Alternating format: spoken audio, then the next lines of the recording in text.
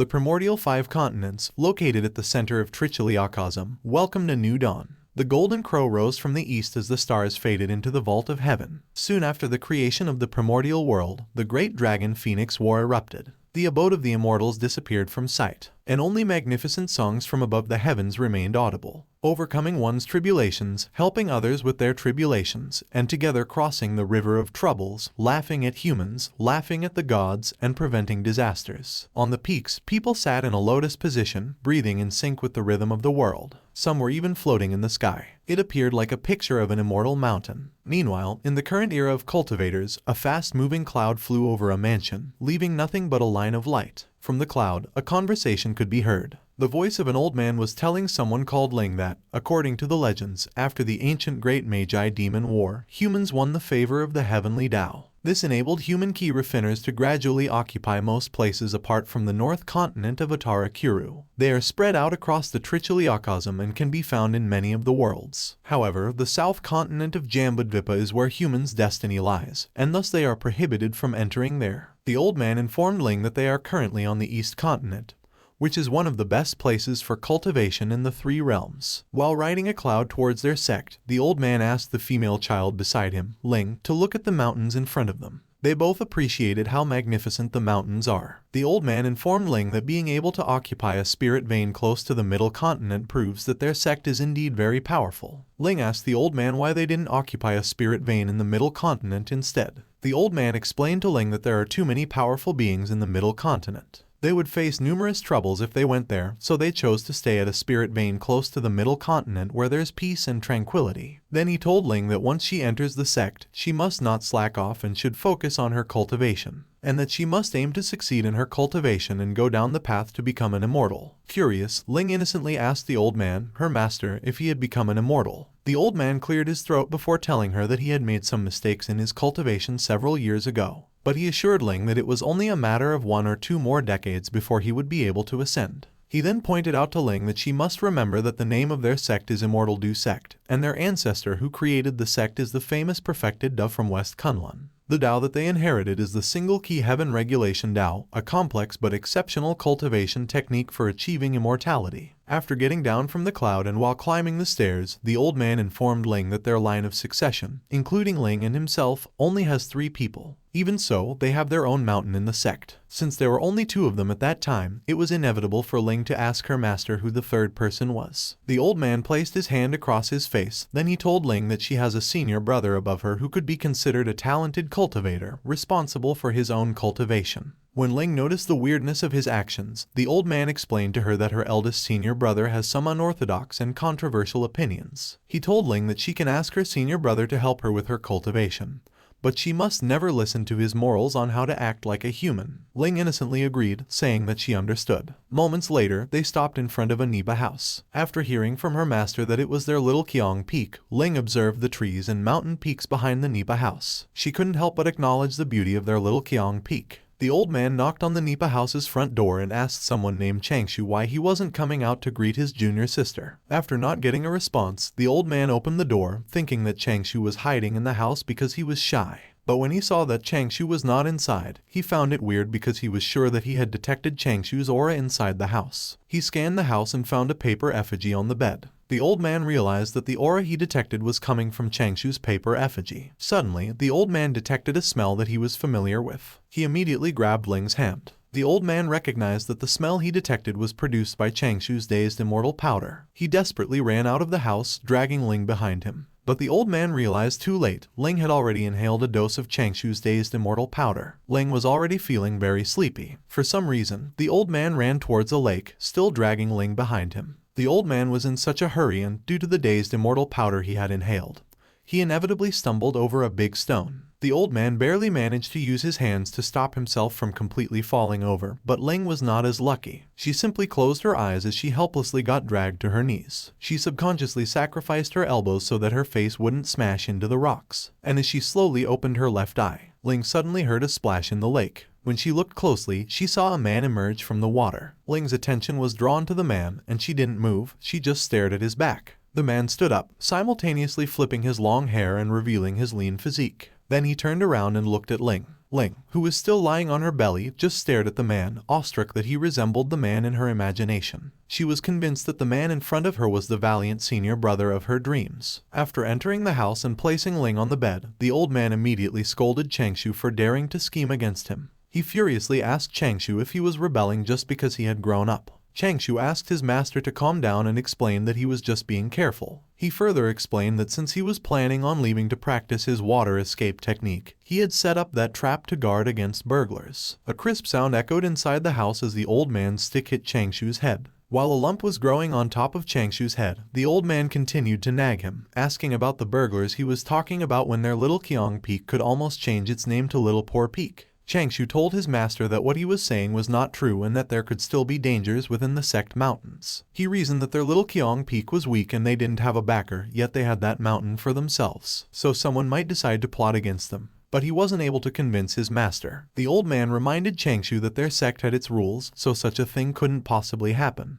While the old man and Changshou continued their argument, Ling, who was supposed to be asleep, focused her thoughts on Changshou. She was somewhat disappointed that her senior brother was called Changshou. She thought it was just an ordinary Taoist name. But her disappointment vanished after hearing her senior brother's warm and gentle voice, which reminded her of her mother. Then she got frustrated, realizing that she couldn't open her eyes and couldn't move her body at all. The old man threw his token towards Changshou and advised him to focus on his cultivation instead of spending all his time thinking up all those weird things. As soon as Changshou received his token, the old man instructed him to wait for Ling to wake up and bring her to the main peak for registration, to collect her identity token, and to receive her monthly allowance. The old man was so irritated that he couldn't help but say that Changshou was going to anger him to death one day. The way he walked out of the house showed how annoyed he was. While stepping out of the house, he wondered why he was always thinking of nonsensical things when he should be cultivating. When Changshou told his master to take it easy, his master stumbled once again. Changshou awkwardly scratched his cheek as he realized that the dazed immortal powder's effect hadn't yet worn off. Finally, Ling managed to open her eyes. She stared at Changshou's back, admiring his tall stature. After assessing his master's condition, Changshou said that his master's cultivation base was damaged and his soul was not powerful enough. Changshou was afraid that his master wouldn't survive the heavenly tribulation during his immortal ascension. Ling was clueless about what Changshou was talking about. When she saw Changshou walking towards her, she quickly closed her eyes. While he walked towards Ling, Changshou introduced himself to her and then informed her that he was going to alleviate the effects of the dazed immortal powder. Thinking that Ling might be listening, Changshou asked her not to perceive him as a pervert. Changshou sat down on the bed. Then he assured Ling that he was a morally upright man. Suddenly, Changshou asked himself why he had bothered saying those things to Ling. She had just started cultivating, and Changshou thought that she wouldn't be able to withstand the powder's effects. Meanwhile, Ling was pondering the words pervert and morally upright. She was under the impression that the language of cultivators was difficult to understand.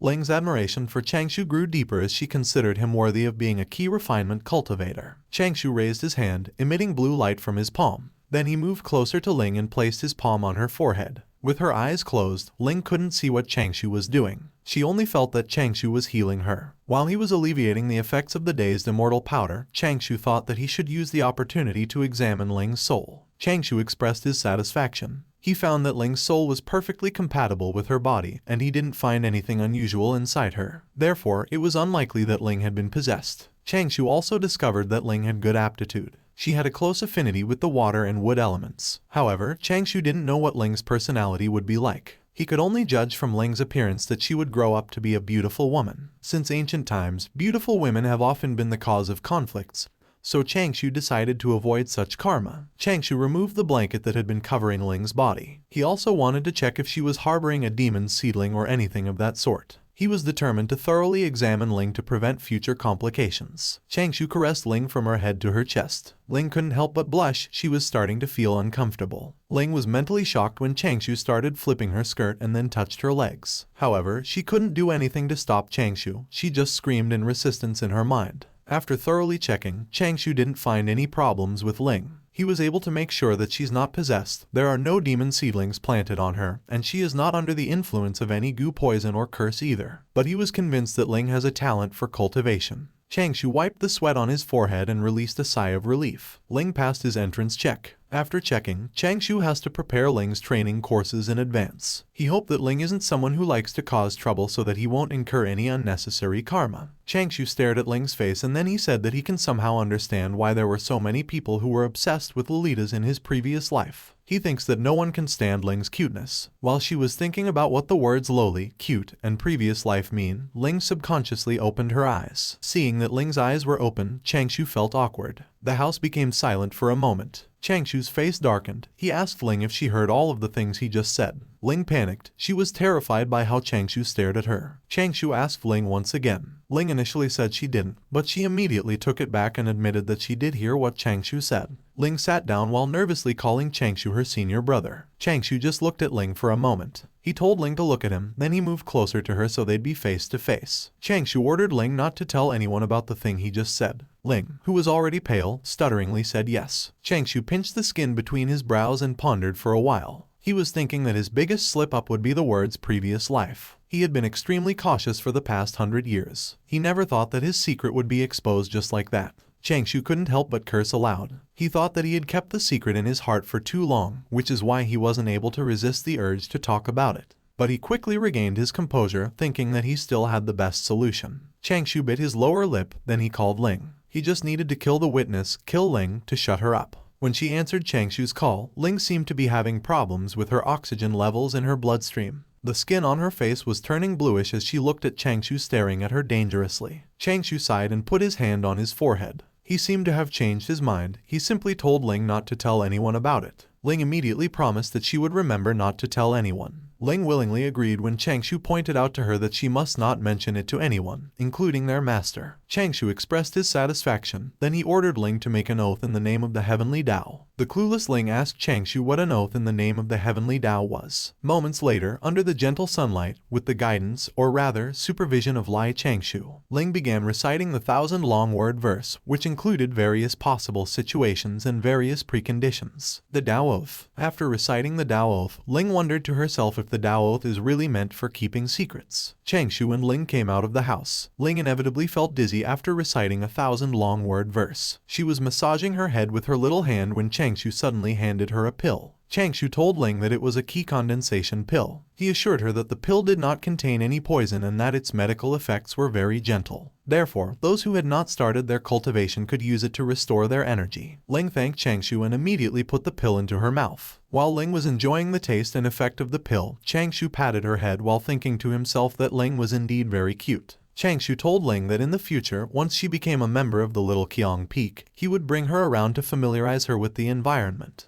Ling excitedly agreed. Changshou was telling Ling that after the effects of the medical scent wore off, he suddenly stopped and cleared his throat. Changshou changed his words and told Ling that after their master finished his cultivation, he would teach her an entry-level cultivation method. He also mentioned that if she had any queries regarding that, she should feel free to find him. After conveying what he wanted to say to Ling, Changshou asked her to follow him and invited her to take a look at the spiritual fish in the lake. The lake wasn't far from their house, so they quickly arrived there. Changshou put his hands behind him as he and Ling watched the small and big fishes swim towards them. The fishes looked like goldfish, being orange with beautiful fins, but they had barbels. Changshou said that the fishes were all good stuff and were also important assets of their Little Qiang Peak. Looking at the fishes, Ling couldn't help but appreciate their beauty. Changshou promised Ling that once she cultivated her first breath of qi, he would prepare a spiritual fish buffet for her. Then Changshou informed Ling that the species of spiritual fish were called snakeheads. He mentioned that they were not just delicious, but could also be served pan-fried, steamed, roasted, or fried. They could even improve the quality of the spiritual energy that cultivators produce for the first time. After hearing Changshou's words, Ling looked bothered. She asked Changshou if they were going to eat the fish. Changshou answered Ling's question with another question,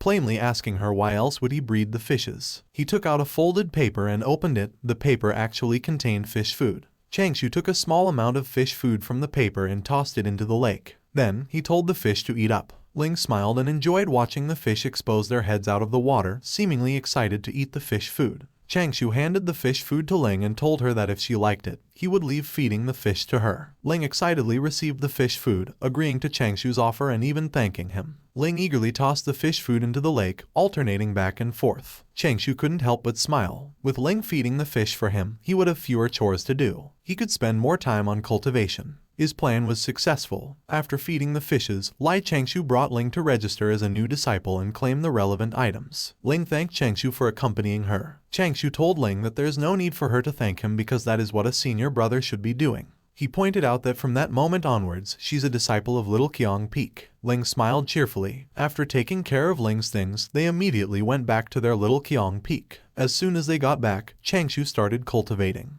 He stood on the water's surface. Changshou focused on his cultivation while his master was giving Ling a lecture. The two were walking by the lake when the old man explained to Ling that qi is the arteries and veins of heaven and earth. It is the breath of all living things. All cultivation methods start from qi. Ling wasn't listening to what her master was saying. She focused her attention on Changshou, who was still standing on the water's surface, wondering what her senior brother was doing. Ling stared at Changshou in admiration, but Changshou seemed to have closed all of his senses. He just stood on the water's surface, eyes closed, and focused on cultivating. Moments later, Changshou suddenly disappeared. Ling, whose eyes were focused on Changshou, immediately informed their master that Changshou disappeared. Their master calmly told her that Changshou is just practicing his water escape technique. The old man told Ling that Changshou is interested in all kinds of escaping techniques, and the water escaping technique should be the sixth escape technique that Changshou has mastered. Ling was shocked. She put her hands on her cheeks and said that her senior brother is so cool. But her master thinks otherwise. The old man thinks that if only Changshou could devote half of his efforts to the practice of dharmic spells, he would be much more assured.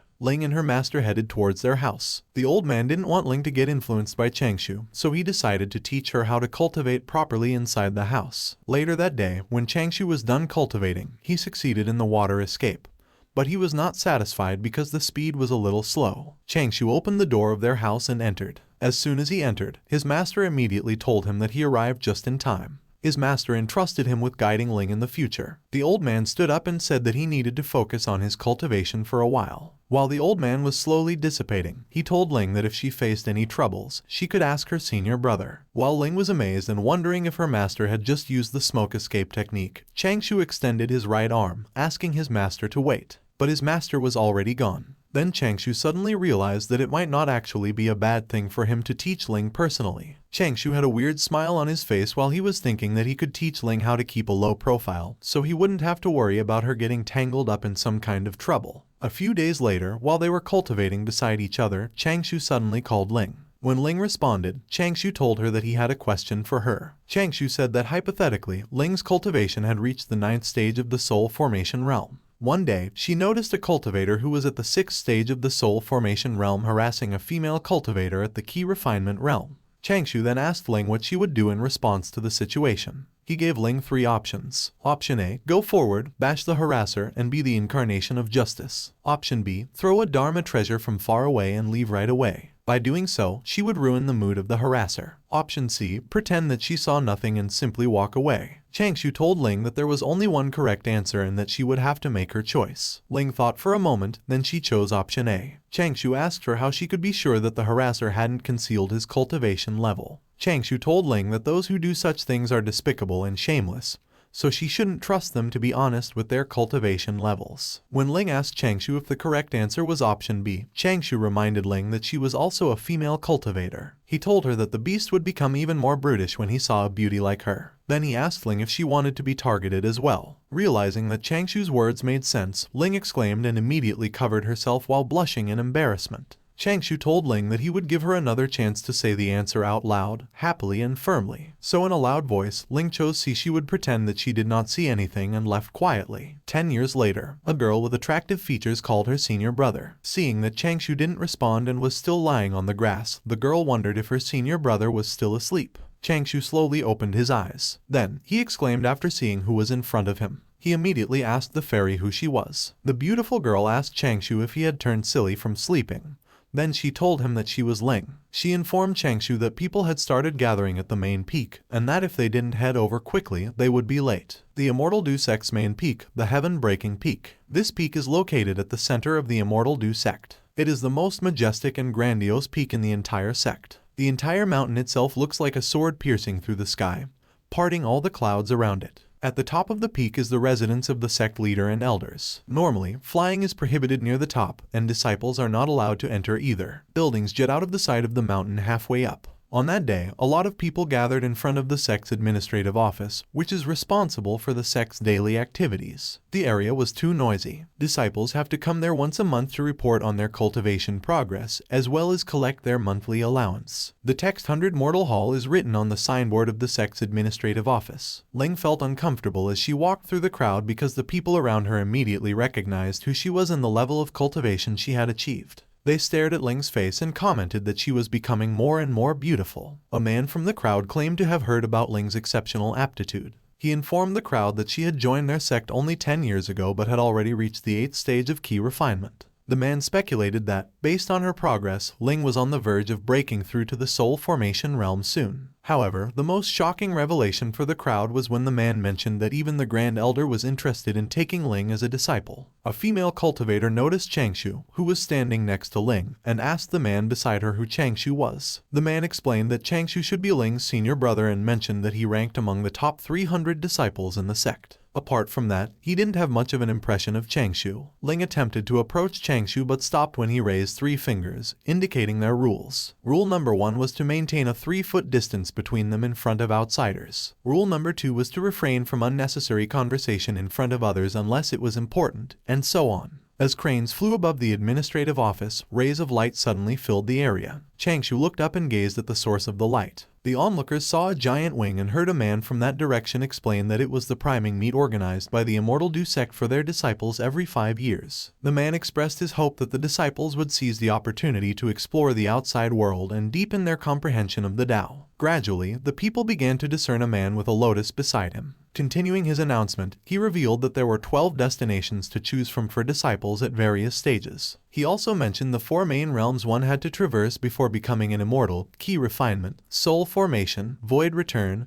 and Tao requital. Finally, the people could see a man with a lotus on both sides, sitting cross-legged on the back of a majestic giant crane. The man was actually the vice sect leader, Exalted Zhang Yu. He told the disciples that he hoped they would do their best in the priming meet. Zhang Yu glanced at the man on his right, Elder Ji. He instructed Elder Ji to begin the priming meet. Elder Ji executed a fist and palm salute, then respectfully acknowledged Zhang Yu's instructions. Elder Ji faced the disciples. He pointed out to the disciples that all of them should remember the sect rules as they go out and not do anything that would bring shame to the sect. Then he informed them that recently there have been reports of demon attacks on the coast of the East Ocean. Elder Ji said that he wished the disciples could defeat those demons and protect their fellow humans. Elder Ji instructed the disciples who were heading to the coast of the East Ocean to kill the demons to stand on the far left. He specifically stated that they were required to be at least at the 6th stage of key refinement and that they would be rewarded based on the number of demons they kill. Changshou told Ling that her cultivation is quite low, so she should stick with the crowd.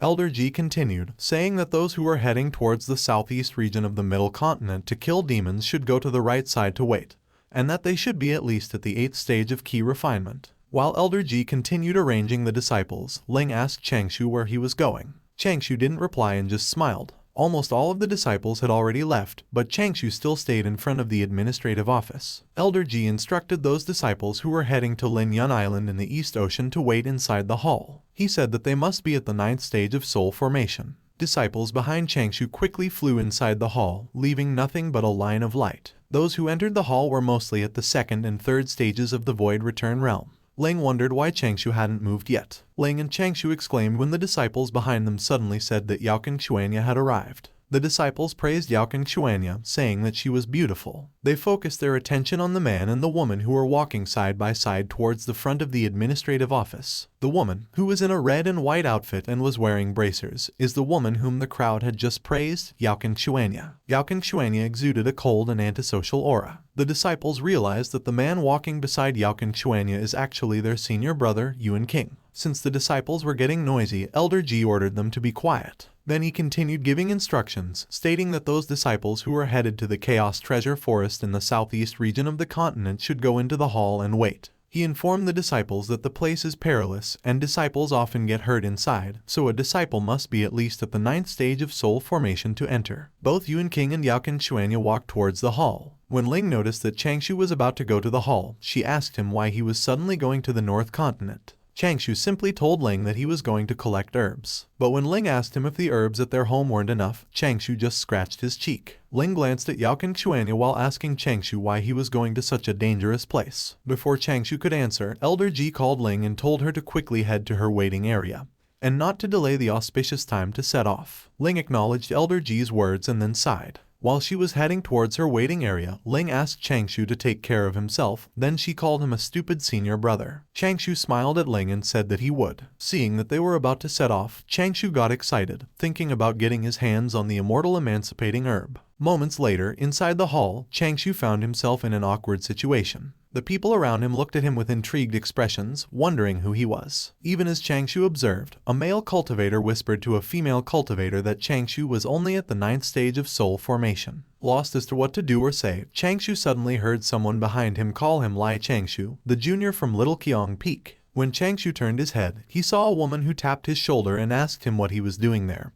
and why he was going to Chaos Treasure Forest right after entering the 9th stage of soul formation. The woman turned out to be Ju from Heaven Breaking Peak. She informed Changshou that if he wanted to go out, he should head to the East Ocean to fight the prawn demons. Changshou cupped his fist, addressing Ju as Ant Master Ju, and explained that he needed to search for a certain herb that could only be found in the North Continent. However, before Changshou could finish speaking, Ju cut him off, remarking that if he died, his master would come crying to her, and the thought alone annoyed her. Ju tossed a token to Changshou, mentioning that she was on good terms with his master and thus would give the token to him. Ju informed Changshou that he could obtain whatever herb he needed from the repository, so there was no need for him to venture outside. She said that he just had to request it and they would charge it to her monthly account. Changshou wondered how the identity token of a sect elder could be given away so casually. In response, Changshou returned the token, expressing that if he had a choice, he would not want to take the risk either. However, it was something he had to do. According to the sect's rules, Ju could not reject disciples' requests to go out and train. Changshou requested that Ju grant his request. Ju, visibly frustrated, took the token back from Changshou's hand. She then called for Yuan King and Yaoken Xuanya, who were suddenly summoned by her. Yaoken Xuanya respectfully responded to Ju's call, while Yuan King simply smiled awkwardly. Ju asked both Yaoken Xuanya and Yuan King to take care of Changshou if they had the means to do so. Both Yaoken Xuanya and Yuan King acknowledged Ju's order. An ice queen and a sunny man, Changshou thinks that Yaoken Xuanya and Yuan King are quite compatible. Later that day, when everyone had gathered, they went out of the hall. Under the clear sky, Ju asked everyone to relax. She said that there's no need to be nervous because they won't be under as many rules once they leave the sect. When a male and a female cultivator arrived, Ju introduced them as Wang Kai and Liu Yanner. Ju said that the two will be traveling with them. While Wang Kai and Liu Yanner were greeting Ju, they wondered why Lai Changshou was there. They couldn't believe that he actually dares to go to the Chaos Treasure Forest with his level of cultivation.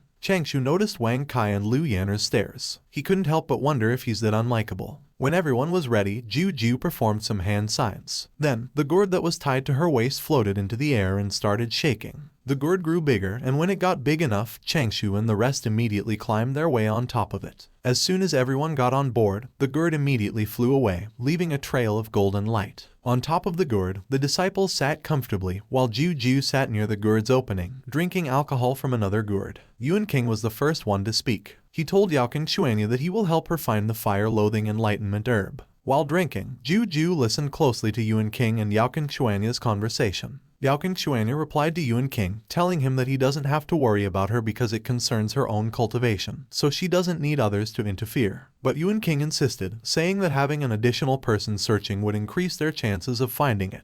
Mentally, Ju spat. Witnessing another good show of unrequited love annoyed her. The fact that they just took off, yet the monkeys behind her had already begun flirting, pissed Ju off. Out of frustration, Ju suddenly asked Wang Kai to sing a song for her. Afraid of his Ant Master Ju, Wang Kai timidly told Ju that he does not know how to sing. With no one else to direct her frustration to, Ju asked Changshou if he could sing. Changshou had a cold sweat. He was about to say something, but he stopped talking when he noticed something behind him. Changshou immediately used voice transmission to inform Ju that there seemed to be someone tailing them. Through voice transmission, Ju replied. She told Changshou that in the vastness of the 5 continents, there were many cultivators who knew how to fly, so there was no need to make a big deal out of nothing. Ju was confident, thinking that no one would dare do something to them since they were not far from their sect. Moments later, in a loud voice, Ju said she wondered what her fellow Taoist was seeking, for him to follow them for such a long time. a man who was carrying a double-headed battle axe on his back suddenly appeared. The man flew towards the flying gourd. He stood in front of everyone, then he immediately introduced himself as General Yuan. He said that he was a front guard from the East Continent's Honglin country. Yuan claimed that he had come specifically to protect Her Highness, the sixth princess. He then asked for forgiveness for the offense he had made. Changshou wondered who the sixth princess the man was referring to. Yuan had a cold sweat when he saw that Yao Xuanya just closed her eyes and didn't seem to have the plan to respond. Meanwhile, Changshou, who was sitting cross-legged, was still trying to figure out who the sixth princess is. Yuan King seemed to have said something to Yao Xuanya, causing her to open her eyes. It was seen from Changshou's expression that he had figured out something when he noticed Yuan King and Yao Xuanya's movements. Moments later, Yuan King looked shocked when Yao Xuanya suddenly stood up. Yao Xuanya walked towards Yuan, who was still cupping his fist. But for some reason, she stopped. Then she went back and sat beside Yuan King. After taking a gulp of her alcohol, Ju told Yuan that he can sit at the back of the gourd with Changshou. As soon as he sat down, Yuan immediately thanked Ju. Changshou stared at the man beside him. He was quite sure that Yuan was there to cause trouble. He decided to do what he could so he could stay away from Yuan. Changshou asked Ju if he could sit beside her. He wanted to sit closer to Ju because she has the highest cultivation level. Changshou thinks that it's safer to stay close to his aunt master. Ju asked Changshou why he's still afraid of death even though he's already more than 100 years old. But before Changshou could answer, Ju laughed. She told Changshou that she's just making fun of him and that they're still far from there, so nothing could possibly go wrong. Changshou put his fingers on his forehead. He wished that he could find an excuse to travel alone. The sun soon headed west, as if it was being pushed away by the river of stars. Changshou had his eyes closed when Ju suddenly offered him the alcohol. Changshou opened his eyes. He thanked Ju, but he slightly pushed the gourd away. He told Ju that he doesn't like drinking. Ju told Changshou that he's a boring person. Then she asked him if his master is about to ascend. In response to Ju's question, Changshou said that his master's tribulation should be about 3 to 5 years away. Ju sighed. She told Changshou that back then, she got along quite well with his master. She said that Changshou's master's potential was not bad. But after he was injured, his Dao base suffered, and he is still having difficulties making up for it. Ju asked Changshou not to despise his master just because he hadn't ascended to immortality yet. Ju told Changshou that his master's understanding of the immortal Du sect's Dao techniques was not worse than that of the 1,000-year-old immortal. Changshou told Ju that she was worried for nothing. He said that his master had always been giving his best to teach him and his junior sister. To them, their master was like their parent. Ju suddenly realized that many years had already passed. But Changshou still hadn't broken through to the Void Return realm. She remembered Changshou's potential being pretty good. She extended her hand towards Changshou to take a look at his cultivation base. Changshou quickly moved away from Ju. He told her that men and women should not get too close because it's inappropriate. While she was trying to touch Changshou, Ju claimed to have never heard of the saying that men and women should not get too close. While he was desperately moving away from Ju's grasp, Changshou said that he found out a few years ago that he would convulse all over whenever he came into contact with females. Instead of stopping, Ju started throwing blows at Changshou. She thought that Changshou was just spouting nonsense. Changshou managed to barely dodge Ju's swings and kicks. Ju couldn't help but notice something. She found Changshou's footwork very familiar. When Changshou positioned himself behind Yao Xuanya, Ju stopped giving chase. Ju praised Changshou for mastering the dragon swimming across the clouds, which she deemed a difficult footwork. Ju shared with Changshou that his master had told her that Changshou was only interested in escape techniques. She expressed her concern that maybe Changshou had been spending the past 100 years on the dragon swimming across the clouds footwork. With an awkward smile, Changshou assured Ju that he had always been working hard on cultivating. Changshou was about to say that he had never been lazy, but his words got cut off when he suddenly felt something.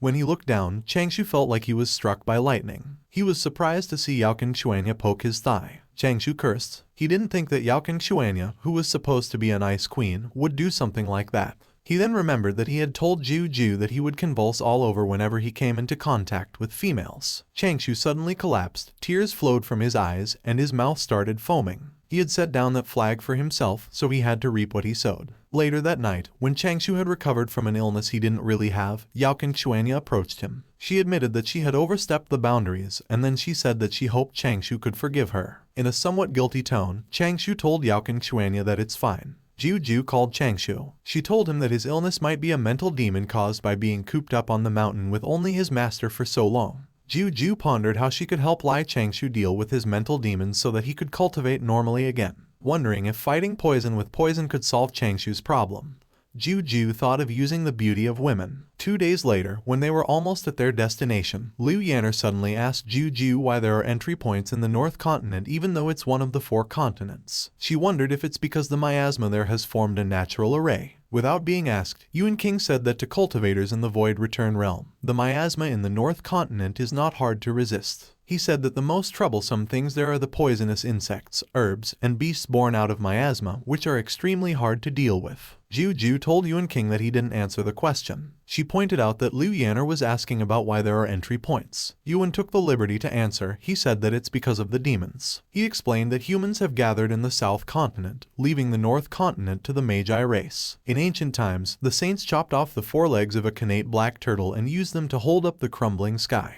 Yuan said that the legs are known as the heavenly pillars. The black turtle felt deeply resentful. Hence, it used its huge body and powerful spells to create the miasma in the North Continent, which cannot be dissipated to this day. The miasma gave birth to many different poisonous insects and herbs. It has also become a breeding ground for many strange flowers and ferocious beasts. Even heaven immortals don't dare to go in too deep. After the Great Magi Demon War, the remnants of the Magi race escaped there and went to the extreme north of the North Continent. They tried hard to survive, but they are now on the verge of extinction. The demons, who harbored a deep-seated hatred towards the Magi race, as well as the demons that had been chased away by human cultivators, have all gathered on the North Continent. After a while, that place became the territory of many powerful demons. While listening to Yuan's words, Yuan King, Yaoken Xuanya, Wang Kai, and Liu Yanner inevitably got scared. Juju asked everyone to look at the mountains around them. She told them that no one knows how many old demons are hiding in there, waiting for an opportunity to devour young cultivators like them.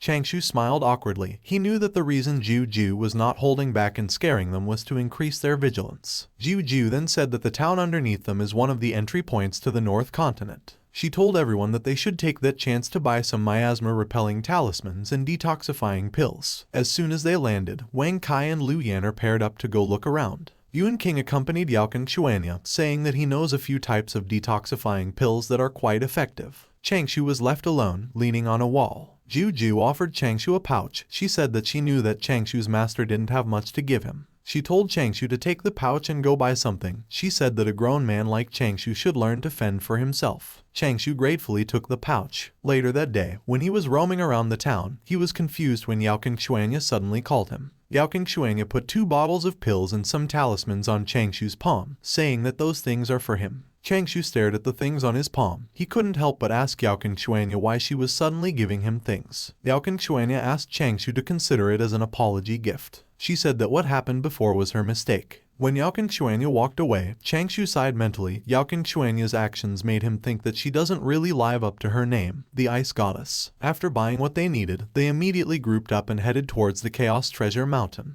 If one were to travel about 150 kilometers toward the north from the town, they would arrive at the boundaries of the miasma clouds. That was the region where the disciples of the Immortal Du sect would be training. Before starting the trial, Juju briefed everyone. She said that according to the rules, the training will last for 20 days. The timer starts from the moment they enter the Chaos Treasure Forest. If they come out on their own before the 20 days are up, it will count as them failing the test. And there will be a punishment when they return to the sect. Juju told everyone that the punishment is actually just a deduction of their monthly allowance or something. She pointed out that they should leave immediately once they run into danger, saying that their survival is still the most important thing. Juju said that she'll wait for all of them outside. Since that expedition was meant to push them beyond their limit, she cannot follow behind and protect them all the time. Changshou glanced at Yuan. Then Juju looked at Yuan. She told him to wait outside too. Yuan asked Juju to let him follow the disciples, saying that he came on orders to protect the 6th princess. While Yuan was talking, Changshou stared at him and observed him. Changshou feels like Yuan is a little fishy. Yuan smiled and scratched his head when Juju told him that their purpose there was to train the disciples. And if he was going to protect her all the time, there would be no meaning to their coming there. Juju let Yuan choose whether he was going to stay there or she would tie him up. Suddenly, Yuan King joined the conversation. He asked Yuan to follow Juju's instructions and wait outside. He assured Yuan that he would protect Yaoken Xuanya with his life. Changshou, who had been observing Yuan, became certain that there was something fishy going on with Yuan and Yuan King. Juju cleared her throat, then she told everyone that she would give them 2 reminders. The first is to help each other out when they get inside and to avoid moving on their own.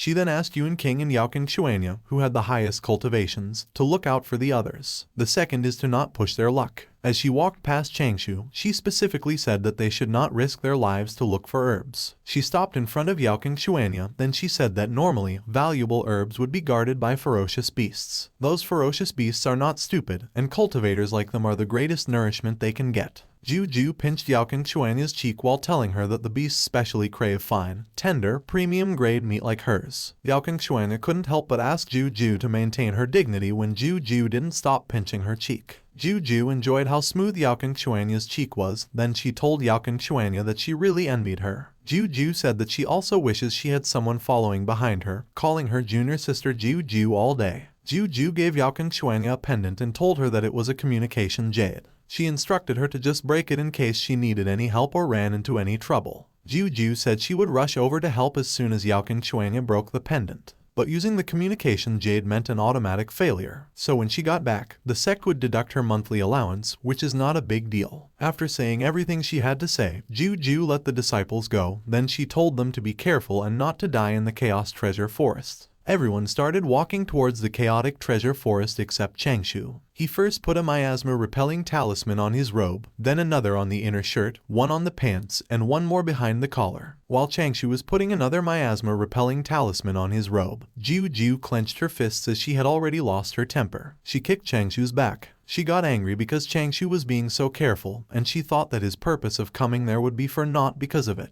She reminded Changshou to follow the rest closely. Changshou excused himself, then he told Ju to take care. Changshou walked towards the chaotic treasure forest while easing the pain in his back, and when he got further away, he whispered something. He actually sent a voice transmission to Ju, telling her that Yuan's intentions are unknown, so she shouldn't trust him easily. Moments later, inside the chaotic treasure forest, Wang Kai told Changshou that he could come with him, saying that he was just there to try his luck and that he wasn't looking for anything in particular. He said that they should not disturb Yuan King and the others. Changshou casually agreed. While walking, Changshou was thinking to himself that the danger level of the chaotic treasure forest is on the low side, but the herbs have also almost been wiped clean because of that. And the herb that he's looking for is not even found in that forest.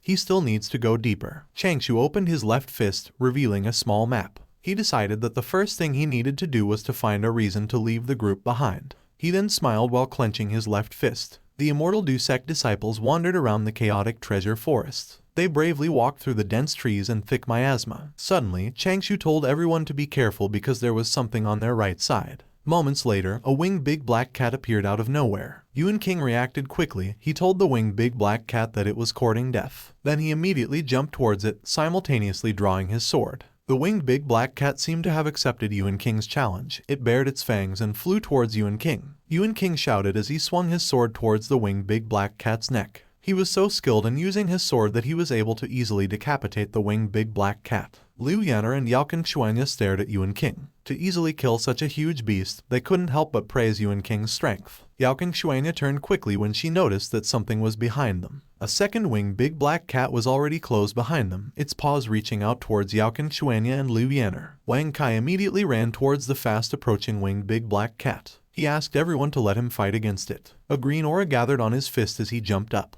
Wang Kai jumped so high that he was able to position himself above the winged big black cat. With the green aura spiraling on his fist, Wang Kai punched down towards the winged big black cat. But before his punch could hit the beast, a red light had already hit it. Wang Kai was at a loss as to what was happening. Yao Xuanya actually swung her sword, producing a red light blade. As soon as she uttered the word burn, the beast's eyes widened. The beast growled in pain as its body started to bulge abnormally. Liu Yanner, Wang Kai, and Yuan King were all dumbfounded. The winged big black cat burned from the inside. But despite its condition, the beast still desperately tried to claw Yao Xuanya. In the end, its efforts were futile. Yao Xuanya simply sent another red light blade to finish it off. Changshou, who was just observing everything from behind, recognized the move Yao Xuanya used. He knows that the spell is called the Nine Lotus Flame spell. He was surprised that Yao Xuanya actually successfully cultivated that spell. While Liu Yanner was admiring Yao Xuanya, Wang Kai told everyone that they should keep moving. After some time of walking, the Immortal Du sect disciples stopped when they came across a fork in the road.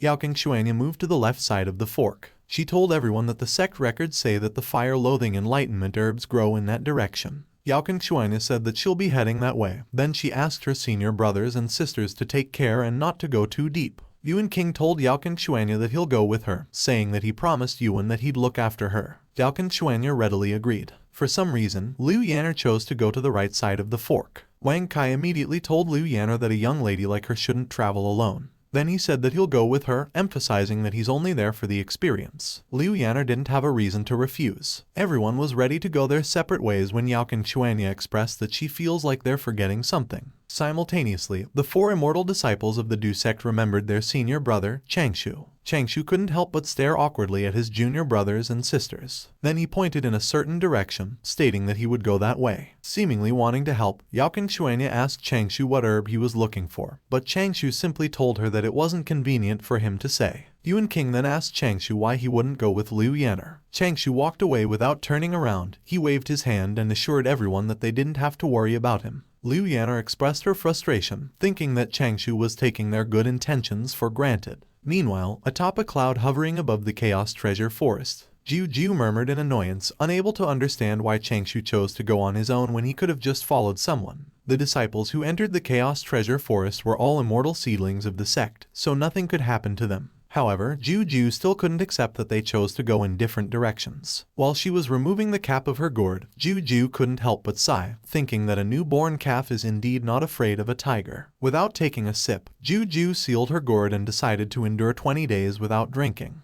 Then she glanced at Yuan, getting the idea of having him follow Yaokan Xuanya to lessen the pressure on her. Out of nowhere, a memory flashed in her mind. She remembered that Changshou had warned her about Yuan's unknown intentions, so she shouldn't trust him easily. Jiu wondered why she suddenly thought of Changshou's warning, but she just shrugged it off, thinking that it should be fine because she could easily defeat General Yuan. Jiu called Yuan. Jiu told Yuan to follow her, saying that they'd keep an eye on the disciples. Meanwhile, inside the Chaos Treasure Forest, Yaokan Xuanya easily sliced a huge bee in half. Jiu observed Yaokan Xuanya and Yuan King fighting against a group of huge bees. After witnessing their skills, she could say that they were indeed disciples of the heaven-breaking peak. She thought that there was no need to worry about them. Jiu was bothered. Nothing significant had happened so far, so she couldn't make sense of why she was having an ominous feeling. After making sure that Yaokan Xuanya and Yuan King were not in danger, Jiu and Yuan went to observe Liu Yanner and Wang Kai. After looking at the scroll that he had been holding, Wang Kai pointed in a certain direction and then told Liu Yanner that they would go there because it was safer. Jiu smiled. She was satisfied to see Liu Yanner and Wang Kai acting cautiously. She became certain that nothing bad could happen to them, so she decided to go and observe Changshou, the only person she hadn't checked yet. But when she scanned the area where Changshou went, he was already gone. Jiu looked around. She wondered if Changshou had already been torn apart by the poisonous beasts,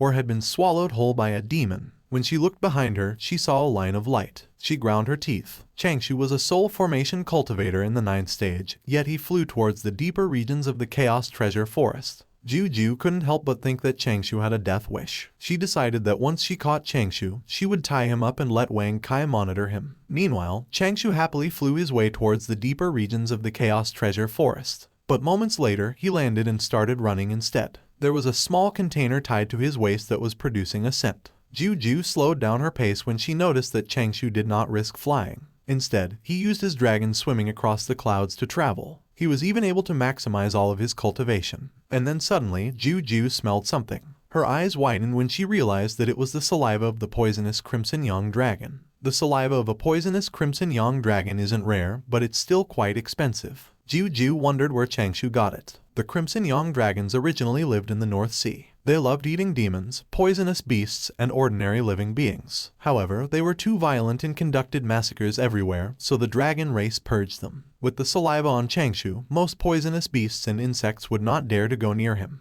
Jiu finally understood why Changshou dared to go deeper. Considering how well prepared and determined Changshou was, Jiu inevitably wondered what herb Changshou was looking for. Yuan suggested to Jiu that she should just directly ask Changshou. Jiu said that there's no need for her to do that because Changshou would become a good-for-nothing even after ascending to immortality if he knew that he's training under the protection of an immortal. Jiu told Yuan that they should go and take a look at how his princess was doing. She pointed out to him that he should not tell others that she's biased with her work. Yuan didn't follow Jiu immediately. He stood still for a moment, and then an insect flew out from him. Yuan snickered while looking in Changshou's direction. The insect flew towards and followed behind Changshou. Suddenly, Changshou stopped running. He then turned around and scanned the area behind him. Changshou was alarmed because he felt like there was someone watching him. At first, he wondered if it was just Juju, but he immediately realized that it shouldn't be Juju since he could feel a malicious intent. Changshou stopped guessing who was observing him. He decided to run away first. He executed some hand signs while muttering something.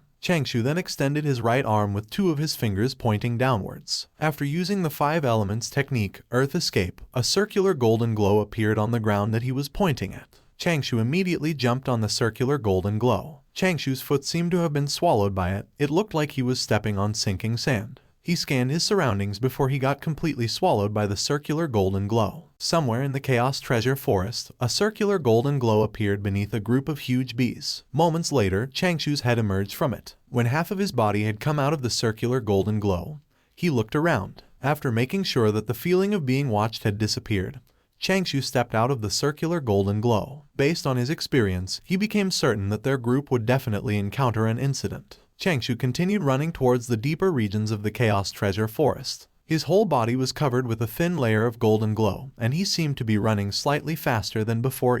Changshou was actually using a soul movement 1000-mile talisman, which is considered an average talisman used to increase the speed of the user. It is normally used by cultivators in the beginning phases of the key refinement realm. While running, Changshou thought about various things, such as how he found General Yuan, who suddenly appeared suspicious. There was also the seemingly warm and kind Yuan King and Yaoqing Xuanya, who appeared cold on the surface but lacked even the smallest bit of shrewdness. As a royal princess from the secular world, Changshou believed that there must be a story behind her. Deep in his thoughts, Changshou increased his speed. He believed that the person behind everything must have thought that there were no flaws in their plan. However, instead of going to the immortal sect and directly stopping Yaoqing Xuanya from leaving, Yuan chose to suddenly appear out of nowhere. Changshou believed that it was illogical. However, he shrugged it off, thinking that it had nothing to do with him. Changshou thought to himself that if he had a choice, he wouldn't come to such a dangerous place and ruin his plan to live on the mountain until he died of old age. But he had to do it for his master. Therefore, he needed to stay focused because he didn't have time to be gloomy. Out loud, Changshou declared that he would avoid karma, avoid trouble, and would never get involved in others' business. 2 days later, the insect had found Changshou. Changshou glanced behind him and once again felt that he was being watched. Changshou secretly used an investigation-type treasure, the spider web of the 3-headed spider. The spider can transmit images back to the user. Changshou closed his eyes so that he could focus on the images transmitted by the spider. Through the treasure, he saw a man following him.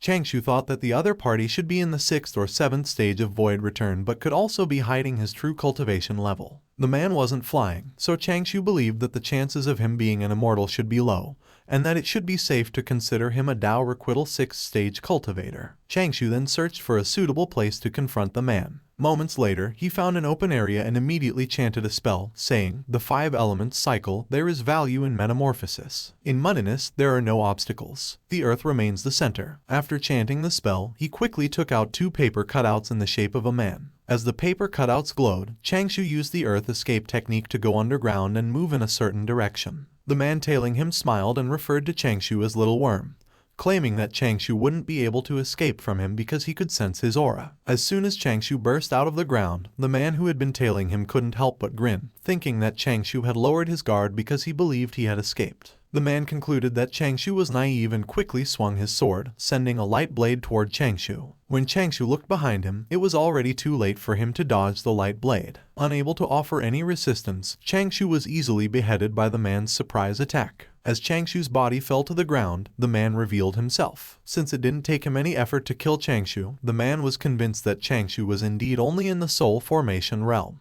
However, for some reason, Changshou's hand was still moving, and the man didn't notice it. While he was sheathing his sword, the man confidently approached Changshou's decapitated body. Suddenly, his ankle was grabbed by the hand of Changshou's decapitated body. The man was shocked. He immediately cut off the hand that grabbed his ankle and quickly moved away. Just as he was able to gain some distance, Changshou's decapitated body exploded, revealing a paper cutout. The man realized that it was just a trap. While he was moving further away, the man ordered Changshou to come out. While he was looking around and provoking Changshou, the man's ankle got grabbed by a hand that came out from the ground below him. That time, the man reacted too late. The hand exploded, revealing Changshou's self-made incapacitating agent, Dazed Immortal Powder. The man immediately noticed that something was wrong with the powder, but he had already inhaled a bit of it. He couldn't help but curse. He felt that his body was getting heavy and he couldn't channel his ki. The man's body was refusing to listen to him. The man even lost the capability to hold his blade. Suddenly, the man's eyes widened while staring at something in front of him.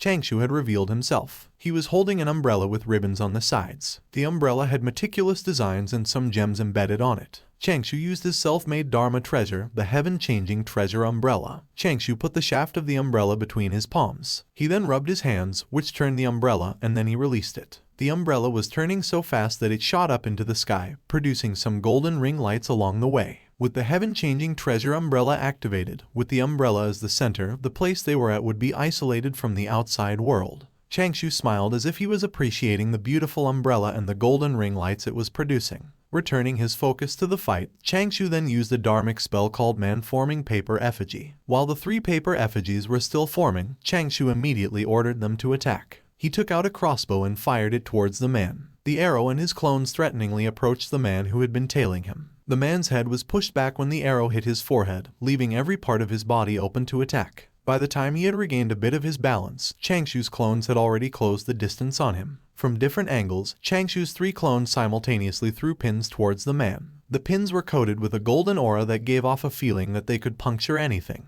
The man was defenselessly punctured between his brows, in his chest, and on his abdomen. Changshou used the technique of sealing the 3 spirits and suppressing the 7 bodies technique. A golden light radiated from the area where Changshou and the man were fighting. The light seemed to be coming from the fire that Changshou's clones were blowing towards the man. While his clones were taking care of the man, Changshou performed a hand sign and then started chanting a spell. He used a dharmic spell, a spirit banishing incantation. The man who was getting burned by Changshou's clones slowly turned into ashes. After some time, the man's body got completely burnt, leaving only his soul. Changshou quickly used a soul-conserving pearl to preserve the man's soul for a short while. The man's soul was absorbed by the soul-preserving pearl on top of Changshou's palm. When he was done, he ordered one of the paper effigies to get rid of the resentment and karma by reading the Salvation Sutra, the legendary rebirth curse, and the blessing destruction curse. Moments later, Changshou gathered the things that belonged to the man and then put them near the man's ashes. Changshou took the man's ring. To avoid accidents, he wrapped the ring with a layer of key and left it inside the storage pouch marked Heaven Number 4. Then he retrieved his self-made Dharma treasure, the heaven-changing treasure umbrella. He held the shaft tightly and then closed it. Changshou sighed. The fight cost him some paper effigies, which took a lot of effort to refine. But he thinks it's worth it since he got the man's soul in exchange. Changshou felt the insect that had been following behind him. He quickly used his fingers to cut it in half. After killing the insect, Changshou was done with everything he needed to do in that area, so he decided to leave immediately. He used Earth Escape to move out of the area stealthily. While he was underground, Changshou took out the soul-conserving pearl. Soul-conserving pearls can be used to look at fragments of memories stored inside the soul. Changshou wanted to take a look at the man's memories. When he was checking the man's memories, Changshou found out that the man's code name was Assassin Turtledove, a cultivator in the 2nd stage of Tao Requital, and that his employer's target was his communication pendant. The assassin was supposed to break it and attract Juju over. As long as Juju comes over, the assassin's companions would attack Wang Kai's group.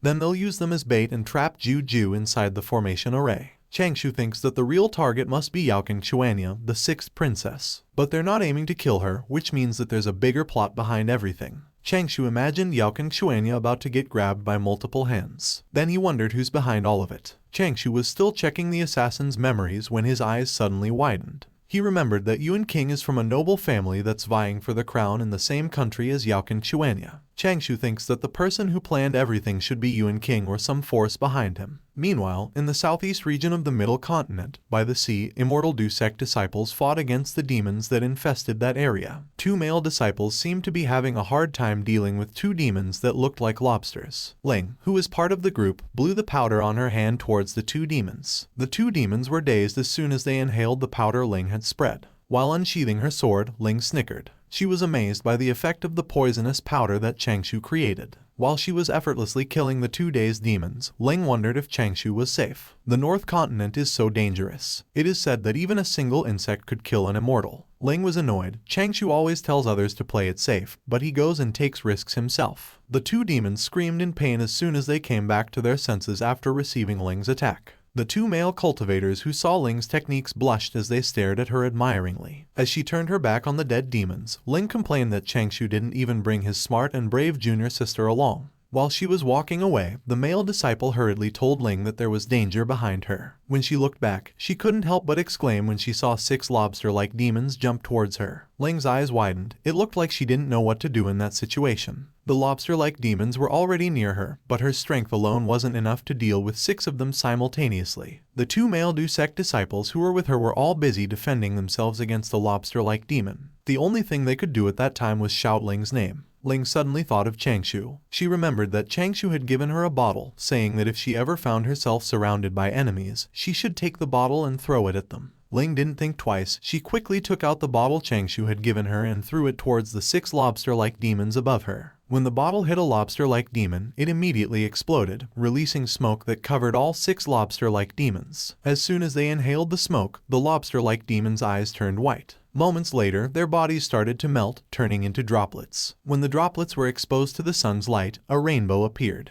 Ling couldn't help but stare at the beautiful scenery above her. She just stood there and took her time looking at the rainbow. It was so pretty that she just couldn't look away. Meanwhile, in the Chaos Treasure Forest, Turtledove's companions gathered and had a discussion. One of the assassins said that something felt off. He informed the others that Turtledove's aura was gone and that the immortal sect disciple had disappeared as well. He said that it was possible that Turtledove killed the disciple, took the stuff, and ran. From the group of 4 assassins, someone who seemed to be the leader said that they should just forget about it.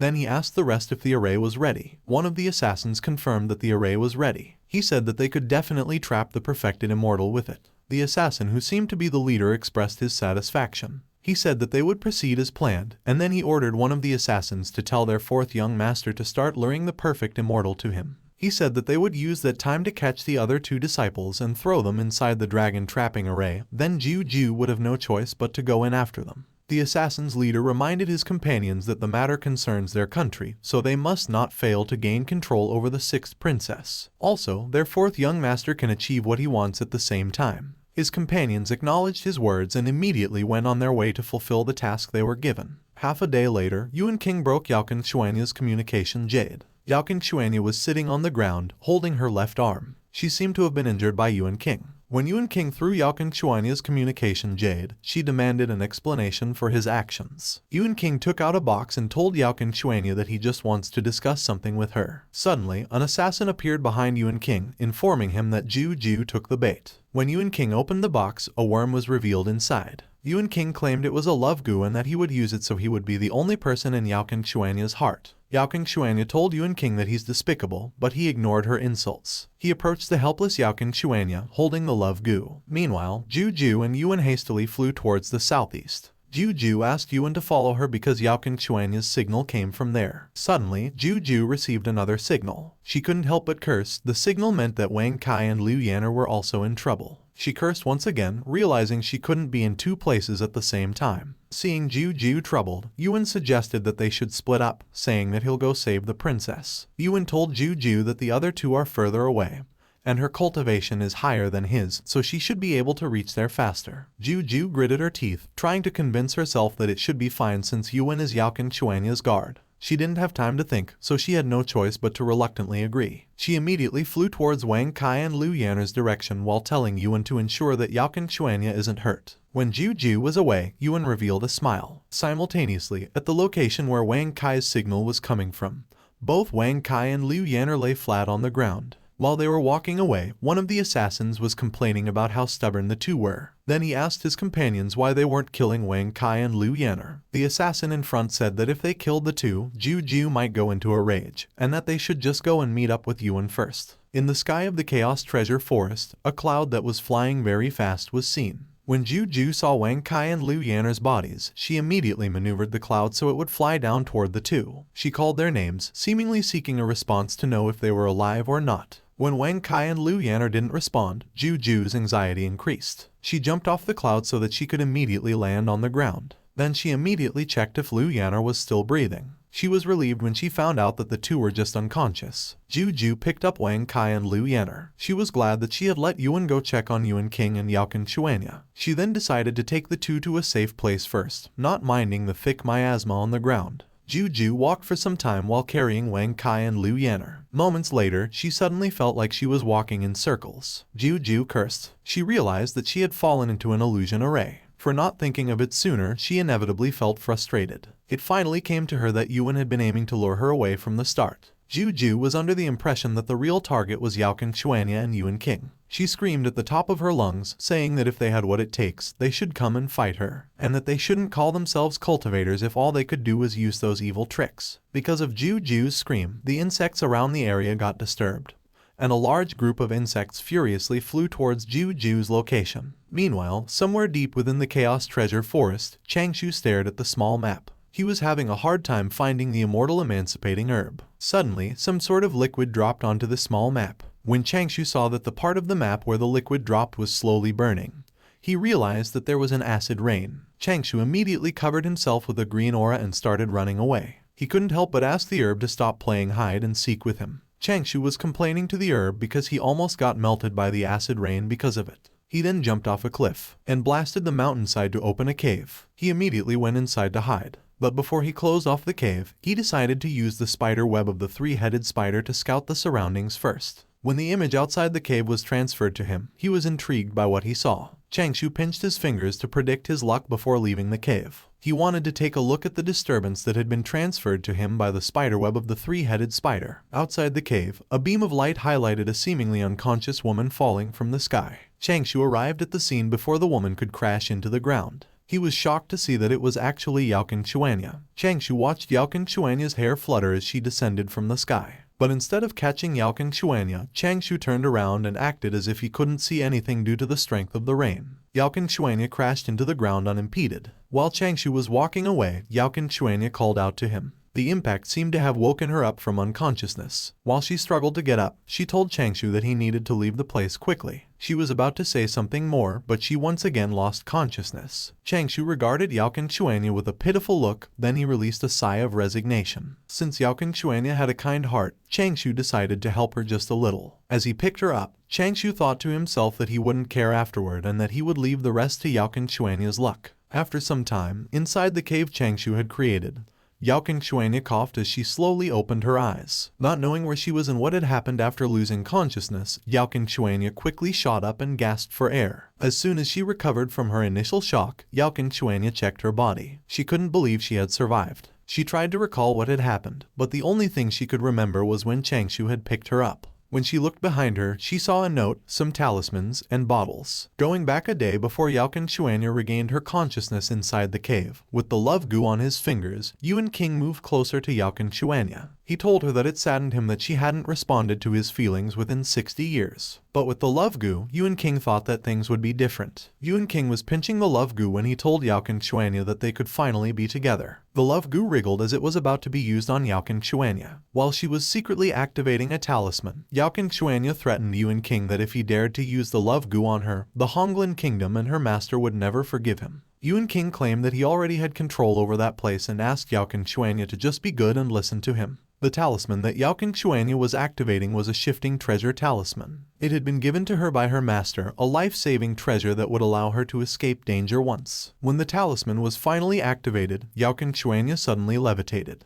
Yuan King was alarmed, and he immediately tried to grab Yaoqing Xuanya. However, he was too late. His hands just passed through Yaoqing Xuanya's afterimage. Yuan King was so angry that he ended up grinding his teeth. He then ordered the assassin behind him to find Yaoqing Xuanya. Now let's go back to the time when Yaoqing Xuanya woke up inside the cave. While she was checking the things Changshou left behind, she wondered where Changshou had gone. Miasma-repelling talismans, track-concealing talismans, detoxifying pills, essence-nurturing pills, and a note were among the things she found. Through the note, Changshou told Yaoqing Xuanya that they were from the same sect, so they had to help each other out. He informed Yaoqing Xuanya that that place was 1,000 kilometers from the Chaos Treasure Forest, and that he had left some pills, talismans, and a map so she could take a detour to leave that place. He also emphasized that she should prioritize her survival. Changshou even wrote to tell Yaoqing Xuanya that one should not easily trust others because it's impossible to know what's in a person's heart. He advised her to take good care of herself because the road ahead was dangerous. Yaoqing Xuanya read aloud the final sentence on the note, which stated that it had been written by a person who did not want to reveal their identity. Yaoqing Xuanya couldn't help but smile. Then she remembered that her wounds, even her inner thighs, her belly, and the other important places, had been wrapped up. Suddenly, Yaoqing Xuanya's face flushed red when she realized something.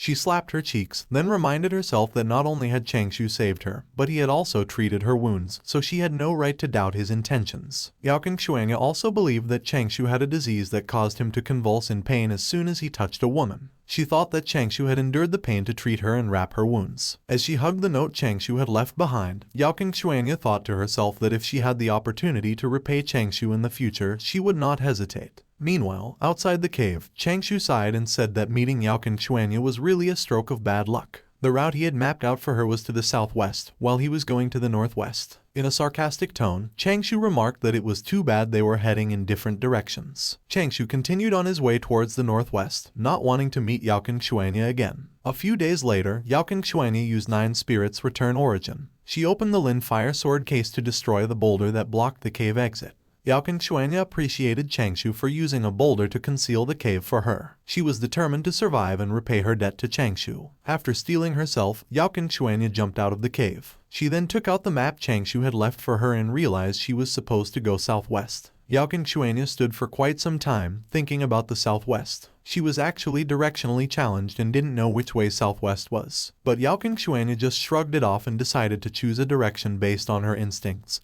thinking that it shouldn't be wrong. Yao Xuanya then rushed in the direction where Changshou had gone. Simultaneously, while he was running, Changshou's body shook. He couldn't help but wonder why he was suddenly having a bad feeling. A few hours later, at night, Changshou started a campfire right by the lake. He was almost out of crimson young dragon saliva. Throughout his journey, he had gathered a bunch of different spirit herbs and caught some spirit insects. But he hadn't found a trace of the immortal emancipating herb. Changshou couldn't help but think that his master's luck was a little too shabby. While he was staring at the moon, Changshou was alarmed when he saw birds flying away desperately. He immediately sat up after noticing the collision of forces near his area. After taking a closer look, Changshou saw that there were cultivators fighting up ahead. He had just finished searching in all the possible locations, and there was suddenly a fight going on ahead of him. Changshou wondered if it was a sign for him to leave. He recalled the saying that says one must not stand under a falling wall. Changshou decided to just think of another way to help his master. But when he was about to leave, he noticed that on the cliffside, there was an immortal emancipating herb. Knowing that there was an immortal emancipating herb there, Changshou could no longer leave. He was starting to think that his master's rotten luck was going to get him killed. Near the immortal emancipating herb, a ginormous reptile was slithering on a pile of human bones. Changshou exclaimed after seeing the reptile, which was a 3-eyed wave serpent. Changshou found himself in a troublesome situation. He thought that the serpent should be close to becoming immortal, so it would alert even if he traveled underground.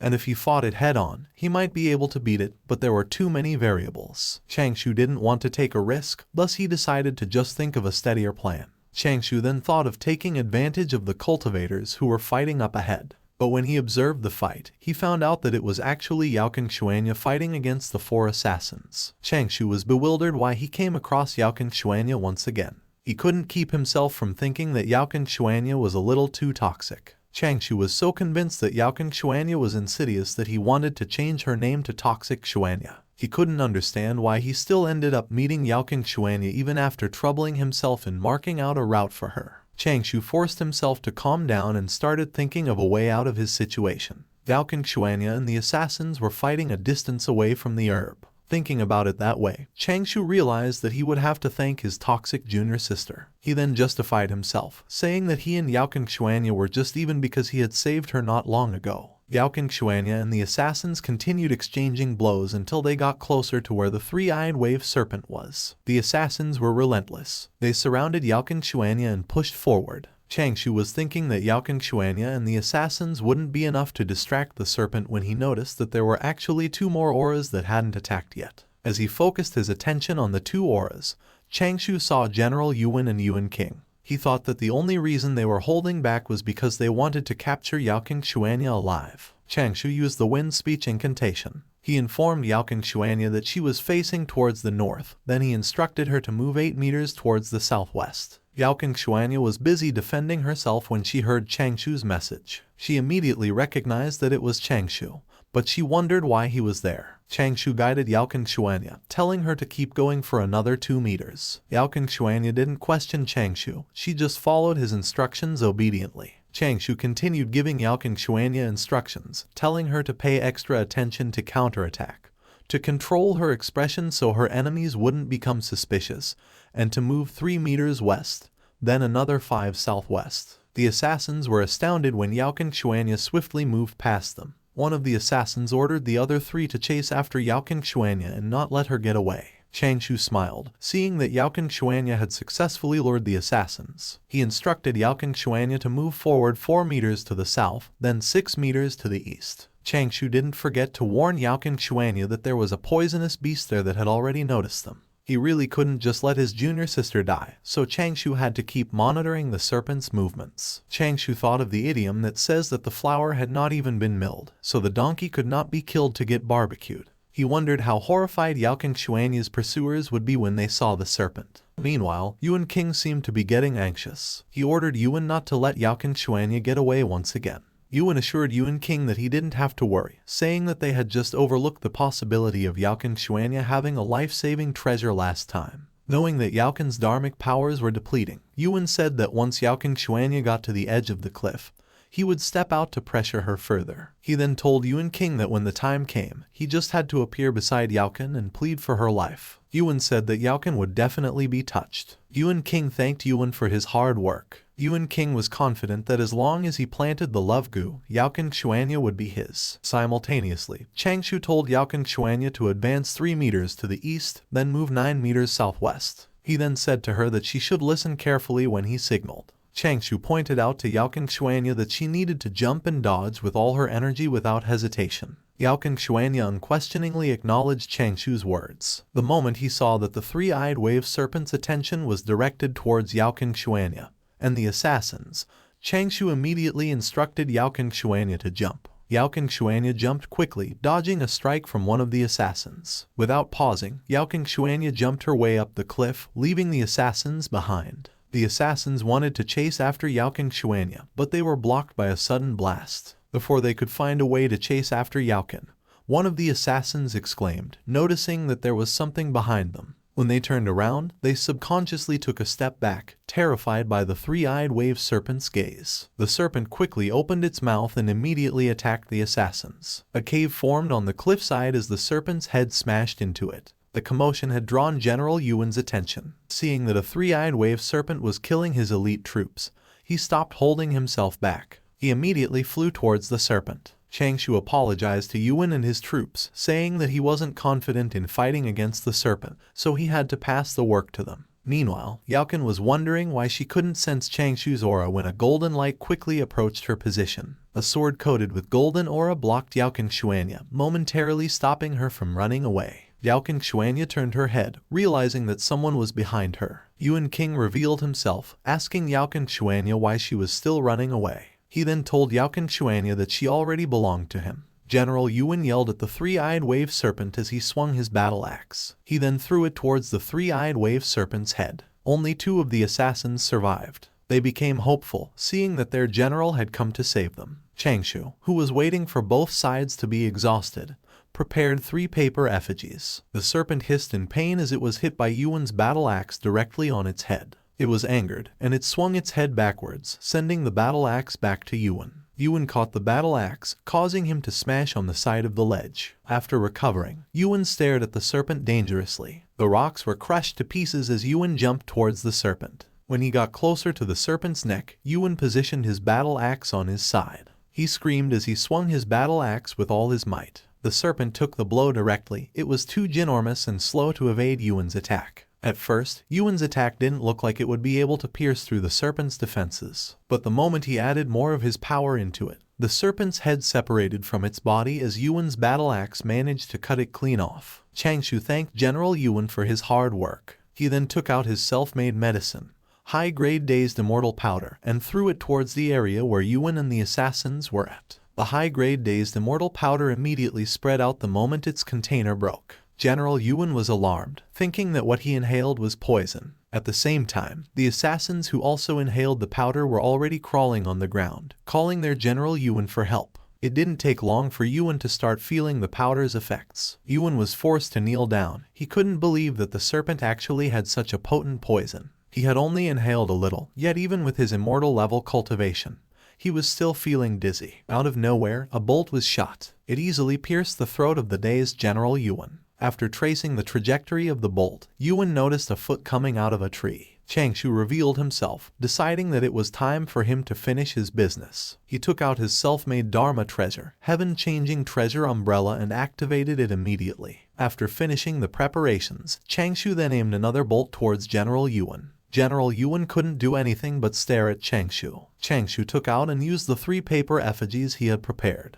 He then ordered his paper effigies to attack General Yuan. Changshou decided to fire another bolt. The defenseless General Yuan could only scream in pain as another bolt pierced the side of his neck. When they got closer to Yuan, each of Changshou's paper effigies took out a bottle of his self-made poison, corpse-burning poison. They threw the bottle towards Yuan, covering him with the corpse-burning poison. It was clear from General Yuan's expression that he was trying his best not to inhale the poison. But he couldn't help but cough when he could no longer hold his breath, and inevitably inhaled the corpse-burning poison. Burning patches started to appear on General Yuan's arm. As if he were desperate to do something about his dire situation, Yuan tried to cut down a paper effigy but failed. The effigy managed to quickly jump away, causing Yuan's efforts to be in vain. Changshou jumped down from the cliff and aimed another bolt towards General Yuan. The arrow that he fired easily planted itself on Yuan's chest. Yuan could only grit his teeth to ease the pain that he was feeling. The eyes of Changshou's effigies turned red as they breathed fire towards General Yuan. The fire burned Yuan, but it cleared up the smoke around him. When he saw who he was up against, Yuan was shocked. He couldn't believe that he had been put in a desperate situation by Changshou. Yuan then said that he was an immortal and would never fall to a little runt like Changshou. General Yuan screamed as he used his dharmic spell, Essence Soul Onslaught. Changshou was shocked. He looked like he didn't expect General Yuan to have that kind of dharmic spell. Yuan's essence soul told Changshou to die as it swung its arm and aimed a palm towards Changshou. Changshou wanted to quickly move away, but a hand grabbed his ankle, preventing him from escaping. Changshou looked down and saw one of the assassins crawling on the ground, desperately holding his ankle. Changshou panicked. He tried his best to free himself from the assassin's grip, but all he could do was stare wide-eyed at the palm of Yuan's essence soul that was already in front of him. Changshou, who was still held in place, took the essence soul's attack directly. Knowing that his palm had already smashed Changshou's upper body to pieces, Yuan didn't bother with a follow-up attack. Yuan expressed his appreciation towards Changshou's dharmic spells, but he thought that it was a pity that Changshou hadn't achieved immortality yet. General Yuan was about to say more things, but he stopped talking when he noticed something behind him. When he turned around, he saw nails flying towards him. Seemingly out of shock and confusion, Yuan was unable to react, allowing one of the nails to pierce his forehead. The nails had already pierced his essence soul when Yuan tried to step away. Simultaneously, Changshou's lower body exploded. Yuan was shocked to see that it was actually just a paper effigy. He quickly turned to check his body's condition. Yuan saw that his body was still being burned by Changshou's paper effigies. After being bathed with underworld soul fire for so long, what was left of General Yuan's body were his bones. Moments later, the real Changshou poked out of a tree. He walked towards the corpses and then used the soul-conserving pearl to collect the souls of Yuan and the assassins. It took some time before Changshou finished gathering all the souls and burning all the corpses. He then stored the 3 paper effigies that were still usable. He only lost 1 paper effigy throughout the fight. Changshou felt disappointed that he only got an axe and a dharmic treasure pouch. He couldn't help but wonder why Yuan was so poor despite being an immortal. But his disappointment got quickly washed away after finally acquiring the immortal emancipating herb that he had been looking for. Changshou then collected the corpse of the serpent. He was thinking of making some poison from it that his junior sister could use to protect herself. While he was staring at the pouch, Changshou smiled. He felt pretty upbeat and happy since he was already done with what he needed to do. Meanwhile, a bird was just flying peacefully when a sword suddenly flew past in front of it. The bird would have been pierced if it hadn't reacted quickly enough. The sword actually came from Yaoqingshuanya, who was facing Yuan King. Yaoqingshuanya sent the swords around her towards Yuan King. Yuan King, who was already covered with bruises, could only grit his teeth as he desperately defended himself from Yaoqingshuanya's swords. Changshou peeked from behind a rock. He wanted to leave but decided to take a look. Changshou observed Yuan King. Seeing that the so-called rank 2 disciple of his generation was having a hard time defending himself, Changshou speculated that his cultivation must be the result of eating pills. The rocks where Yuan King stood were crushed to pieces by Yaoqin's swords. Yuan King took a step back to dodge the swords and be on a better foothold. Yuan King sneezed as he inhaled some of the dust around him. Yao Xuanya was thinking that even though Yuan King had done such a despicable thing, he was still an inner disciple of their sect. She decided to just bring him back and let the sect decide his punishment. She then sent more of her swords towards Yuan King. Yuan King exclaimed, his eyes widened. He stopped defending himself and just let the swords pierce his body. Yao Xuanya was confused why Yuan King had suddenly stopped resisting.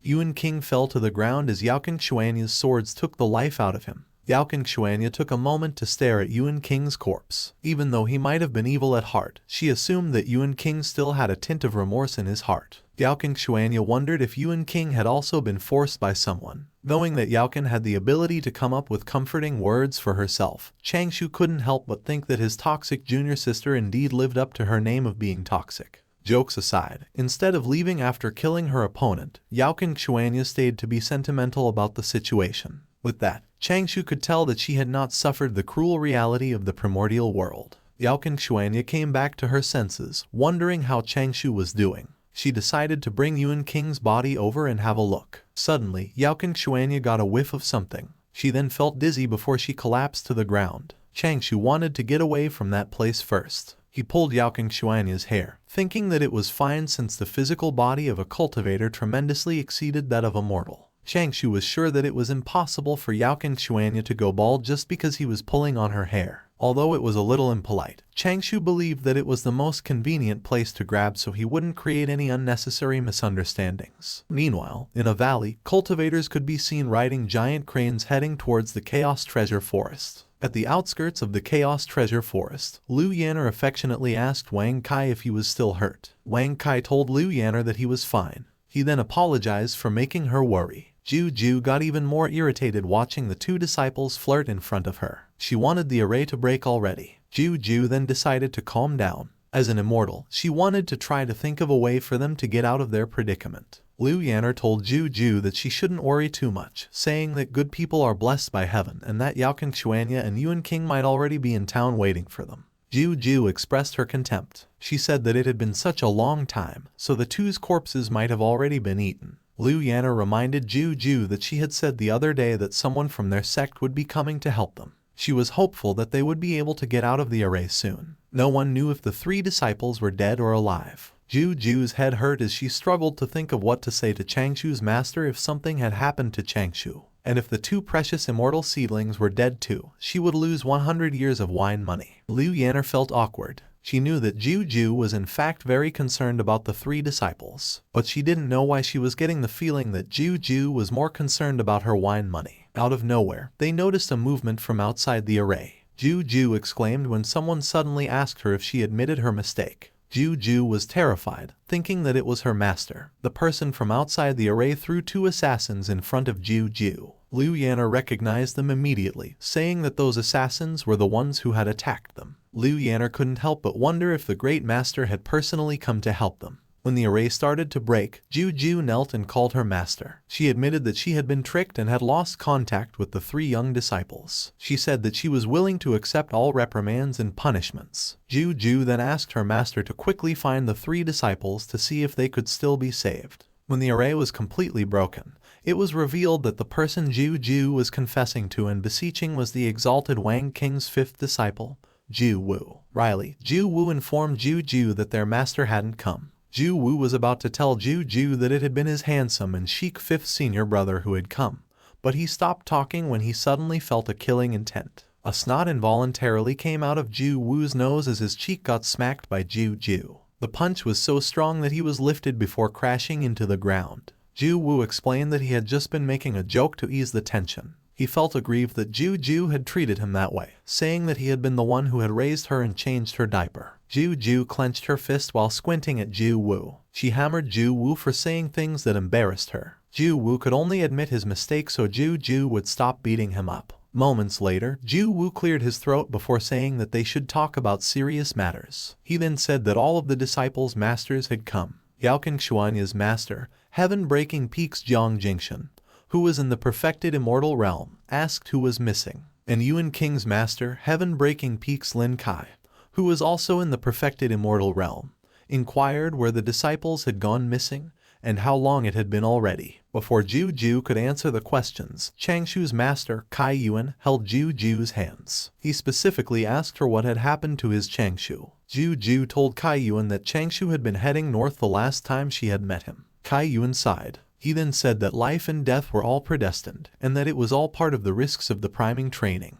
He had yet to ascend to become an immortal, so he was unable to move freely in the North Continent. Kai Yuan begged everyone to help him search for his disciple. He promised that if they helped him, the little Qiang Peak would be forever grateful. Ju Wu told Kai Yuan that he didn't need to be polite because they were family. He assured Kai Yuan that they would help him find Changshou. Ju informed Jiang Jingxin and Lin Kai that Yuan King and Yaoqing Xuanya were heading towards the northwest with a general from Xuanya's family whose name was Yuan. She then expressed her realization that Yuan might have been scheming against Xuanya. Jiang Jingxin suggested that they should split up. She said that someone should go search outside, another to the northwest, and that the last party should head north to look for Changshou. Lin Kai asked Ju Wu to look for Changshou, saying that he and Jiang Jingxin could take care of the other two areas. Later that night, when the moon's radiance was at full, a campfire was the only source of light in the dark space inside the cave. Yaoqing Xuanya, who had already regained consciousness, was sitting near the campfire. She felt that her injuries had mostly healed, but she couldn't understand why her scalp hurt.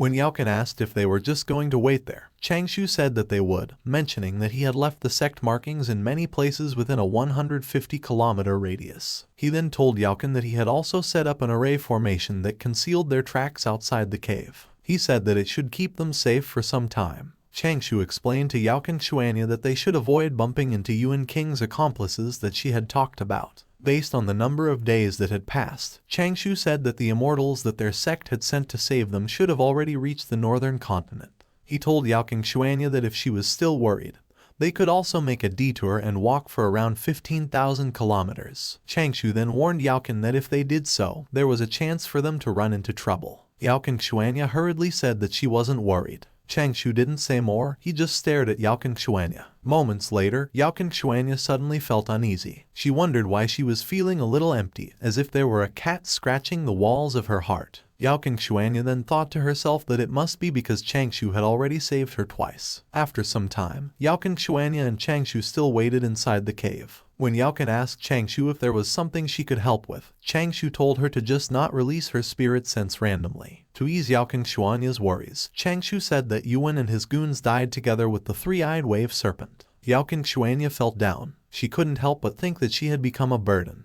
While Yaoqing Xuanya was feeding the flame, Changshou suddenly called her. He almost called Xuanya toxic, but he was able to quickly correct his words. When Changshou told Yaoqing Xuanya that he had a favor to ask from her, Yaoqing Xuanya quickly told Changshou that he just needed to say it and she'd do it. She said that she would even sacrifice her life to repay Changshou's kindness for saving her life. Changshou told Yaoqing Xuanya that there was no need for her to be that serious. He informed Yaoqing Xuanya that when they returned to their sect, she would definitely be questioned by the elders. Changshou didn't want to attract too much attention, so he asked Yaoqing Xuanya to try to refrain from putting his name forward while describing events. Changshou then said that his cultivation level was not high, and that the only thing he was good at was the earth escape technique. He told Yaoqing Xuanya that he would be laughed at if it got out. Changshou was confused when he noticed that Yaoqing Xuanya was staring at him, her eyes full of admiration. Yaoqing Xuanya was under the impression that Changshou helped others without thinking about the rewards, that he neither sought fame nor glory and was wholeheartedly pursuing immortality. She admired Changshou's temperament and attitude, thinking that it was something that she could only hope to ever achieve. Yaoqing Xuanya told Changshou that she fully understood and that she would do what he said.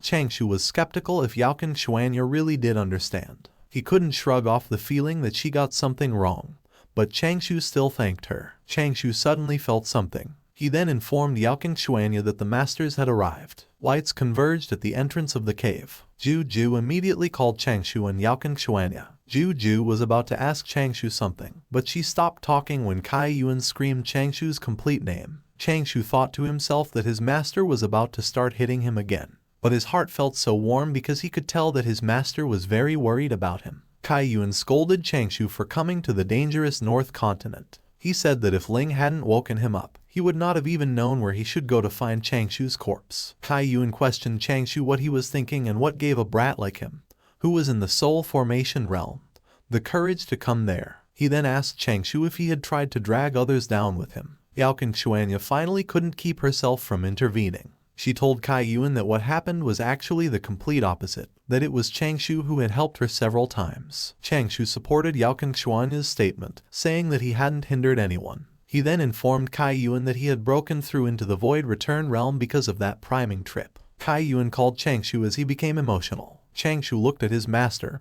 his eyes full of anticipation. But instead of praising Changshou, Kai Yuan told him that it had already been 100 years since he had started cultivating. Yet he had just broken through. He then pointed out to Changshou that Yao Xuanya was his junior sister but had already reached the 4th stage of the Void Return Realm. Lin Kai ignored Changshou and Kai Yuan. He directly asked Yao Xuanya if she knew where Yuan King was. Yao Xuanya told Lin Kai that Yuan King was dead, and then admitted that she was the one who killed him. She asked Lin Kai to give her a punishment. For some reason, Lin Kai questioned Yao Xuanya if she had killed Yuan King personally. Before Yao Xuanya could answer, Ju stepped in. She asked Lin Kai to hear out the entire story from Xuanya first. Lin Kai agreed, realizing that he had been a little rash. Seeing that Lin Kai had cleared his head, Ju asked Yao Xuanya to tell them the entire story without missing any details. Yao Xuanya acknowledged Ju's words. It was already morning when Yao Xuanya finished telling the masters everything that had happened. Lin Kai sighed. He took the blame for accepting a disciple like Yuan King. He said that he would accept the punishment when they returned to the sect. Changshou couldn't believe that Yao Xuanya had actually spoken for the entire night. He thought to himself that Yao Xuanya should have just told them the entire story of the creation. Suddenly, Ju Wu called Changshou. He asked Changshou why he had not collected the spider webs of the 3-headed spiders, even though those were rare items. Changshou informed Ju Wu that those spider webs were hard to collect after they had been used. He then said that he had a few nests of 3-headed spiders as pets in the Little Qiang Peak. To show his respect, Changshou offered to give Ju Wu a nest when they returned to the sect. Changshou was shocked when Kai Yuan suddenly yelled at him. Kai Yuan scolded Changshou for being stingy. He told him that if his uncle master hadn't come over to save him, something could have happened to him. Kai Yuan ordered Changshou to keep just one nest and give the rest to Ju Wu. Changshou didn't have a choice but to acknowledge his master's order. Soon after, the group returned to their sect. A few days later, Changshou finally arrived at their Little Qiang Peak. He was relieved to be home again. He immediately looked for Ling. He was about to knock on the door when he noticed that it was actually open. Since Ling wasn't answering his call, Changshou just entered the house. When he saw Ling, Changshou said that there was no need for her to pretend that she had been sleeping because he knew that she had been awake. Ling weakly told Changshou that she had just learned how to produce the dazed immortal powder, so she felt a little lightheaded. She claimed that she had felt weak and that her body had no energy. Changshou didn't insist. He simply told Ling that they would talk the next day, stating that what he was going to tell her was not that big of a deal. Ling was shocked. She quickly told Changshou that she would come out immediately. She ran out of her room, calling Changshou a stupid senior brother. Changshou informed Ling that they had had an accident and then asked her if she knew who Yuan King was. Ling said that she knew that Yuan King was ranked 2nd in their generation and was said to be a very gentle person. Changshou warned Ling to always remember that men only put on an act of being gentle. He then informed her that Yuan King had plotted against Yao Xuanya, so he had been killed by Xuanya. Changshou suddenly remembered something. He asked Ling to let him refill her pills and poisonous powders. Ling didn't respond immediately. She froze and started having a cold sweat. Ling grew nervous, wondering if she had wasted too much of the poisonous powder and pills that Changshou had given her. Later that day, inside the house, Changshou couldn't help but question Ling about how she had used up more than 80% of the poisonous powders, knowing that she had only fought some prawn demons. Changshou said that if those had been used in the mortal world, it could have killed an army of 100,000. He asked Ling if she had been under the impression that she was killing the great demons of the eastern seas. Ling reasoned that it had been Changshou who had told her to use them if she encountered any danger. She then said that the prawn demons had nearly killed her, so she had panicked and poured the poisonous powders out. Changshou noticed that Ling was avoiding his gaze. He was starting to believe that there must have been something else that Ling was hiding from him. Changshou demanded that Ling tell him what else had happened. Realizing that she had been seen through, Ling turned pale. Changshou warned Ling that she should tell him everything while his mood was still quite good. Ling quickly admitted her mistake. She told Changshou that 2 uncle masters who had been interested in the poisonous powder he produced had taken several bottles of the most powerful poison. She said that she really had not known how to turn them down, so she had accidentally exposed the fact that Changshou was highly skilled in producing poisons. Ling begged Changshou to have mercy, telling him that her ears were going to fall off. Changshou told Ling to just forget about it, saying that it was not really that big of a deal. He then asked her if Wan Linian, who had a limp and used a copper cane to walk, had been among the 2 elders who had taken the poisons from her. Ling confirmed that Wan Linian had indeed been one of the 2. Changshou informed Ling that the poisonous powder he had given her had been made according to the poison sutra written by Wan Linian. So if he could build connections with Wan Linian through that encounter, he might be able to obtain some guidance from him in the future. Ling got mad at Changshou for punishing her even though it had been him who had planned the entire thing. But she quickly got shut down after being reminded about the poisonous powder she had wasted. To punish her so she wouldn't forget that lesson, Changshou ordered Ling to chop down the trees in their back mountains the next day. He pointed out that she wasn't allowed to use her cultivation. When Ling asked him why they had to chop down the trees, Changshou said that he wanted to make space for a pill chamber. The next day, while she was cutting down the trees, Ling complained about Changshou not letting her use her dharmic powers. As a girl, Ling was worried that bulging muscles might grow on her legs and arms. To vent her anger, she imagined that the tree she was cutting was Changshou. She said that she would uproot Changshou, break his trunk, snap his branches, and cut off his roots. Ju appeared out of nowhere and greeted Ling. Without bowing her head, Ling quickly greeted her back. When Ju looked for Changshou, Ling told Ju that Changshou should be cultivating inside his hut. Before leaving, Ju inquired inquisitively about Ling's purpose for logging. Ling told Ju that it had something to do with Changshou. She told her to just ask Changshou later when she met him. Moments later, inside Changshou's hut, Changshou asked Ju to confirm if she had really gotten a wine ban for 3 years. Ju told Changshou that she had. She then said that the sect might as well tie her to the thunder platform for 3 years. Changshou bargained with Ju. He asked her to help him build an array in exchange for his help in brewing 3 premium kinds of wine that had already ceased to exist. Ju thought that Changshou was just trying to bluff her into doing work for him for free. She even made it clear to Changshou that she wasn't good at array formations. But when she took a sip of the liquid that Changshou offered, her eyes widened out of shock. Ju drowned herself in the intoxicating feeling, which almost made her feel as if she were floating. And with the mellow taste, Ju couldn't help but say that it was a good wine. Changshou tried his best to suppress a victorious smile while watching Ju, whose eyes were sparkling while she salivated. Ju strongly expressed that she had liked the liquid Changshou had given her. When Ju had asked him what the little treasure was, Changshou told her that the liquid was called the Drunken Immortal. He said that it was considered a type of medicine but could also be considered as wine. Other than making a person feel a little drunk, it had no other effects. Ju said that with just the Drunken Immortal, she had already been willing to help Changshou, but she had been reluctant to accept the deal, saying that she really didn't know anything about formation arrays. Changshou told Ju that she didn't have to worry because all she had to do was provide immortal powers for the formation arrays. Ju stopped thinking twice and quickly accepted the deal. Thus, 2 years later, Ju stood at the doors of Little Qiang Peak's pill chamber. She informed Changshou that she had finished the life gate on the new array. Changshou didn't respond. He was focused on observing the huge cauldron in front of him. Ju urged Changshou to give her that month's Drunken Immortal. Changshou gave Ju the Drunken Immortal. He then informed her that in 20 days, he would be refining a more difficult immortal pill. He asked Ju to help him and to keep that matter a secret. Since Changshou was being secretive, Ju couldn't help but ask what pill he was planning to refine. Changshou told Ju that he was going to refine a poisonous immortal melting pill. Ju was greatly shocked. She had heard that the poisonous immortal melting pill could kill a perfected immortal. She demanded Changshou to tell her why he would want to make it. Changshou asked Ju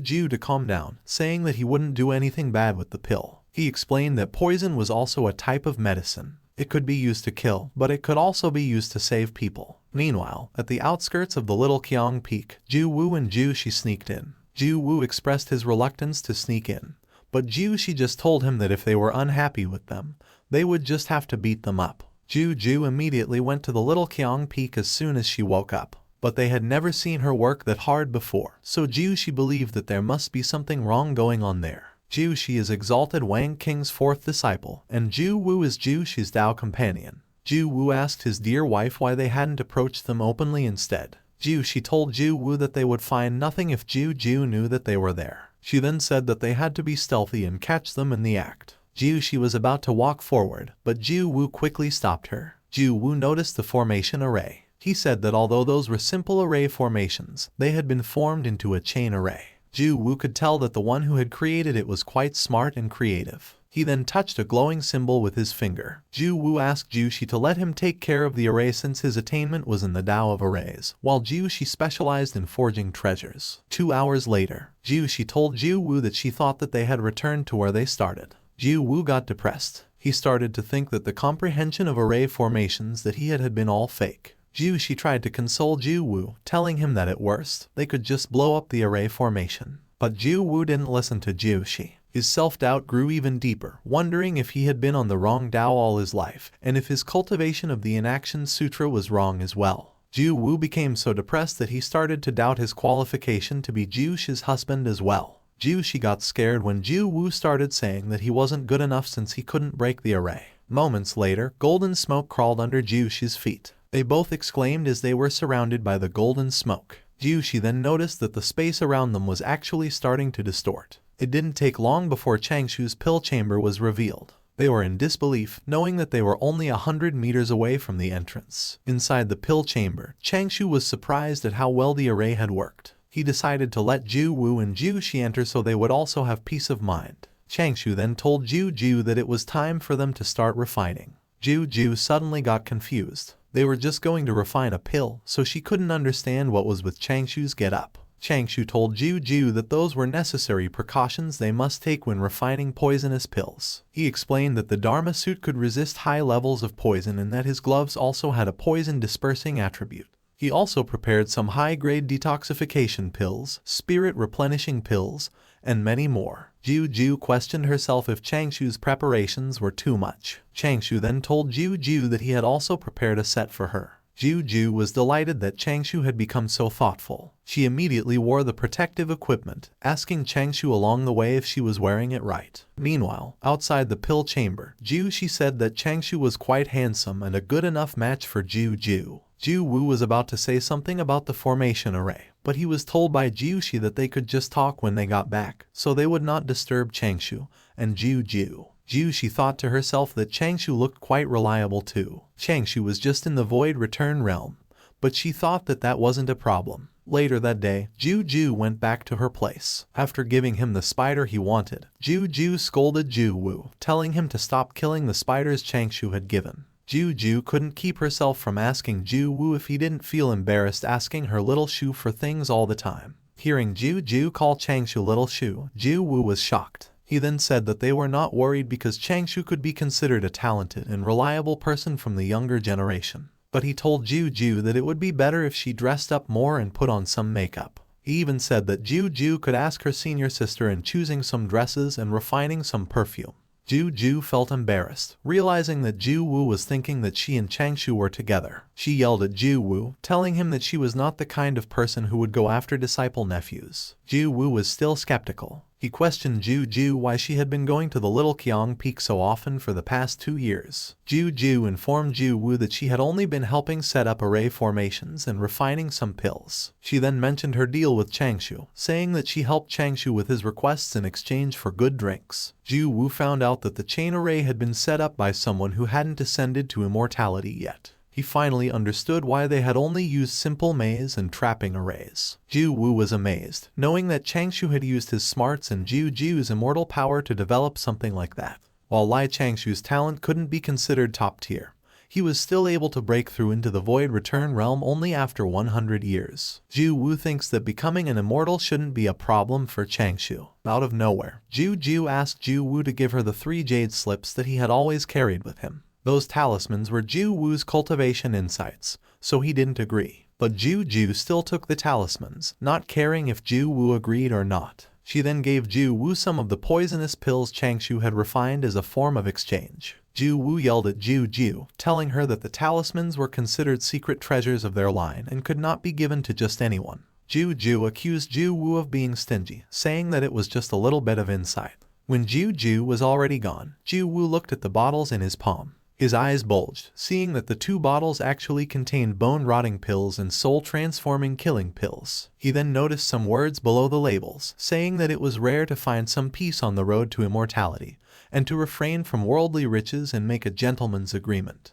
Ju Wu thought that those words should be Changshu's way of telling him that the relationship between him and Ju was just a trade and that there was nothing to worry about. He realized that the reason why Changshu had dispelled the formation arrays was because he had discovered him and Ju Shi in the array. Ju Wu thought that Ju hadn't noticed the words on the bottles, and even if she had, she wouldn't care. He strongly believed that the message was meant for him and Ju Shi. Ju Wu wondered if Changshu was also trying to tell him to act like he had not realized the abnormalities on the Little Qiang Peak. Later that day, at night, Ju Wu went to the Little Qiang Peak. He asked someone if the words peace and gentleman's agreement meant meeting at 11:45 p.m. A person who was walking out of the shadows told Ju Wu that he was right. It was actually Changshu. He immediately showed his respect and greeted Ju Wu. Moments later, Changshu asked Ju Wu to try the Ganges River's dry wine that he had brewed some time ago. Ju Wu didn't hold back. He ate and drank like it was his last. Changshu then told Ju Wu that if he had any questions, he could just ask him that night, saying that he would answer truthfully. Ju Wu went straight to the point. He asked Changshu why he hadn't been afraid of him not showing up and why he had believed that he wouldn't drag him to the punishment hall to be questioned. Changshu admitted that he wasn't sure, but he said that he knew that Ju Wu was a person of virtue and prestige, so he would not make life difficult for a disciple. Changshu then said that he was unwilling to attract too much attention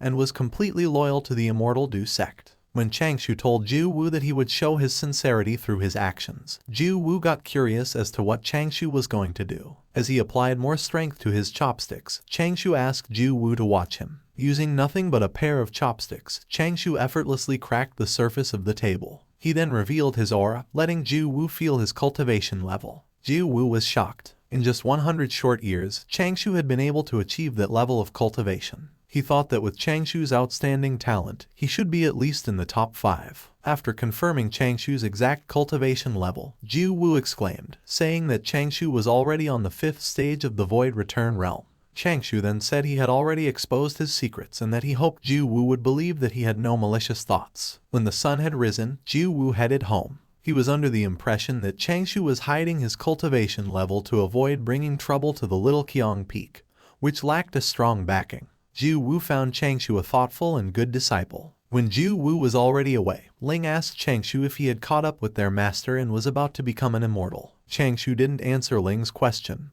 He just let her guess his cultivation level. After clearing up all the misunderstandings, Changshu continued to refine pills with Ju. Before opening the furnace, Changshu gave Ju a heads up, telling her to get ready. As soon as he removed the lid, a bright golden light quickly escaped. Moments later, the light gathered and formed into an immortal melting pill. Changshu stared at the pill while saying that plan A could be completed, and that it was about time for him to prepare plans B and C. Changshu immediately went to see his master. He stood in front of Kai Yuan's door, asking him if he had been cultivating. Kai Yuan opened the door and weakly greeted Changshu. Changshu apologized to Kai Yuan for disturbing him. He then told Kai Yuan that he had some questions about cultivation that he wanted to ask him. Changshu thought to himself that his master's heavenly tribulation was really right around the corner, seeing that he had a hard time meditating. Changshu and Kai Yuan went to a place in Little Qiang Peak with natural scenery. When they arrived, Kai Yuan asked Changshu to take good care of Little Qiang Peak and Ling if he didn't make it through the heavenly tribulation. Changshu yelled at his master, asking him why he was saying such things. He then said that he was sure that his master would definitely make it through the heavenly tribulation. Kai Yuan scolded Changshu, telling him that he was afraid of death but was turning around to teach his master. But he sighed right after, admitting the fact that Changshu's words made sense. It occurred to him that he wouldn't be able to overcome the obstacles the Great Tao would give him if he didn't have confidence in himself. After regaining his confidence, Kai Yuan became proactive. He told Changshu that he could just ask anything he wanted to ask, saying that he would take that time to properly guide Changshu. Changshu asked his master to decipher a stanza. The stanza was, a soul returned to its soul, Qi gave birth to Qi, the 5 elements functioned in a cycle, the world was restored to order. Kai Yuan had a sudden realization.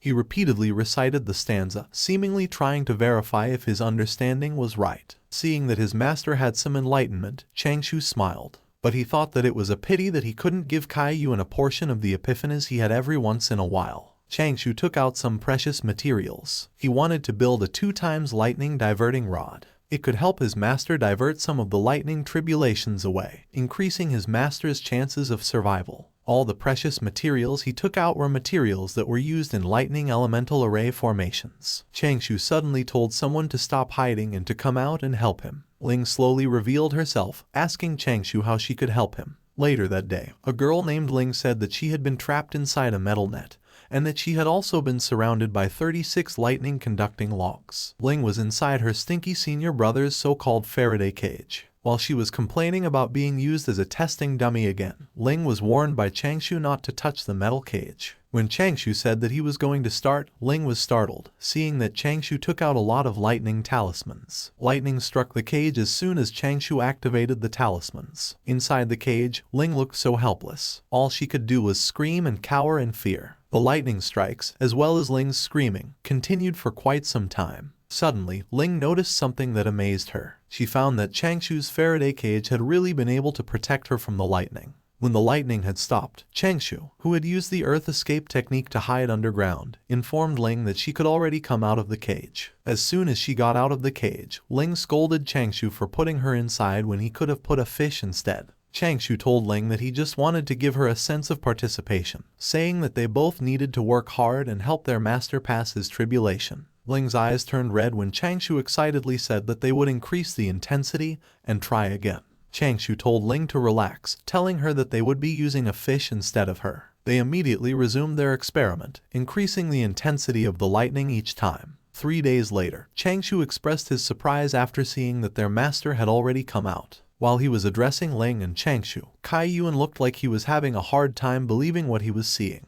The once relaxing natural scenery had become an area full of dead trees and hollowed ground. Kai Yuan yelled at his disciples, asking them what they had been doing. He scolded Changshou, telling him that instead of cultivating, he had been teaching Ling how to cause trouble. Ling quickly reasoned for Changshou. She told Kai Yuan that Changshou had just been trying to make a treasure that could help him endure the tribulation. Kai Yuan suddenly became silent. After seeing his master's reaction, Changshou asked Kai Yuan if the reason he had stopped talking was because he had been touched by his efforts. Kai Yuan told Changshou that it wasn't because he had been touched but because he felt that his tribulation was already coming. Changshou was shocked. He hadn't expected that Kai Yuan's tribulation would come that early. While Kai Yuan's tribulation was still forming, Changshou quickly gave Kai Yuan the pill that he had specially refined for him. He informed Kai Yuan that the pill could help him block one bolt of heavenly lightning. Kai Yuan didn't accept the pill. He told Changshou that he should have used it during his tribulation transcendence. Kai Yuan thought that the pill would have just been wasted on him. Changshou reminded Kai Yuan that it was him who had taught and guided him on the path of Tao. When Changshou threatened to destroy the pill if Kai Yuan wouldn't accept it, Kai Yuan told Changshou that he didn't have to be like that, saying that he knew best what his chances were. But when Changshou told him that he had 11 more of those pills, Kai Yuan reluctantly accepted the pill. Changshou cursed. He couldn't understand why the heavenly tribulation had come without any warning. He then urged Kai Yuan to quickly get into the Faraday cage, reminding him that he could only use the pill after feeling that he couldn't hold on any longer. Moments later, the Faraday cage started getting struck by Kai Yuan's tribulation. Changshou and Ling cheered on their master, telling him that he could do it, to just be confident, and to never give up. Kai Yuan yelled, saying that if he didn't fight for survival, there was no point in existing. He declared that on that day, he would fight. Suddenly, claws poked out of the clouds. A red dragon soon revealed itself. It didn't hide its arrogance. It ordered the person in charge of the immortal Du sect to come out immediately. As if it couldn't wait for one more second, the dragon called for the immortal Du sect leader once again. At the Little Qiong Peak, Ling asked Changshou to confirm if the clouds in the sky were their master's tribulation clouds. Changshou told Ling that their master had made a mistake. Kai Yuan had thoroughly embarrassed himself by thinking that the clouds formed by the dragon race were his tribulation clouds. Simultaneously, the dragon was still ordering the Du sect leader to show himself. The master of the 9 Jiu immortals and the immortal Du sect's heaven immortal, exalted Wang King, asked the dragon what business it had with their sect. The dragon asked Wang King and the old woman if they were the ones in charge of matters within the immortal Du sect. Wang King told the dragon that he could not make decisions for the immortal Du sect. He then said that he just thought that the little dragon seemed a little rude, so he came to teach it a lesson. The dragon felt offended. It yelled and charged towards Wang King. Wang King sighed. He told the dragon that it was still wet behind the ears. Wang King expressed his contempt. As it extended its claws towards Wang King, the dragon blamed the immortal Du sect, saying that they had brought it on themselves. In the face of the dragon's dominating presence, Wang King just stood still. When its claws got too close to him, Wang King extended his arm, pointing two of his fingers forward.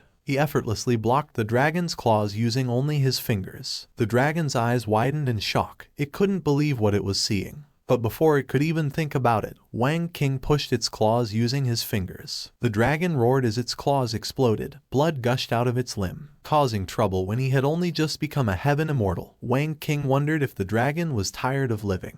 While the dragon was screaming in pain, Wang King said that it was a rare occurrence to see the dragon palace behave so boldly. He asked the dragon why it had gone overboard and tried to establish its authority on their immortal Du sect. The dragon claimed that it was a special envoy from the East Ocean Dragon Palace and a general of the Dragon Palace water troops. It then said that it would definitely report that matter to the Dragon King. The dragon threatened Wang King, saying that they would prepare troops and tread down his little mountain. Wang King told the dragon that the immortal Du sect belonged to the human school, so the luck of the human schools protected them. He asked the dragon if it, a mere frontline warrior, was trying to spark a war between human cultivators and the dragon race. The dragon couldn't talk back. The dragon told Wang King that some days ago, the immortal Du sect had come to destroy the demons at the East Ocean, and that by accident, the Du sect disciples had hurt the soldiers that the dragon race had been developing. But their dragon king had decided to let that matter go. The dragon informed Wang King that 3 years from that day, they would be holding a demon sweeping meet at the East Ocean. They were inviting all immortal sects from the East Continent to attend the meet to discuss future demon sweeping matters. It then gave Wang King the invitation card, telling him that he must not miss the event. Wang King looked disappointed, seeing that the dragon had quickly flown away. Ling, who was staring at Wang King in awe, asked Changshou if Wang King was a real expert. Changshou told Ling that cultivators like Wang King could only be considered strong but were not the most powerful cultivators yet. Meanwhile, Kai Yun slowly and silently sneaked out of the Faraday cage. When Changshou and Ling started laughing, Kai Yun declared that no one was allowed to laugh. He explained that it was his first time experiencing the Transcendence Tribulation, so he had no way of knowing that it was just the cloud made by a dragon. 1 year and 9 months later, Kai Yun's tribulation cloud started to form above the Little Kiang Peak. Ling thought that it should be the real thing. Changshou observed that Kai Yun's tribulation clouds took such a long time to appear, but instantly flew over. Meanwhile, Kai Yun focused on his coming tribulation. He was dedicated to surviving through it and becoming an immortal. Moments later, Kai Yun's tribulation had completely formed. Changshou noticed that Kai Yun's tribulation had started. It was rare for him to have been able to observe the entire process up close. For that reason, he had decided to record everything down so he could analyze it later. Changshou sent Kai Yun a voice transmission. He informed him that, based on the surface area and thickness of the tribulation cloud, he could guess that it would be a common heavenly tribulation with 5 bolts of lightning. Changshou told Kai Yun that he had to hold on. Kai Yun sent back a voice transmission, acknowledging Changshou's words. Soon after, golden light started pouring onto Kai Yun. From afar, the beam of light looked like a golden pillar that stood tall between the stormy clouds. A violet bolt of lightning struck the Faraday cage. As if it were losing its power, the lightning slowly dissipated. Kai Yun survived the first bolt. Ling pointed at the Faraday cage, asking Changshou to take a look. When the dust started to settle, it was revealed that the Faraday cage hadn't been destroyed. But Changshou noticed that something was happening on the Faraday cage's metal net. The Heavenly Tao was actually attacking the cage, and it didn't take long for the Heavenly Tao to tear the Faraday cage apart. Changshou was able to confirm that the Heavenly Tao didn't allow petty tricks, but he thought that it should still be effective for 1 strike. While he was preparing to receive the second strike, Kai Yun thought to himself that heaven and earth followed the order of the Great Tao's cycle. Everything was part of his fate, so he thought that it shouldn't matter if he died. But he couldn't die lying beaten and battered on the ground. His disciples were watching him, so even if he was useless, even if he couldn't give them the protection that disciples of other peaks had, Kai Yun thought that he still had to die standing, that he still needed to maintain the pride of a master for Changshou and Ling. Kai Yun steeled himself and challenged the heavenly tribulation. The second bolt of lightning struck Kai Yun. Kai Yun screamed in pain as he took the strike directly. As if to make sure that Kai Yun would die, the lightning lingered a little longer before finally dissipating.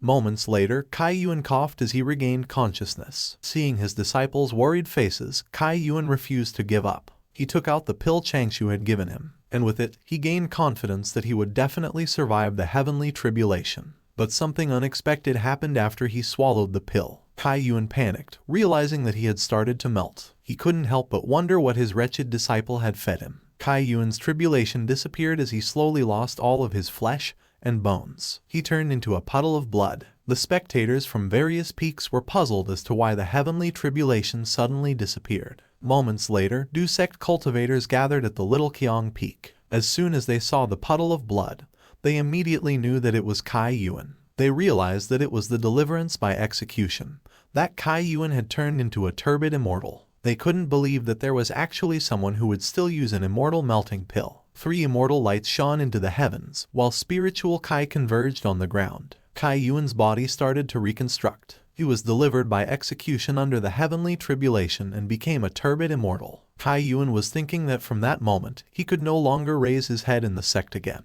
He couldn't help but wonder if his disciples would also be scornful of him. As soon as the process ended, Ling immediately embraced Kai Yuan, telling him that she was so scared. And with a warm smile, Changshou congratulated Kai Yuan. Kai Yuan was touched. As their master, he kept thinking about the ideals of dying in the heavenly tribulation that he almost neglected the efforts of his disciples. Kai Yuan knew that Changshou must have endured a lot of hardships to make the pill. He felt content that he was able to survive, thinking that he could at least protect his 2 good disciples. Kai Yuan realized that the road ahead of him was not sealed. A while later, more sect cultivators gathered at the Little Qiang Peak. Each of them expressed their congratulatory greetings for Kai Yuan. Kai Yuan yelled, saying that turbid immortals were immortals as well, so he would live happily for 10,000 years. Changshou sent Kai Yuan a voice transmission, telling him that if someone asked him about the pill he had eaten to employ deliverance by execution, he should just say that it was an immortal melting pill, and that the recipe was in the second last bookshelf of the Tao Sutra Outer Hall. Changshou then informed Kai Yuan that he could only give out a maximum of 3 pills if someone asked him for any spare immortal melting pills. Kai Yuan acknowledged Changshou's instructions. Changshou asked Ling to wait there, telling her that if their master invited people in for tea, she should remember to serve people well. He then said that he was going to rest for a while and wait for Kai Yuan to finish what he had to do.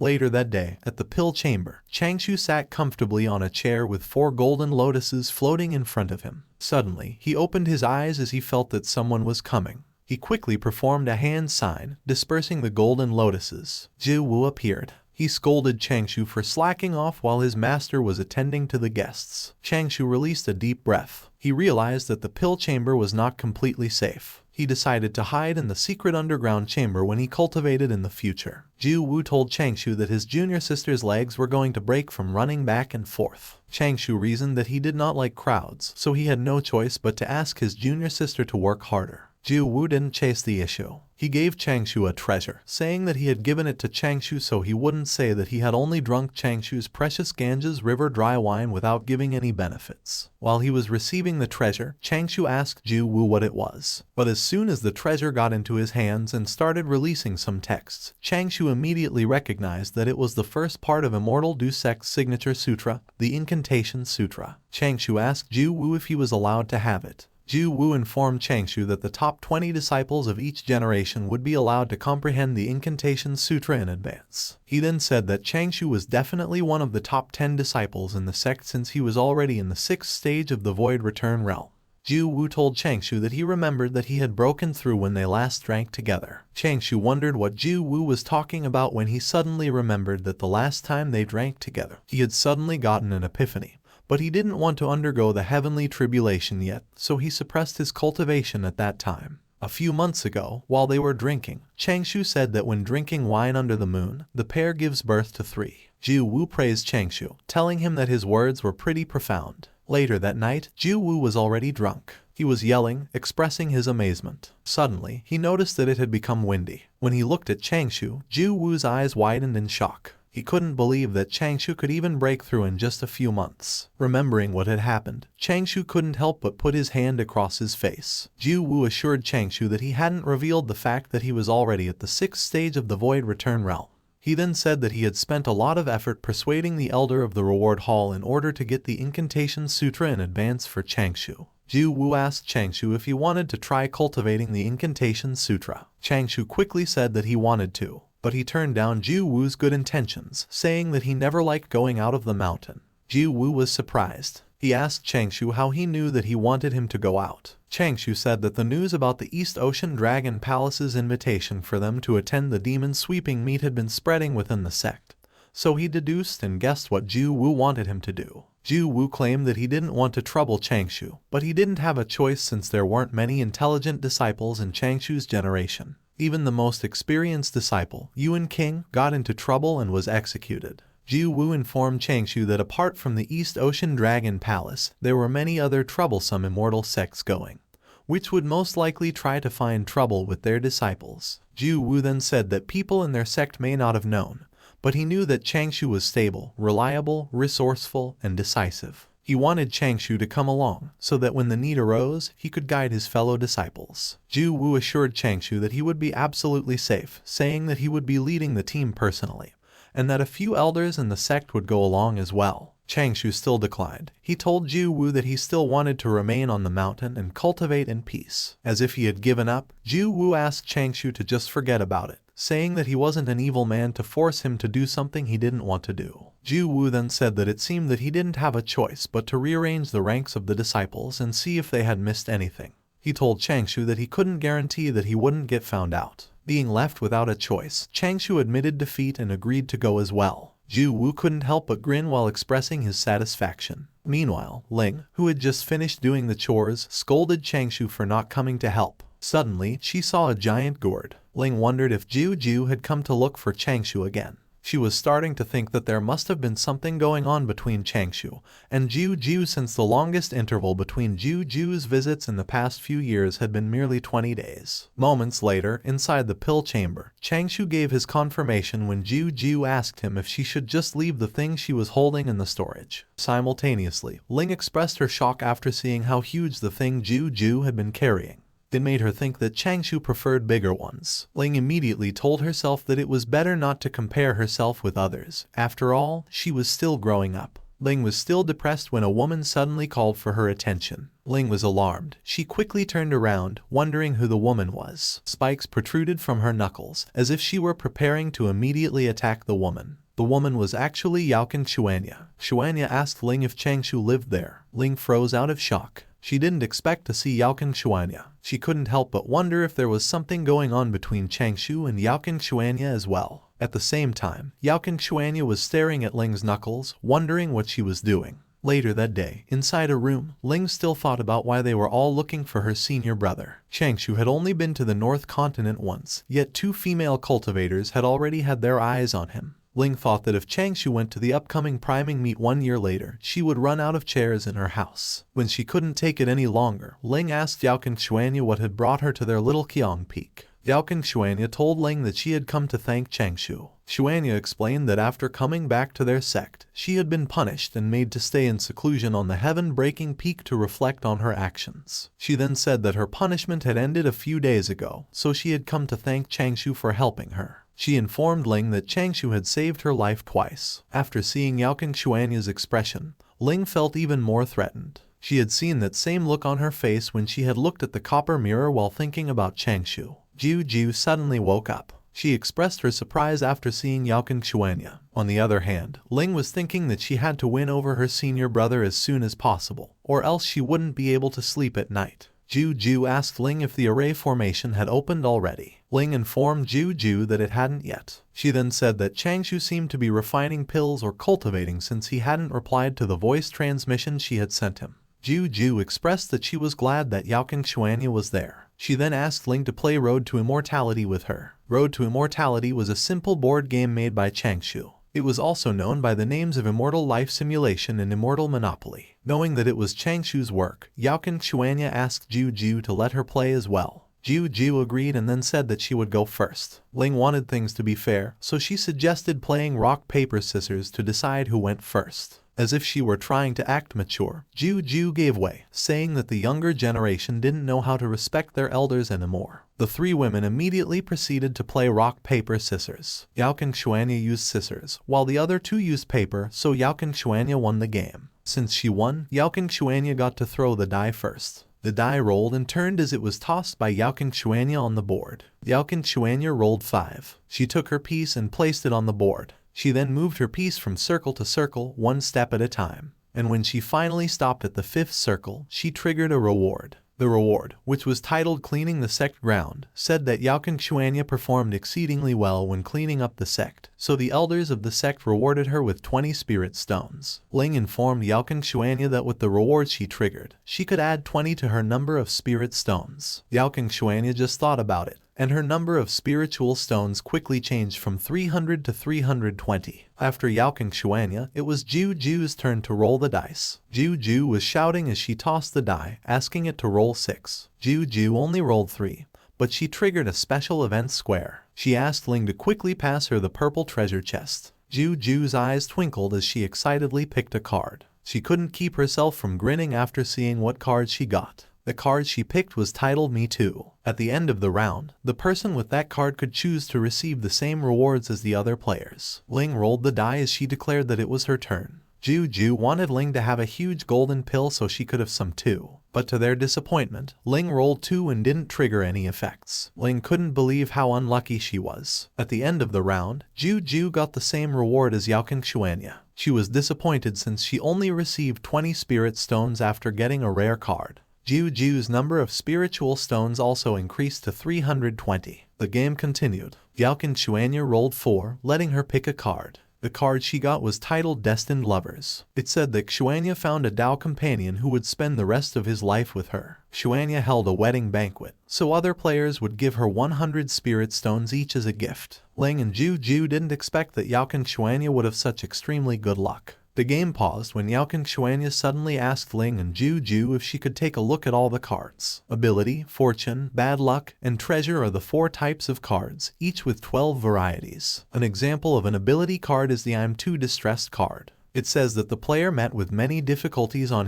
her cultivation journey and was overcome by sorrow, so the other players would give 50 spirit stones each in order to comfort the player. One of the fortune cards was the Enlightenment. It allowed a player to move 1 space forward. The distracted card belonged to Bad Luck. The player was burdened with chores. This delayed her cultivation journey, so the player lost the next 2 turns. The huge scam card belonged to Treasure. The player successfully cheated on a victim of choice. The player could choose either 200 spirit stones or any treasure of choice from other players. While Juju was telling Xuanya to play first and to just look at the cards later, Ling informed Xuanya that all of those had been made by Changshou. Yaokang Xuanya found Changshou's ideas interesting. Later that day, at night, after getting the distracted card again, Yaokang Xuanya couldn't help but say that she had been really unlucky. Moments later, a victorious laugh escaped from the house as Juju got another Me Too card. At the same time, outside the hut, Changshou wondered why Xuanya was there too. Noticing that the atmosphere inside the hut was pretty good, Changshou decided not to bother the women inside. It was already deep into the night, but the hut was still noisy. When the sun came up, the shouting turned into snores. Soon after, Changshou came to check on the women. He couldn't help but blush after seeing what was inside the hut. Yaokang Xuanya, Ling, and Juju were all fast asleep. Changshou was shocked after seeing the 3 women who had been sleeping on the ground with cups and jars beside them. He immediately went out, denying what he had just seen. Suddenly, a small blade flew towards Changshou. Changshou caught the blade with his fingers. A message then sounded from the blade, telling Changshou to go to the 100 Mortal Hall as soon as possible. Later that day, inside the 100 Mortal Hall, Elder Ji informed the disciples that the Immortal Du sect had been invited to attend the demon sweeping meet that the Dragon Palace was organizing at the coast of the East Ocean. The meet would take place in 7 days, and in 4 days, the Immortal Du sect would head towards the East Ocean together with the other immortal sects. Elder Ji announced that their sect master had given orders for Exalted Wang King to lead the disciples, and that other elders who had reached the Heaven Immortal stage would also be following along. Elder Ji then said that the Dragon Palace was organizing the demon sweeping meet for 3 purposes. Firstly, they wanted to draw a clear boundary between the East Ocean and the coast of the East Ocean. Secondly, they wanted to recover their lost glory from the various immortal sects who had gone to the East Ocean to get rid of demons the last time. Thirdly, they wanted to give their dragon disciples a chance to show off their military strength. Elder Ji told the disciples that the dragon race would surely offer treasures as rewards during the demon sweeping meet. He advised the disciples to treat it as an opportunity, saying that how much they could get was up to them. Elder Ji said to those who were present that the 11 of them had the highest cultivation level in their generation, and were the most clever ones too. He reminded everyone that they could not bring shame to the Immortal Du sect. They could not throw mud onto the reputation of the immortal sects of the three schools. The disciples immediately promised Elder Ji that they would bear his teachings in their minds. Elder Ji then said that there was one more thing he needed to announce, stating that Exalted Wang King personally appointed it. After learning that Changshou was the chosen one, Elder Ji informed him that all the disciples had to listen to his instructions during the expedition since he would be the leader of the younger team. Changshou was shocked. He couldn't believe that he had been chosen to be a leader. He then thought to himself that Jiu Wu must have done it on purpose. Jiu Wu was trying to force him to expose his trump cards. Being the leader of the younger team would be akin to becoming the shepherd of the younger generation. It was a very significant role, and it would definitely thrust Changshou into the center of attention. Changshou begged Elder Ji to retract his orders. Seemingly offended, Elder Ji asked Changshou if he was unsatisfied with Exalted Wang King's decision. Changshou immediately asked for forgiveness for being impolite, but he clarified himself, saying that he must ask whether Exalted Wang King had given those orders himself or if Jiu Wu had simply passed them down. Elder Ji answered Changshou's question, telling him that the orders had simply been passed down by Jiu Wu. Changshou thought to himself that since Jiu Wu had tried to set him up, he shouldn't blame him for returning the favor. At the same time, somewhere in the Immortal Du sect, Jiu Wu sneezed. Changshou told Elder Ji that he wouldn't hide it from him that in recent years, he had gotten into the habit of enjoying wine together with Jiu Wu. He then said that they had been drunk once when Jiu Wu joked that he would make a mediocre disciple like him famous in the sect. Changshou expressed that he hadn't thought that Jiu Wu had been serious at that time. Changshou said that he didn't dare put the elder on the spot and didn't dare blame Jiu Wu for his good intentions. However, he claimed that he couldn't take on such a huge responsibility. Some of the elders couldn't help but think that Jiu Wu was still childish for trying to make fun of a disciple. Elder Ji didn't make it hard for Changshou. He immediately decided to find another leader. Suddenly, Yaoqing Xuanya called for Elder Ji's attention. She told Elder Ji that she was willing to bear the burden. Changshou was surprised, wondering if his toxic junior sister was trying to help draw attention away from him. But to his disappointment, Yaoqing Xuanya requested Elder Ji to allow Changshou and her to share the responsibility, saying that it would please both sides. Changshou couldn't keep himself from cursing. He thought that Yaoqing Xuanya had become even more toxic. Changshou couldn't understand why she was trying to escalate the matter even further. Yaoqing Xuanya gave Changshou a look that seemed to tell Changshou that she had him covered. Changshou just responded with an awkward smile. He could feel that a huge headache was coming. Just when he had successfully averted the responsibility of leading the team, Yaoqing Xuanya kicked him back into the pit and even locked the entrance behind him. But Changshou couldn't help but wonder how Yaoqing Xuanya would face Jiu Wu if she had just taken the position herself. Changshou remembered that some time ago, Jiu Wu had told him that if he led the team, he could receive the recognition of the sect and get more cultivation resources. He quickly declined Jiu Wu at that time. Changshou couldn't understand what Jiu Wu was thinking. He wondered if Jiu Wu was toying with him just because he was bored. After telling the disciples what he needed to tell them, Elder Ji let them go back to their respective peaks. The disciples respectfully acknowledged Elder Ji's words. Later that day, while he was on his way back to the Little Qiang Peak, Changshou immersed himself in his thoughts. The Immortal Du sect may have looked harmonious on the outside, but Changshou knew that there were too many undercurrents hidden underneath. Changshou thought that his master's injury was caused by someone from their sect. Since the hidden injury left behind by the attacker was not trivial, they must have wanted to cripple Kai Yuan's cultivation and cut off the Little Qiang Peak's line of succession. Although his master didn't tell him, Changshou could guess that Kai Yuan had gotten his injury after going out on an expedition or during a competition in the sect. When Jiu Wu had entered the sect, he had taken Exalted Wang King as his master and had entered the strongest line of succession in the heaven-breaking peak. Changshou thought that Jiu Wu had been so sheltered that he could never see the rotten apples that would do anything for their personal gains in the sect. The Little Qiang Peak was the weakest in the sect, so Changshou had no choice but to prepare 2 escape routes. He then decided to just forget about it, thinking that what had happened had happened. He couldn't turn down the role anymore. If he pretended to be sick or said that he was suffering from Kai deviation, there was an 80% chance that the experts in the sect would step in and investigate his claims. If he acted like he was having an epiphany and insisted on going into seclusion, there was a 90% chance that someone would inspect his body. Changshou thought of beating Ling until she was half dead and then said that he had to remain behind to take care of her. But it was actually just a joke. Changshou claimed that he couldn't bear to hurt Ling, saying that Ling was his adorable junior sister whom he had watched grow up. Changshou made up his mind. He decided to just try to make the best of it. He thought that as long as he didn't speak unnecessarily and allowed Yao Xuanya to become the true and indisputable leader of the younger team, he could still remain inconspicuous. Changshou arrived at the Little Qiang Peak. He wanted to prepare a portable version of Faraday's cage first, just in case something happened. He could also make time to study the Incantation Sutra and make his foundation stronger. Changshou thought that as long as he could comprehend it, once he broke through the 9th stage of the Tao requital, he was 95% sure that he could smoothly endure the heavenly tribulation. Changshou suddenly remembered that he also had his notes about the etiquette to adhere to when enduring the heavenly tribulation. The heavenly tribulation is the heavenly Tao's training for cultivators. Although the heavenly Tao is completely impartial, Changshou speculated that the Tao ancestor probably gave the heavenly tribulation a hint of humanity when they formed it. Changshou decided that he would first give the heavenly tribulation a Tao salute. Then he tried to decide if he should start thanking the heavenly Tao. But he suddenly thought of the possibility that the heavenly Tao would deliver the first bolt of lightning while he was too busy thanking it. Changshou swept aside his thoughts. While working on Faraday's cage, he told himself that he shouldn't overthink those things, reminding himself that he just had to be steady. 4 days later, the immortal Du sect disciples and elders sat comfortably on clouds and went on their way towards the East Ocean.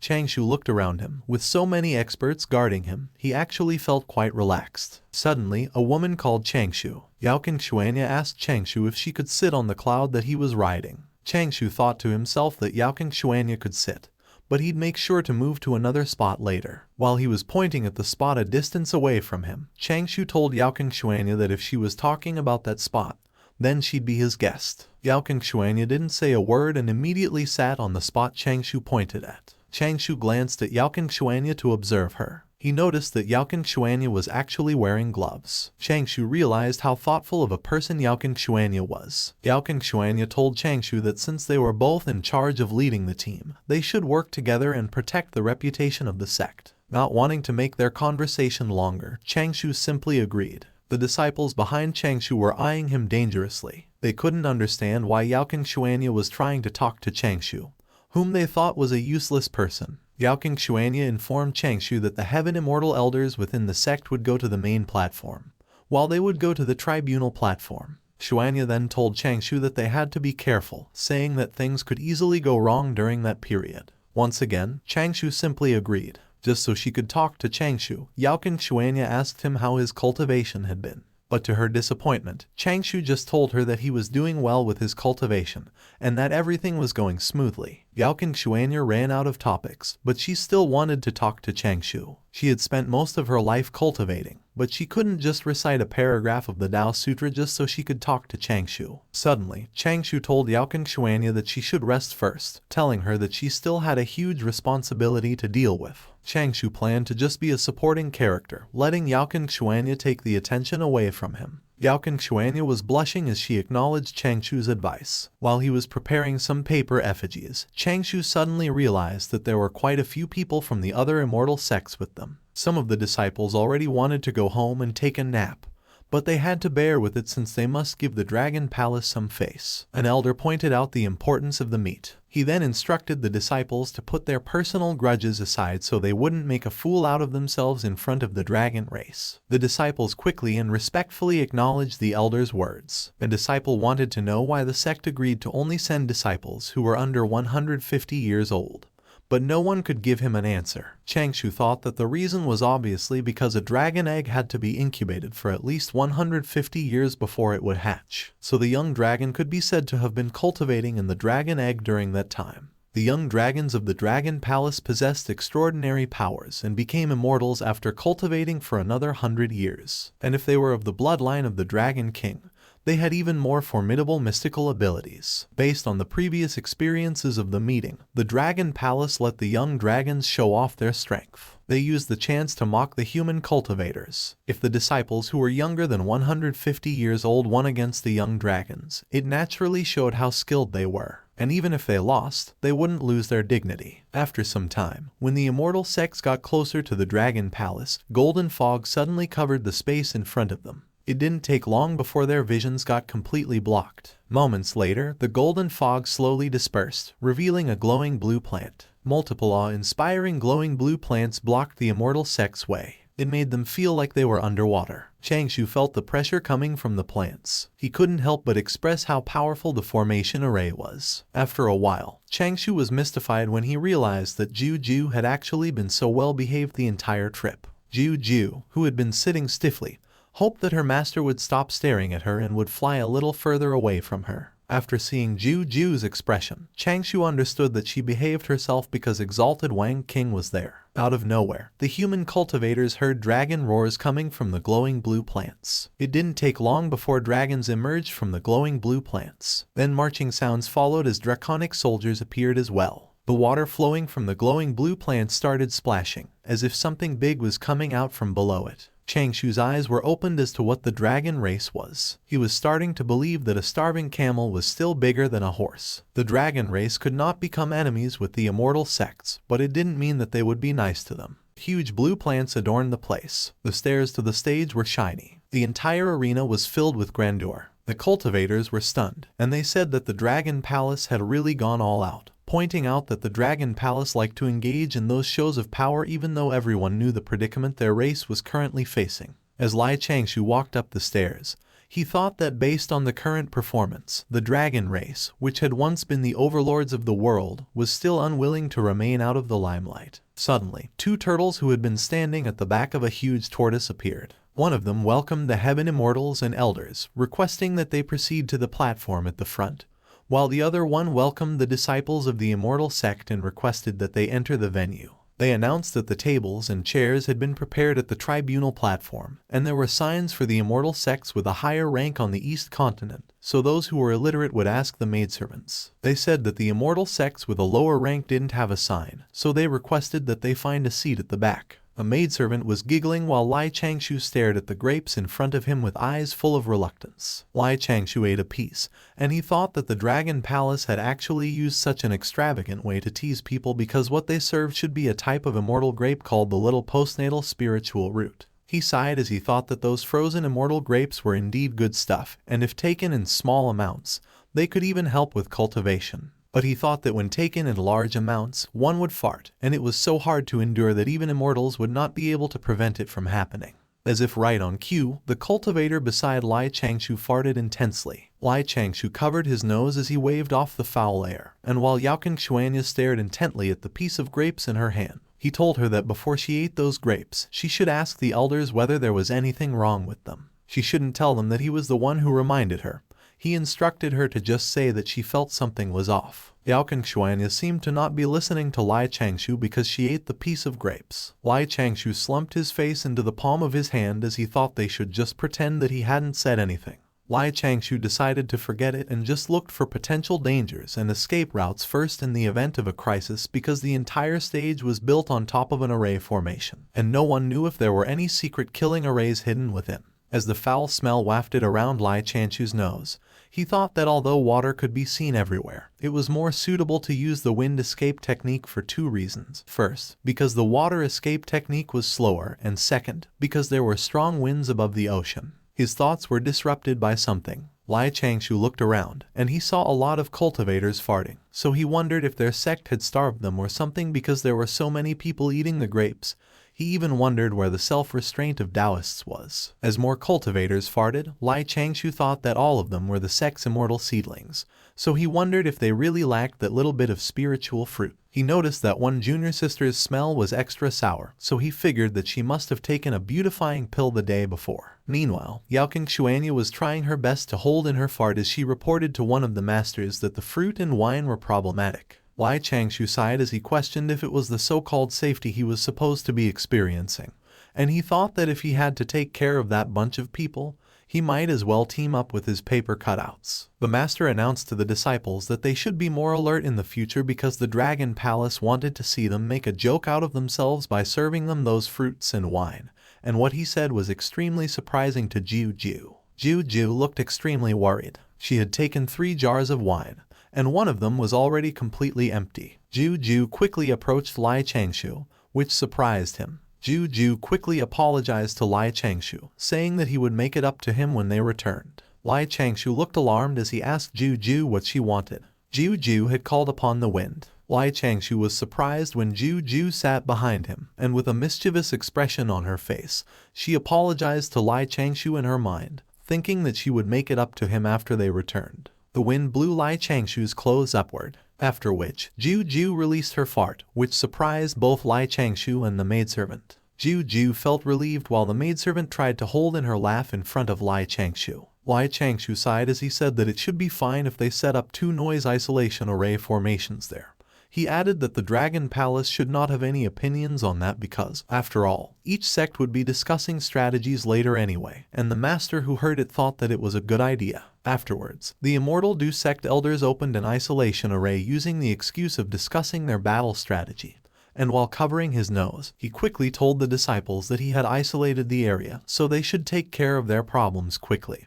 And with that, they were able to deal with the dragon race's little trick. Meanwhile, on the Little Qiang Peak, someone was in a good mood and was singing. It was Kai Yuan, and as he continued to sing, he opened the door and announced that he was home. Notes were lying around the room, and as Kai Yuan was about to enter it, he suddenly realized that he had been cultivating in seclusion for the past decade, so he should go enjoy some fresh air now that he had temporarily guarded the inheritance left behind. The letters were from Lai Changshou, congratulating Kai Yuan on his ascension to immortality. He informed his master that he had been sent to the East Ocean and would only return after 7 to 8 days. So meanwhile, he requested that he not go to the area at the back at the moment because there were a couple newly constructed array formations there. Kai Yuan was not able to read any of those letters because he didn't push through with entering the room. Instead, he carelessly walked away from home, saying that it was also beneficial to relax a bit instead of cultivating at home all day. On the other hand, Lai Changshou was using the wind speech incantation, a skill that would transmit pieces of information to him whenever the breeze blew past. It didn't consume soul power, but all sorts of information could be transmitted through it. Hence, Lai Changshou constantly filtered through them, and he thought that the wind speech incantation was useful. But it was a little sad that he had basically become a human surveillance system. Lai Changshou could hear the other cultivators talking about the heavenly tribulation last time. And as one cultivator commented that it was so scary, another one said that if they had met a bottleneck before they reached the final stage of the Tao Requital realm, they wouldn't have needed to face the heavenly tribulation at all. But another one commented that they would have just died of old age. One cultivator said that in the 3,000 Chicolisms, 90% of the human race didn't have qualifications to cultivate. And among those that did, only 1% could survive the tribulation and attain immortality. But another cultivator pointed out that still, the number of human cultivators far exceeded the number of magi's and demon cultivators during their heyday. And the other cultivator said that they couldn't have done anything about it because humans reproduce too quickly. Lai Changshou was extremely startled when Ju appeared behind him, loudly asking if he had brought anything fun over. Lai Changshou said that he hadn't because those things were reserved items for the Little Qiang Peak, so they couldn't be bought out of there. Ju looked skeptical, and she asked Lai Changshou if he had really not brought anything. Ju's eyes widened when Lai Changshou handed her a Rubik's Cube. Her eyes twinkled as she said that the Rubik's Cube looked interesting, and Lai Changshou reminded her that she couldn't lend it to anyone. The opening of the demon sweeping meet would last a few more days. The clam maidservants played the zither while the mermaids sang softly. The flood dragons played the bamboo flutes while the turtle immortals played the brass instruments. And while there were performances and shows, the younger cultivators quickly got impatient. However, with the elders watching them, they couldn't leave even if they had wanted to. On the second day, the cultivators were still paying attention to the performance on stage. But on the third day, everyone was already sleeping. Meanwhile, Yaoqing Xuanya approached Lai Changshou, but he apologized to her, saying that he wanted to rest alone. Ju popped out of nowhere, telling Yaoqing Xuanya to come and take a look at the melody she had recently written, to which she agreed. Yaoqing Xuanya's eyes were filled with worry as she glanced at Lai Changshou, wondering if he was not feeling well. Unbeknownst to her, the cultivator beside Lai Changshou was gritting his teeth, and Lai Changshou looked uncomfortable, thinking that when Yaoqing Xuanya got up, he sensed many of the surrounding gazes gathering towards her. He sighed and thought that she was a little too outstanding. Imagining Yaoqing Xuanya with chubby cheeks, Lai Changshou thought that if anyone had wanted to take Yaoqing Xuanya as a wife, they would have felt more at ease after feeding her fat. More than 230 years ago, the second prince of the East Ocean Dragon Palace, Aoi, had already gained consciousness in the dragon egg and could move about in the egg for 6 hours every day. This phenomenon was known as egg shift, a specialized term used by the dragon race, and from then on, various teachers would utilize those 6 hours to continuously teach Aoi etiquette, the arts, music, immortal techniques, and so on. A guard told Aoi that the dragon race was the strongest race, and that they were natural-born experts, and the primordial world's true owners. A clam maidservant told Aoi that the dragon race guarded the 4 seas and that they were noble and sacrificed their lives for the stability of the world. Under the impression that the dragon race was the strongest, Aoi hatched, and he also believed that the dragon race was the strongest under the heavens until one day when one of the dragon tribe members let the truth slip under a drunken stupor. The guy said that after the destruction of the ancient primordial world, the dragon race had been deemed responsible. So currently, they could only stay within the 4 seas and continuously use the bodies of the dragon race's experts to repair the unstable ocean eye because that was the only way they could wash away their sins. The guy continued to say that the ocean eye was the entrance to the heaven-earth polluted springs, the place where all negative karma gathered, and as he wondered how many more lives they must lose before they could be free again, unbeknownst to him, Aoi was hiding behind the wall, surprised that he heard that the dragon race had fallen to such a level. Aoi left the room full of determination, and he thought that he was the Dragon King's son and the successor to the ancestral dragon's bloodline, so he had to save his race. But gradually, Aoi discovered the pitiful truth that the majority of the dragon race still believed that they were the strongest race. Unfortunately, Aoi was powerless against them. He even got forced into participating in the demon sweeping meet, so to put it bluntly, he would be nothing more than a vessel for the dragon race to fight for and gain some pride back. Aoi thought that it was the day that he would wake the dragon race up. To make the dragon race realize this, he believed that he must definitely lose to the weakest person from the immortal Du sect. He had been determined to show the dragon race that the bloodline they were so proud of amounted to very little. He was going to make them relinquish their stubbornness and arrogance. One of the turtles approached Aoi, asking him what he had been doing there when it had been almost his turn to go on stage. However, Aoi simply told him that he had known. Aoi came up on stage, and he was introduced as a pure bloodline descendant of the ancient dragons, the second prince of the East Ocean Dragon Palace, Aoi. Suddenly, someone let out a sigh of relief that Aoi had finally left where he had been standing earlier. It had been Changshou, and he had wondered why Aoi had been staring at him and if there had been even a trace of killing intent. Changshou had wondered if his cultivation had been seen through by Aoi. Changshou had thought that it shouldn't have been the case because the concealment technique he had developed had even worked on his uncle masters. So, he had deduced that it could have been that Aoi lacked confidence and had wanted to challenge him because he had had the weakest cultivation there. The turtle on stage had suddenly silenced everyone, and he had announced that they would then let Aoi choose a suitable sparring partner from the immortal sects. Changshou had yawned as he had thought that, knowing the dragon race, they should care about pride. Thus, they wouldn't have been so shameless as to go after the weakest disciple. Aoi had pointed at someone. To Changshou's surprise, Aoi had already been hovering in front of him and pointing at him. Aoi had told Changshou to come up and spar with him, which had rendered Changshou speechless. Aoi pointed at Changshou and asked him to spar with him. Changshou thought that there were at least 7,000 to 8,000 cultivators present, so he wondered why Aoi had chosen him. All eyes were on him, and he felt uncomfortable with it. He wanted them to stop looking at him. Changshou was annoyed, and he thought about stuffing Aoi full of poisonous pills. Changshou was watching, and she was surprised when Changshou greeted Aoi and told him that his cultivation level was still low. He couldn't even be ranked among the top 100 of his sect. It was better for him not to show himself and embarrass himself. Changshou decided to make a move. She stood in front of Changshou, and she was determined to protect him. The turtle suggested that Aoi choose Changshou because she was already in the 8th stage of the Void Return realm.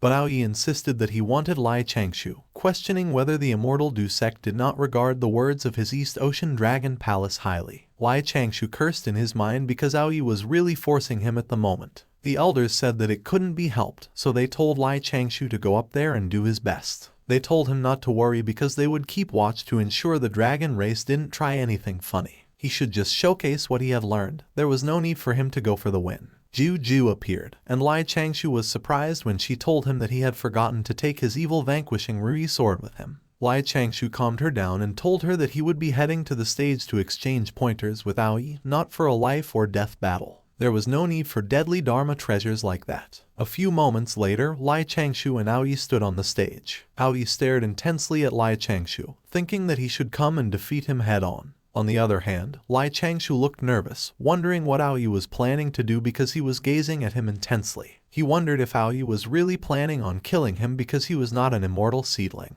Aoyi might think that the immortal Du sect would not start an all-out war even if he died. Aoyi charged at Changshou, and in his mind, he was urging him to come at him using his full strength to cast a Dharma spell, kick, or punch because he would definitely vomit blood like a fountain. Changshou used his turtle breath calming mantra as he thought that he needed to calm down and be more cautious. Aoyi quickly stopped in his tracks when Changshou had stopped him and told him to wait. Changshou said that since they were exchanging pointers, they needed to set some ground rules first. He said that they should create a boundary where they couldn't step out of and that there should be a referee to determine the results. Without any rules in place, it didn't seem to fit into the Dragon Palace's way of treating matters seriously and fairly. Aoyi looked horrified, and he wondered why Changshou had been so troublesome. Aoyi told Changshou that the match would take place within the circle, so one would lose the moment they stepped out of it. They would also have the turtle minister act as a referee. He asked Changshou if it was enough, and Changshou agreed and thanked him for honoring his request. Aoyi summoned sharp crystals, and he told Changshou that they should get started while thinking that he needed to attack fiercely so that his defeat would be even more tragic. Changshou smiled nervously and suggested to Aoyi that they should battle with their wits instead.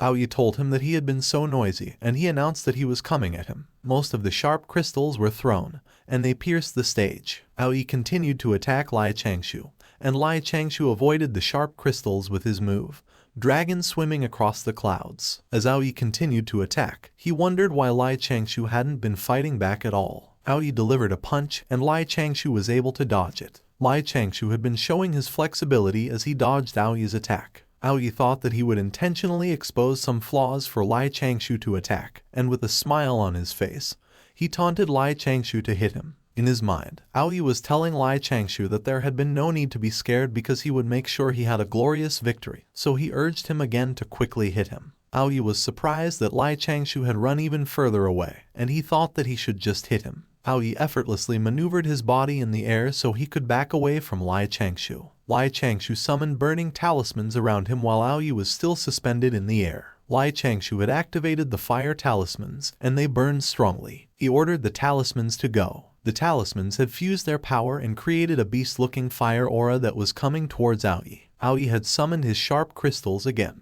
The fire was fast approaching Aoyi, and with the power of his crystals, he had quickly frozen the fire that was coming towards him. Changshou was surprised, and the fire talismans around him had already burned. They started to dissipate into thin air. Aoyi and Changshou had stood face to face with each other. Aoyi had charged towards Changshou. Aoyi had delivered a soft punch to Changshou, and Changshou had wondered why Aoyi's fist felt like it lacked power. On the other hand, Aoyi had been agitated, and in his mind, he had continued to urge Changshou to just hit him because he would offer him the glory of beating the second prince of the East Ocean Dragon Palace on a silver platter. Changshou had summoned another set of fire talismans. As they had clashed with each other, Aoyi had thought that although talisman techniques were not strong, they were quite flashy, plus he had already suffered from numerous fire spells. Aoyi had been planning that, in a while, he could perform the dragon exploding technique. Changshou had used his move, the Daybreak 5 Thunder spell. He had used it to block Aoyi's punch that was coming towards him. Aoyi had been surprised when he had sensed a hint of danger coming from Changshou, while on the other hand, Changshou had figured out that there was really no strength behind Aoyi's attacks at all. Changshou's move had dissipated after it had clashed with Aoyi's punch. As he had dodged Aoyi's punch, Changshou had smiled, and he had thought that what he had done should be enough. His foot had suddenly slipped, and Changshou had fallen down with a dramatic scream. Changshou stepped out of the line. He acted devastated when he realized that he had lost, and Aoyi was surprised at what had happened. Changshou started coughing up blood. He admitted that his capabilities were insufficient, so he would head back and cultivate more. Aoyi couldn't believe it when he heard Changshou admit defeat. He couldn't understand why he had done that. He wondered if Changshou didn't wish to win and if he wasn't going to fight for the pride of the human race. While he was busy questioning how Changshou could admit defeat like that, the turtle minister was already congratulating him for winning. Aoyi was completely enraged, and as the turtle minister announced his second battle, Aoyi told him to shut up.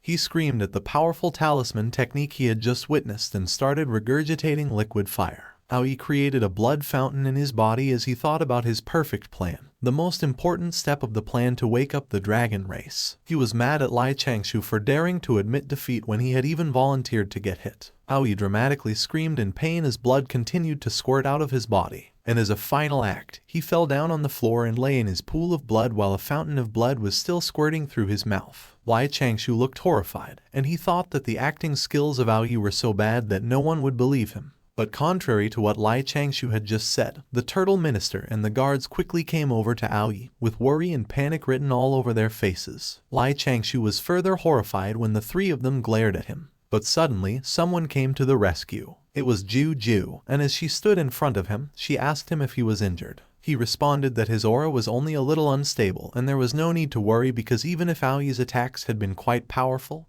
he was fine. Changshou wondered how Aoi's injuries were because he thought that his talisman techniques shouldn't have been able to break through the immortal armor he was wearing.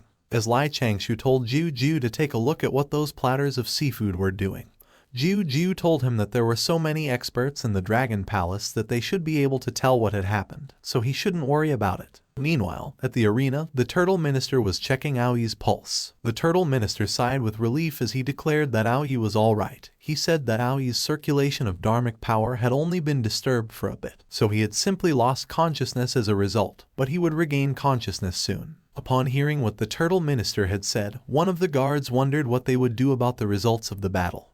And the other guard proudly said that Aoi had, of course, been the winner. An elder from the Immortal Du sect approached one of the guards and agreed that the winner had naturally been the winner. He offered a Kai-regulating pill made using a secret pill formula from their Immortal Du sect, and as he said that they should consider it a token from them, the guard thanked him. The first match went to the Dragon Palace. However, Aoi, who was still unconscious and was being carried out by the guards, was completely unaware of his achievement. Ju told Changshou that he could have won if he had just simply stood there for a while longer, saying that she hated that iron couldn't turn into steel. Changshou defended himself, saying that his Kai was running out and he had been at his limit too. One of the cultivators was enraged and said that Aoi had obviously been seeking trouble and had intentionally chosen Changshou. Another one chimed in and told Changshou to wait and see because he would let the dragons who participated later know how powerful the human race could be. Xuanya looked menacing as she agreed with the other cultivators and said that the Dragon Palace had gone too far. Changshou was alarmed when he saw Xuanya's expression, and in his mind, he had requested that she restrain herself. The two cultivators who had reacted earlier lost their battles, and it was Xuanya's turn to come up on stage,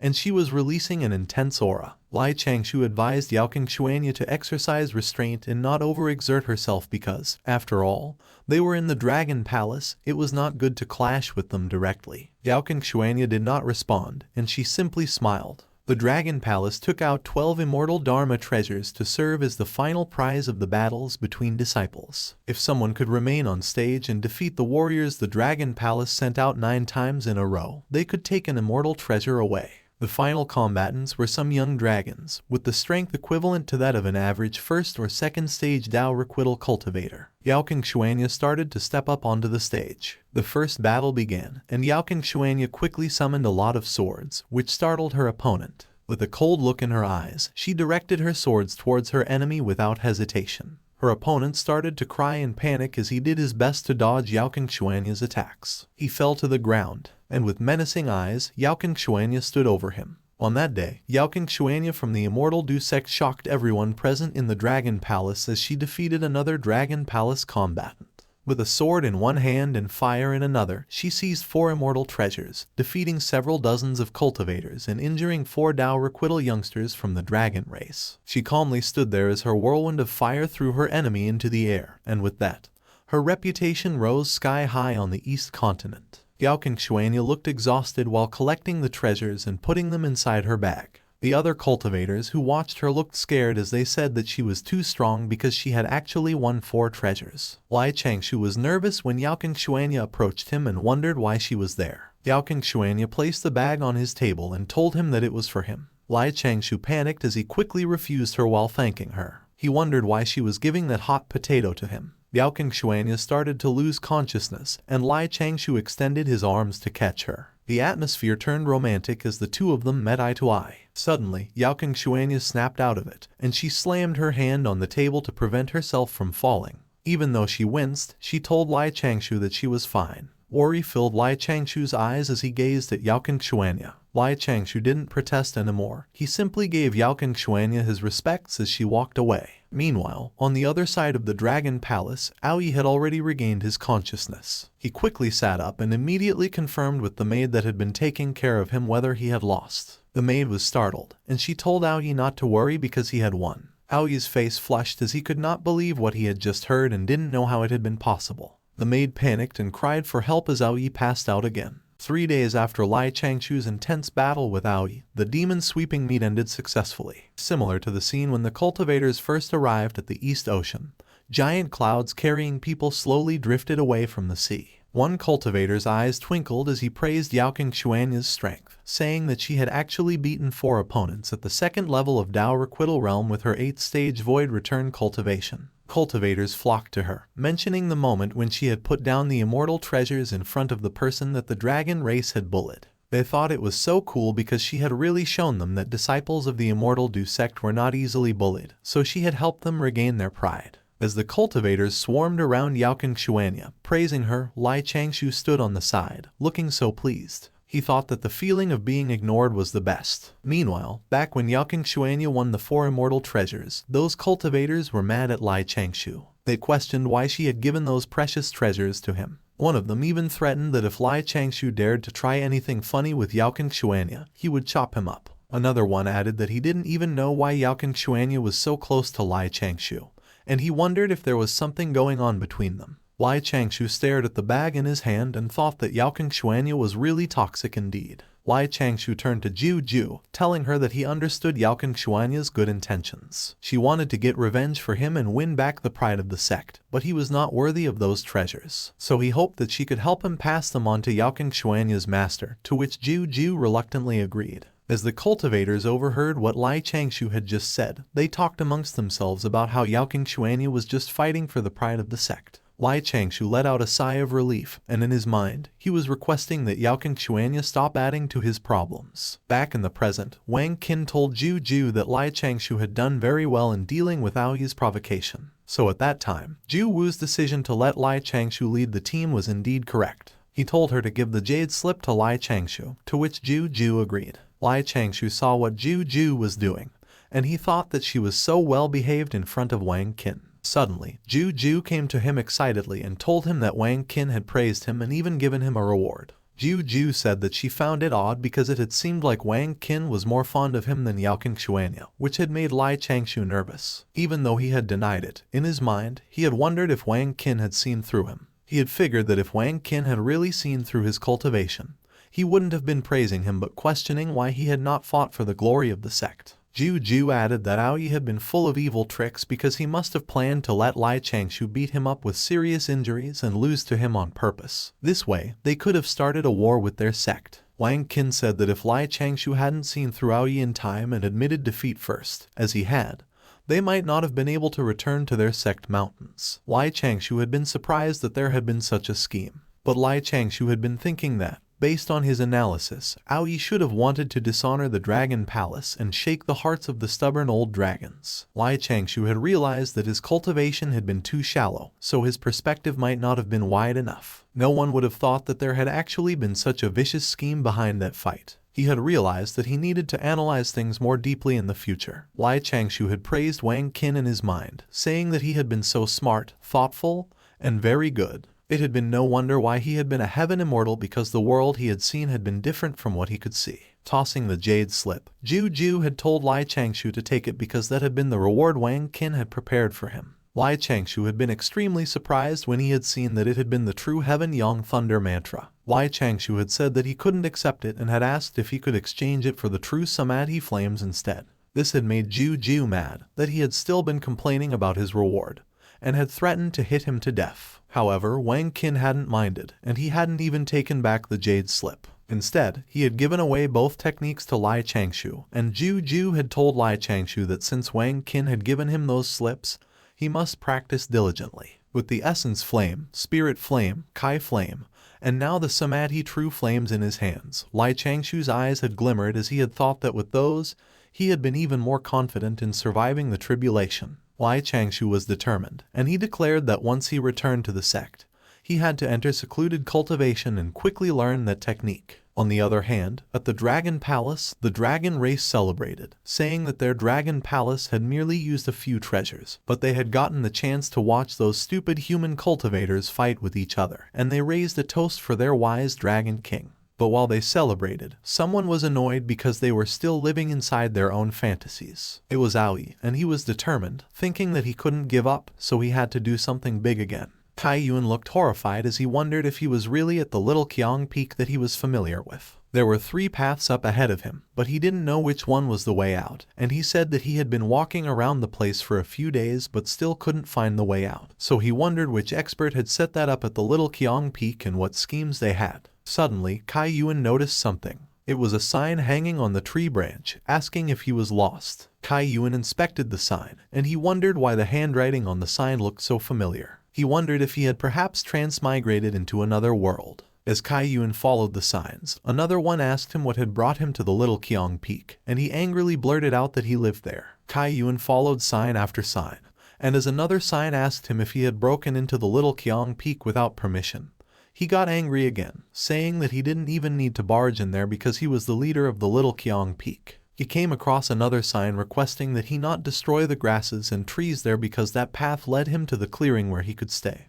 And Kai Yuan wondered if it was the exit left by the owner of the array formation. A sign told Kai Yuan that he had arrived and requested that he move forward by 3 steps. Kai Yuan followed the sign's instructions. He arrived at a clearing with water being provided, and he wondered what that place was. Kai Yuan saw another sign on the ground. The person who wrote the sign was requesting him to wait there, and if he couldn't rush over in time, he should be in seclusion or at a crucial period in alchemy. So if he was unable to wait, he could use his immortal powers to call someone over to save him. It also said that the little Qiang peak sincerely welcomed his arrival, but he had to visit directly next time, and said that he, the little Qiang peak's leader, Kai Yuan, greeted him. Upon reading the last part of the sign, Kai Yuan was surprised and horrified that he had written that sign. Kai Yuan wondered if he had been possessed, but he figured that it was not right. So he concluded that it might be a memory lapse caused by his impure turbid immortal cultivation, because turbid immortals were easily contaminated by the earth Kai, and their Tao heart would easily merge with evil spirits. Kai Yuan continued to think about the passage of time, turbid immortals, and mental demons repeatedly. Kai Yuan speculated that he had been just a mental demon and not the true Kai Yuan.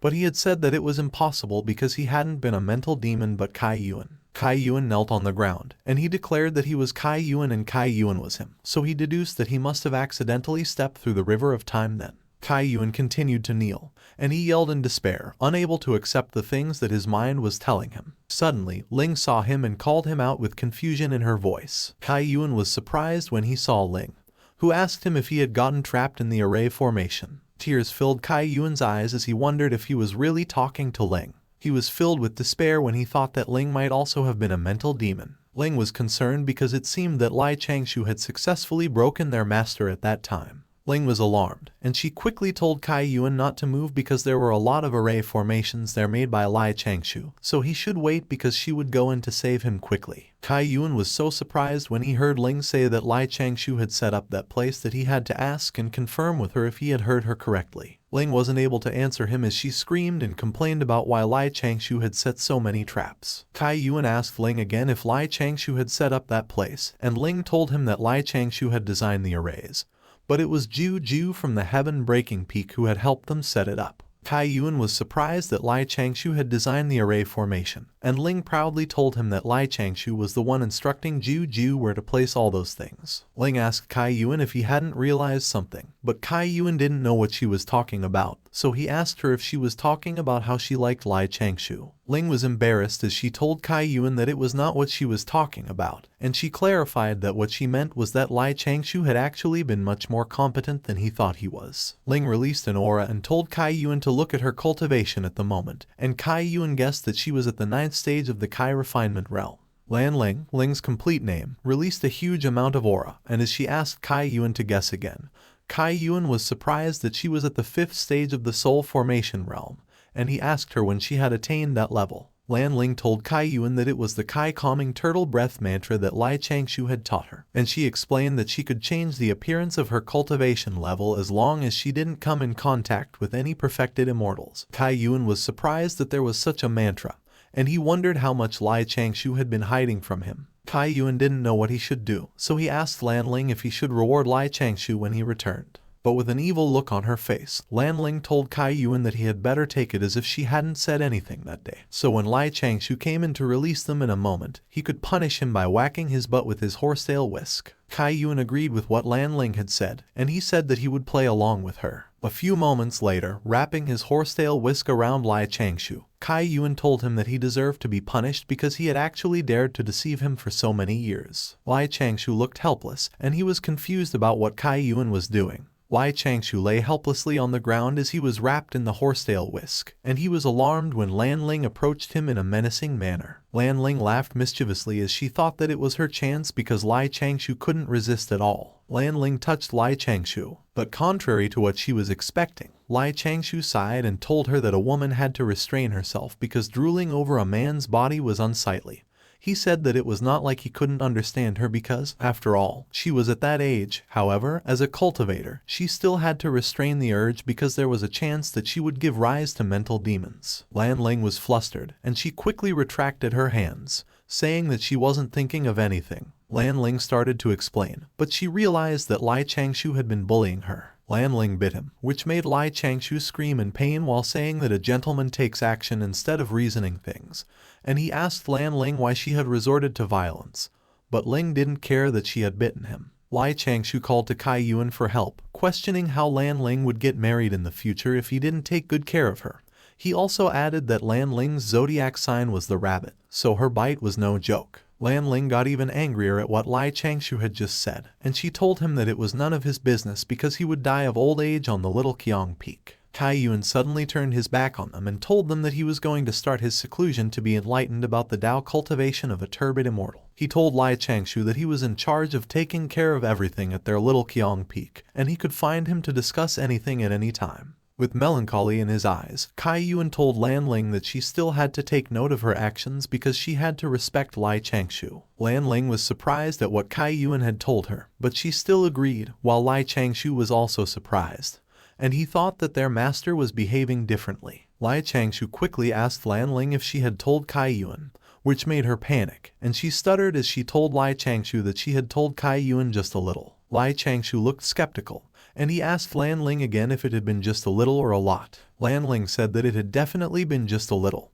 and Lai Changshou told her to get in the house. Lai Changshou asked her what she had told Kai Yuan, but instead of answering, she told him that Kai Yuan had forced her to tell him. A few moments later, someone grabbed a cushion and knelt on it. It was Lanling, and she was crying as she told Lai Changshou that she hadn't said anything important. She said that she had only told Kai Yuan about the array formations and that they had been hiding their cultivation. Lai Changshou felt uncomfortable about Lanling's crying, so he told her to forget it, so she should stop crying and go punish herself. Lai Changshou remembered that Kai Yuan was getting old, so he wondered if he should find a wife to take care of him in his old age. He also thought that the things Ling told Kai Yuan weren't too important, and it was also good that he didn't have to hide them from him anymore. Lai Changshou let out a sigh as he realized that the things Ling knew were also limited, so she wasn't much of a threat. A few hours later, as the evening arrived at the Little Qiang Peak, someone pondered the great God conferment tribulation, and they came to the realization that although they had already found out that reaching the zenith heaven golden immortal realm would be their best bet of navigating through it peacefully,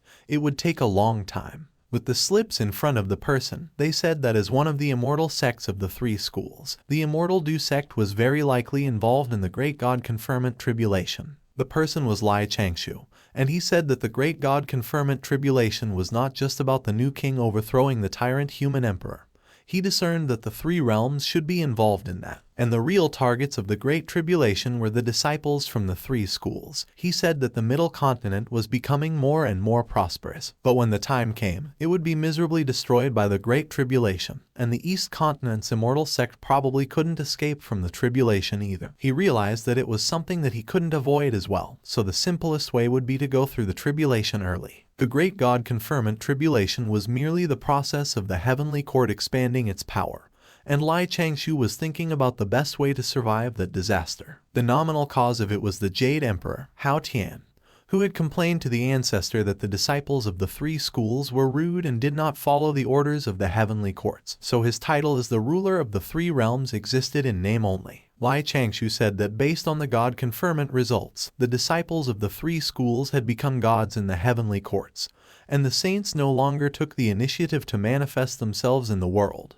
This laid the foundation for the heavenly courts to manage the three realms. So as long as Lai Changshou got into the heavenly court in advance and became an elder during the inception of the court, he could avoid the troubles of the tribulation. He just had to become an official and register his name in the immortal registry, so there was no need to aim for a higher position either. Once the tribulation started, he would already have become a senior member of the heavenly court, so the tribulation would have no reason to target him. Lai Changshou closed the book he was reading and said that it was redundant to kill a god of the heavenly court just to turn them into a god of the court again. So once the tribulation ended, many talented disciples of the three sects would have been turned into gods. During that time, as a no-name senior member, he could just retire and enjoy his life. Lai Changshou said that he could obtain the identity of an elder of the heavenly courts and return to the mountains to continue cultivating steadily. It was just perfect. He said that there was still plenty of time to get his name into the immortal registry before the Jade Emperor complained to the Tao ancestor and triggered the tribulation. So he should also try to get Kai Yuan to become an earth god because it could help him later on too. Lai Changshou said that he would have to see whether Kai Yuan was willing or not because, although an earth god had little authority, it was still a righteous god after all.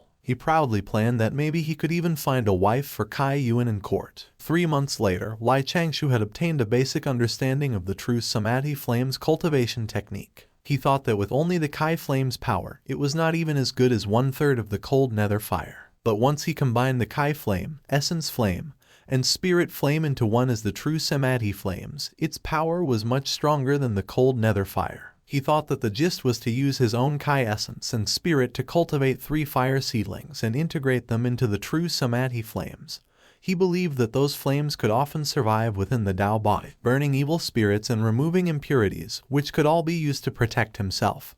But as he was cultivating, he was startled when he felt that someone was coming. Lai Changshou sat in his laid-back chair nonchalantly as someone who rode a cloud arrived. It was Zhu Wu, and as Lai Changshou greeted him, Zhu Wu quickly told Lai Changshou that he had heard that he had reaped great benefits on his journey to the East Ocean 3 months ago, and he had also dealt with Ao Yi properly when he provoked him, so he was glad that he had not recommended him for nothing. Lai Changshou said that on that trip, he had been able to obtain a fire and a thunder spell, and he told Zhu Wu that he had prepared a feast inside to thank him. Zhu Wu hesitated, and he said that he felt like something was up because Lai Changshou was usually quite stingy with the spirit meat and wine when he came to visit. Zhu Wu realized that Lai Changshou had gone to the East Ocean after being coaxed and deceived by him, so he nervously asked Lai Changshou if he had poisoned the food. Lai Changshou laughed and told Zhu Wu that he was only a disciple of the little Qiang Peak while he was a perfected immortal, and the sectarian officers that the elders thought highly of. So even if he had the thoughts to plot against him, he didn't have the guts at all. Moreover, he had obtained huge benefits on the journey to the East Ocean. Lai Changshou presented the photo-taking balls and said that after improving them, he had turned them into sound recording balls as well. As Lai Changshou offered one to Zhu Wu, saying that they would each have 1 ball and the entire feast that day would be recorded in them to reassure him. Zhu Wu's eyes twinkled with excitement as he saw those balls as good stuff. With the ball in his hand, Zhu Wu laughed, and he told Lai Changshou that even without it, he would have wanted to see what kind of tricks he had prepared anyway. Lai Changshou smiled, and he had this dark, scheming look as he told Zhu Wu to come in. Lai Changshou activated the sound and video recording balls. Zhu Wu said that he had wondered if Lai Changshou had placed some kind of harmless medicine inside each of those dishes and if they would be an incapacitating toxin when mixed together. As Zhu Wu continued to doubt that Lai Changshou had genuinely treated him to wine, Lai Changshou ate happily, thinking that Lan Ling's culinary skills had improved again. Lai Changshou laughed, and he asked Zhu Wu if he had experienced something outside that had made him so skeptical of his good intentions because, after all, he was not an evil person. Zhu Wu laughed, and he said that he had been just joking because he was a perfected immortal, so there was nothing to be scared of. The two of them raised a toast. After a while, Zhu Wu was sad that his jar was already empty. Lai Changshou took out a different jar, and he told Zhu Wu that it was the bone-strengthening poisonous dragon wine and that it was a thank-you gift from him.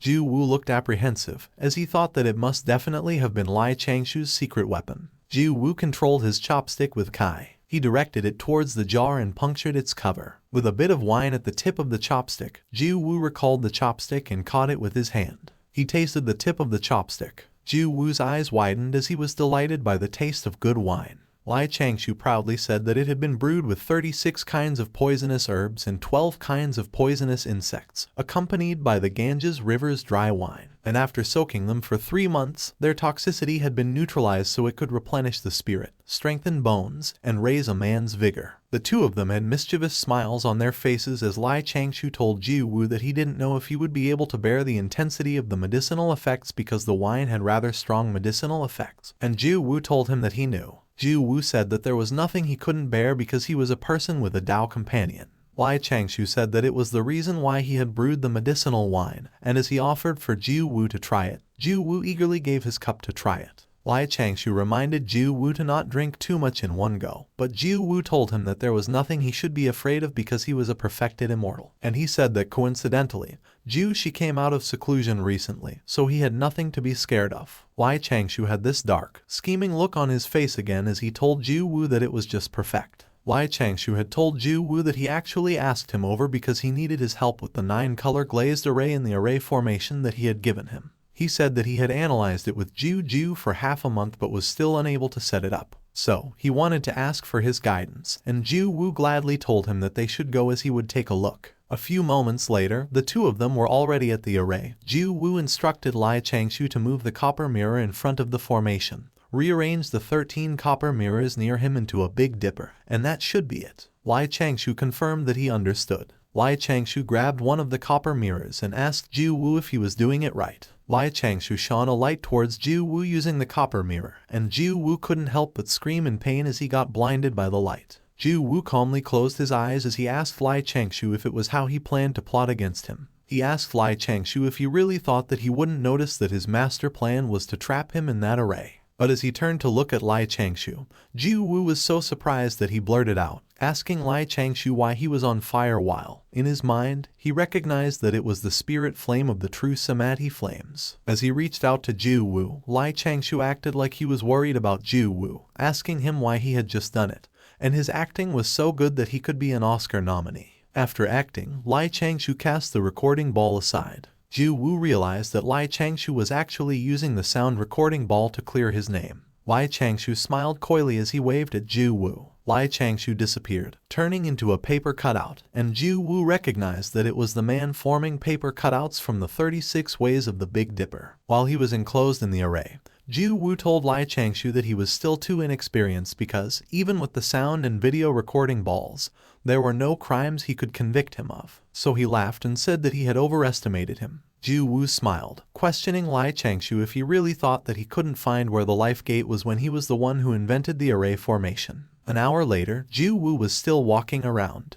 2 hours later, Ju Wu was already out of breath and sweating. Ju Wu was frustrated that he had encountered a chain array again, and he thought that since he had been the one who had invented the trapping array formation, he had recklessly entered Lai Changshou's trap, forgetting that he loved to set up chain arrays the most. Suddenly, Ju Wu was alarmed when he felt that it had suddenly become so hot. Ju Wu closed his legs together when he realized that the Yongkai in his body had been rising recklessly because of the medicinal wine, and he couldn't help but ask why it had been so strong. Ju Wu tightly hugged Jiushi, asking her why he had felt so hot, and she told him to be good and just hold her tight. Ju Wu imagined it, and his eyes bulged out as he reminded himself that he needed to bear with it because he was a half-step heaven immortal, so he could resist that bit of medicinal effect. He just had to remember that Jiushi was waiting for him at home. Ju Wu shook his head because he realized that he shouldn't have thought of Jiushi since it only made him feel worse. Ju Wu was extremely red, and while he thought that he couldn't make a fool out of himself because Lai Changshou's sound and video recording balls were still recording, he cursed in his mind because he knew that he couldn't bear it anymore. Ju Wu yelled that it was a matter of a male's dignity, so he couldn't bear it. Ju Wu knelt on the ground and called Lai Changshou. As his soul left his body, Ju Wu admitted defeat, and he promised that in the future he wouldn't dare to plot against him anymore. Lai Changshou smiled with contentment, and he thought that what he did should have been enough, so he decided that he should spare Ju Wu. A wooden sign appeared on the ground, and Ju Wu immediately noticed it, wondering what it was. Ju Wu recognized that it was a heavenly Tao Oath and Remembrance Oath Sutra. It said that from that point onward, he wouldn't be allowed to do anything against Lai Changshou. He wouldn't reveal any information about him to anybody, including but not limited to his Dharma artifacts, tools, and cultivation. And if he broke the code, the heavenly thunder would strike off his manhood. And upon reading it, Ju Wu couldn't help but wonder if Lai Changshou had been that ruthless. Ju Wu complained that it had just a few hundred conditions, but he still read it. After Ju Wu finished swearing the oath, purple lightning and a soft rumbling of thunder manifested above the little Qiang peak. Lai Changshou watched as Ju Wu swiftly went home, pleading that she must not enter seclusion. Lai Changshou grabbed the wooden sign on the ground from earlier, and he smiled, saying that it should have been fine at the moment. 2 months later, in the pill furnace room, Ju asked Lai Changshou if he still had the medicinal wine he gave to Ju Wu because she told her that she wanted to use a few Dharma spell books to exchange the recipe for the medicinal wine, and Lai Changshou told her that it was in the jar she was currently playing with. Lai Changshou turned to tell Ju that she should remind Shi that the medicinal wine wasn't suitable for a woman to drink, otherwise, something bad would happen. The wooden ladle with the wine fell to the ground. Ju already drank the medicinal wine, and she was panicking as she asked Lai Changshou what would happen if a woman drank it. Lai Changshou looked disappointed at Ju, and he told her that the woman would grow a beard or something like that. Ju's eyes widened when she heard about growing a beard.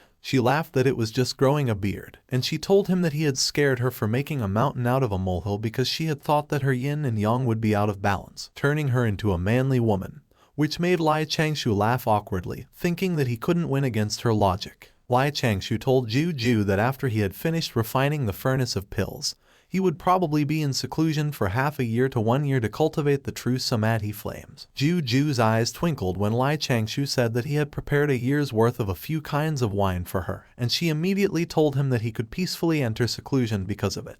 The wine ran like rivers, and the wine fragrance formed clouds, and Ju was drooling as she thought that there were so many treasures that all belonged to her while she was looking at the jars of wine in front of her. Lai Changshou reminded Ju that it wouldn't be good for her if she drank too much of those, so she should drink in moderation and restrain herself a little. Ju turned serious, and she told Lai Changshou that although the true samadhi flames could be cultivated at the void return realm, what was needed in the beginning was to burn his essence, Kai, and spirit to condense the fire seedlings, so he shouldn't force himself. She reminded him not to cultivate the Dharma spell if he hadn't accumulated enough because he would end up losing his essence, Kai, and spirit, which would be horrible, and Lai Changshou thanked Ju for the reminder. Ju said that she had been stuck in bottlenecks before, but after a few years, she would manage to break through for no reason, and after the breakthrough, she would be entering seclusion for a few years or even decades. And she told Lai Changshou that what she was saying was that he shouldn't be in a hurry. Lai Changshou confirmed that he understood Ju, and he asked her if she mainly cultivated the Inaction Sutra. Ju confirmed that Lai Changshou was right because when someone ascends to an immortal, they can also cultivate the Inaction Sutra, and if they have good potential, they can also cultivate in the void return realm. Ju suddenly remembered that she had heard Ju Wu say that Kai Yuan had started to achieve enlightenment on the Inaction Sutra. Lai Changshou confirmed that it was correct, and he said that 2 months ago, Kai Yuan had obtained a sutra sent by the sectarian officer within the sect. He had realized and told Ju that, given her carefree attitude, she was most suitable to cultivate the Inaction Sutra. Ju had told Lai Changshou that he was like an old man because he was saying the same thing as Wang Qin, and Lai Changshou had told her that previously. Ju Wu had given him volume 1 of the Inaction Sutra, so he had gained some insights, which Ju had understood. Suddenly, Ju's eyes became bleary as she called Lai Changshou. Lai Changshou was surprised when Ju suddenly leaned towards him and told him that he was actually pretty good looking. Ju smiled brightly while her face was beet red, and she wondered why she hadn't realized it in the past. Lai Changshou blushed, and he was not able to say anything. A few moments later, Lai Changshou was still speechless, but the look in his eyes had already been replaced with concern. Ju was sleeping soundly on the table in front of him. Lai Changshou smiled as he stared at Ju's peaceful sleeping face, and he thought that Ju could also be described as a beauty with a clear mind and an innocent heart. He sighed and said that, unfortunately, Ju had been too lively whenever she was awake. 2 days later, at the lake on Little Kiang Peak, Lanling asked Changshou if he wasn't going to cultivate inside the pill chamber at that time. As he struggled to control the fire in the palm of his hand, Changshou told her that the reaction of the 3 fires from the samadhi true flames could damage the building. He said that he would build a small boat and enter seclusion in the middle of the lake. Changshou handed bottles to Lanling as he told her that she could use those to protect herself and cultivate while he was gone. And Lanling was in awe as he thanked Changshou for it. Lanling was in a daze as Changshou instructed her that she must take the left bottle 3 times a day, while she must scatter about 5 grams of the left bottle every time because it could affect her mentality. However, Changshou noticed that she was in a daze, so he asked if she was listening to him and told her to stop staring at him, to which Lanling agreed in a listless manner. Sadness filled Lanling's eyes as she asked Changshou if he didn't need to hide the true samadhi flames. Changshou flicked her on the forehead, asking her what she was worried about and reminding her about the lessons he had taught her in the past few years. Changshou lectured Lanling that the true samadhi flames were bestowed upon him by Wang Qin, so if he hid it and didn't use it, it would be more suspicious instead. He also added that it would only be considered a trump card if others couldn't imagine, guess, or think of it from information exposed based on his daily life. He said that it wasn't just about the power of the technique, which Lanling confirmed she understood, but in her mind, she was thinking that she would never be able to keep up with Changshou's logic. Changshou instructed Lanling to place the 2 bottles of pills in front of Kai Yuan's house because those were pills he made for him to assist his cultivation,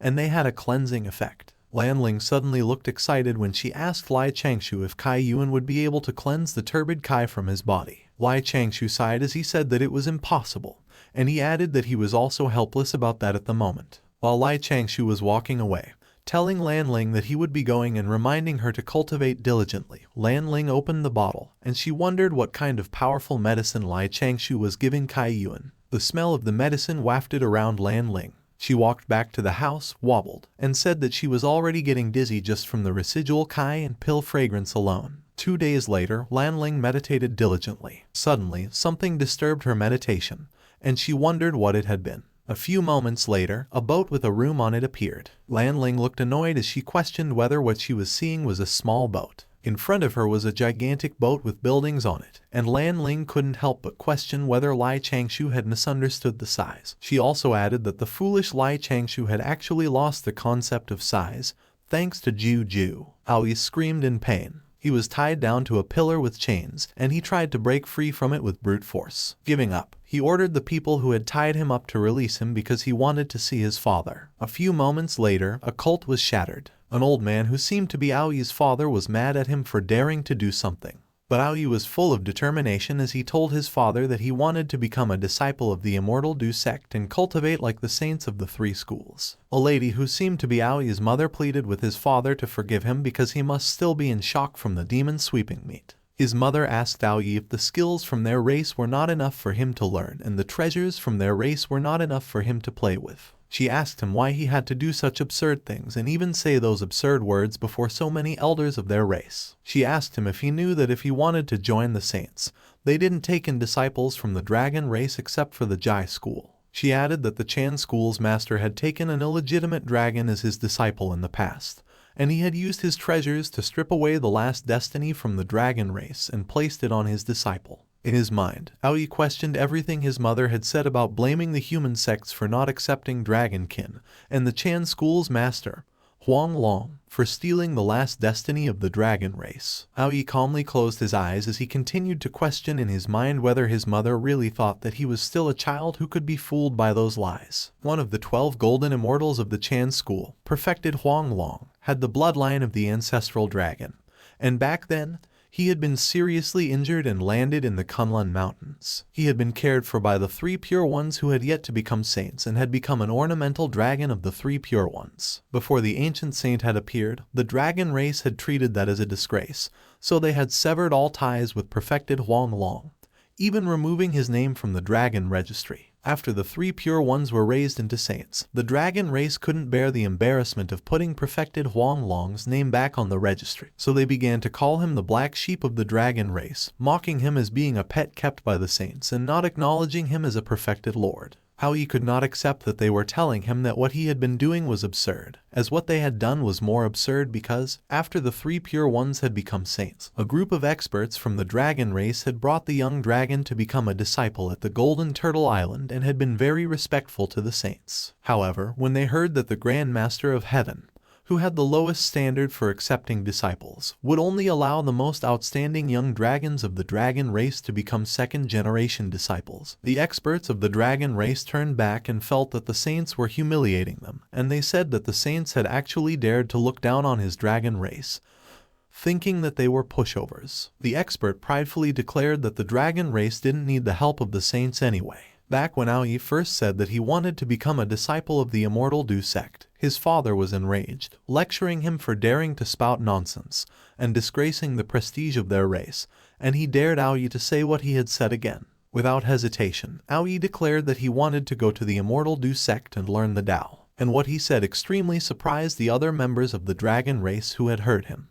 His father immediately ordered the guards to take Aoi away and chain him up. While he was chained to a pillar, Aoi thought that he had to endure it because only if he, the second prince of the Dragon King, a descendant of the ancestral dragon, could become a disciple of the immortal Du sect, which had a rank in the middle of the immortal sects of the 3 schools, could he break through the pointless arrogance of the dragon race and tear apart their twisted self-esteem. Determination filled his eyes as he thought that it was the only hope for the dragon race. 3 months later in the East Dragon Palace, Aoi's mother cried, saying that Aoi had definitely been a good child, so he must have been bewitched by someone. She questioned how they could all have been harsh on him and ordered them to go find a scapegoat and release her son. Aoi's father panicked as he told his wife not to cry anymore because he also didn't want to punish their child. But he had no choice, so he agreed that they should find a scapegoat so the matter could be settled. Their eyes twinkled as both of them looked at the fish that was playing a flute and thought about the scapegoat. Tears filled the fish's eyes as the king asked what the punishment for tricking a member of loyalty was, and the queen said that it was death by 1,000 cuts, adding that she was also in the mood for some sashimi. After a series of matters, the young dragon rebelling, his mother pleading for him, and his father ordering a thorough investigation, a fish spirit, who was a musician teaching Aoi in the ocean, became a scapegoat. The fish spirit was cut into pieces on the spot and put between scallions, ginger, vinegar, and garlic. It was unfortunate and lamentable that during the primordial world, there was no wasabi, so the way of enjoying sashimi had yet to be perfected. After some time, in the present, Aoi was tied to a huge immortal cowrie ship, which sped to the border between the South Ocean and the East Ocean. A turtle elder asked Aoi why he would go to the tiny immortal Du sect, questioning what capabilities they had and saying that even if the king let him become a disciple there, they would not dare to take him in either. The elder told Aoi that he had to think of the king too because he was currently holding his ground amid the opinions of the masses and was suppressing all the voices so that he could go and become a disciple of a saint.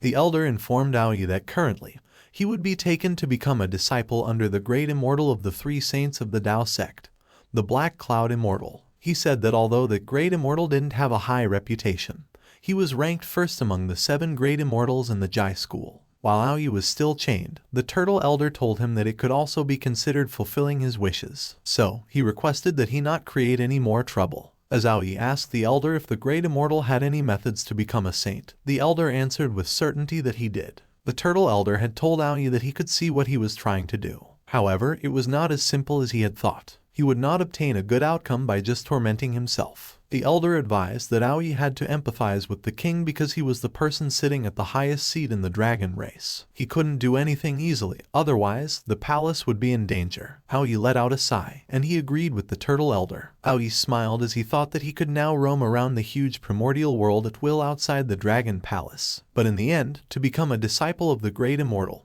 he still had to rely on his status as the Prince of the Dragon Palace. He was not content with it because what he needed to search for was the way out for the entire dragon race, not just the way out for himself. On the other hand, on the heaven-breaking peak of the immortal Du sect, Ju was bored. She had still been lying in bed, saying that it had only been 3 months since Changshou had entered seclusion. So she wondered why she felt that it seemed like more than 3 years. She complained that she had nobody to play with. She sulked and said that after her big senior sister and second senior brother, her fourth senior sister and fifth senior brother, her sixth senior sister, and her seventh senior brother had gone out together, she had expected that it should be time for the eighth senior brother to be with the ninth junior sister. But she hadn't expected that the 8th senior brother would also leave the heaven-breaking peak. Ju sighed, saying that as the 9th junior sister, her life had been so bitter. She said that just because she was the 9th, she had been so lonely without anyone accompanying her because Wang Qin had said that he wouldn't be accepting a 10th disciple anymore. She complained that her life had been so hard. Suddenly, she opened her window and called her little 9. Ju immediately perked up as she heard her senior sister. She was surprised, and she asked what was wrong when Ju quickly ran towards her, asking her to accompany her to the little Qiang Peak. Ju was sobbing as she told that she wanted to play fight with the great god and that she wanted to play Immortal Life Simulation because she had been so bored. She was so confused when Ju mentioned fighting the great gods and immortal life, as she didn't know what those were. She called Ju a foolish junior sister, asking her how she could have gone to the little Qiang Peak. With a smile on her face, she asked Ju if she wouldn't have felt embarrassed if she had gone there. Ju was confused, as she didn't know what she should have been embarrassed about. When realization hit her, Ju immediately told that she had misunderstood something because she had only had an aunt-nephew relationship with Changshou. She was not convinced, so she asked Ju if martial aunts and disciple nephews had performed alchemy and set up array formations with each other every day, saying that it had been quite intimate. But Ju said that it hadn't been intimate because Changshou had been sick. Ju said that Changshou couldn't have been touched by any woman besides Lan Ling. Otherwise, he would have twitched all over. She figured that he had watched Lan Ling grow up, so he had been fine with her. But he had also been fine with her if it had been just touching fists or high fives. She said that there had been something fishy in that illness. So she asked Ju how the illness had come about and to tell her in detail. So Ju told her that it had begun when she had brought Changshou to the North Continent the last time. A few moments later, she was laughing out loud. Tears were forming at the corners of her eyes as she continued to laugh at how Ju had actually been fooled by such a simple lie. Ju was enraged because Changshou had actually dared to deceive her. She calmed her down and told her that a man who had not been frivolous was a treasure rarely seen in the world, so she shouldn't miss the opportunity. Ju blushed as she asked Ju what she was talking about and asked how she could have been with Changshou. She acted surprised, saying that she was going back to seclusion. But she reminded her that she was going to be a guard at the priming meet after a few days, and Ju got disoriented when she realized that, and she wondered if she could enter seclusion for a few days. She invited herself in through the window and told Ju that she didn't have to be shy in front of her because she would teach her how to dress and apply makeup first. But Ju strongly refused, saying she didn't want to. She smiled gently as she convinced Ju to let her have a look at her current figure. Ju tried to protest, telling she not to touch her and said that it was annoying. But she did not listen, and she quickly removed Ju's clothes. For the next few months, Ju contemplated Ju's words slowly. While bringing the disciples to the North Continent, Yaoqin Xuanya asked Ju if they were not going, as she was in a daze, thinking about her and Changshou. When the priming event ended, she still continued to ponder about her and Changshou. And finally, when she was enlightened, she couldn't believe that her heart was really moved by a disciple nephew who was only around 100 years old. A paper crane flew inside a window. It was a message carrier paper crane, and it informed Ju that Changshou had asked her to come over to refine pills. Ju blushed as she said that she would be heading over immediately, but she had a sudden realization. She blushed, and her eyes widened. She asked herself if her heart could have really been moved by a disciple who was only around 100 years old. With Ju's words about how there were some things she would only know after asking running through her mind, Ju decided to go and just do it, wondering what she had been afraid of when she had just needed to go and ask Changshou. A few moments later, at the little Qiang Peak pill chamber, Ju was muttering as she asked Changshou if he liked something.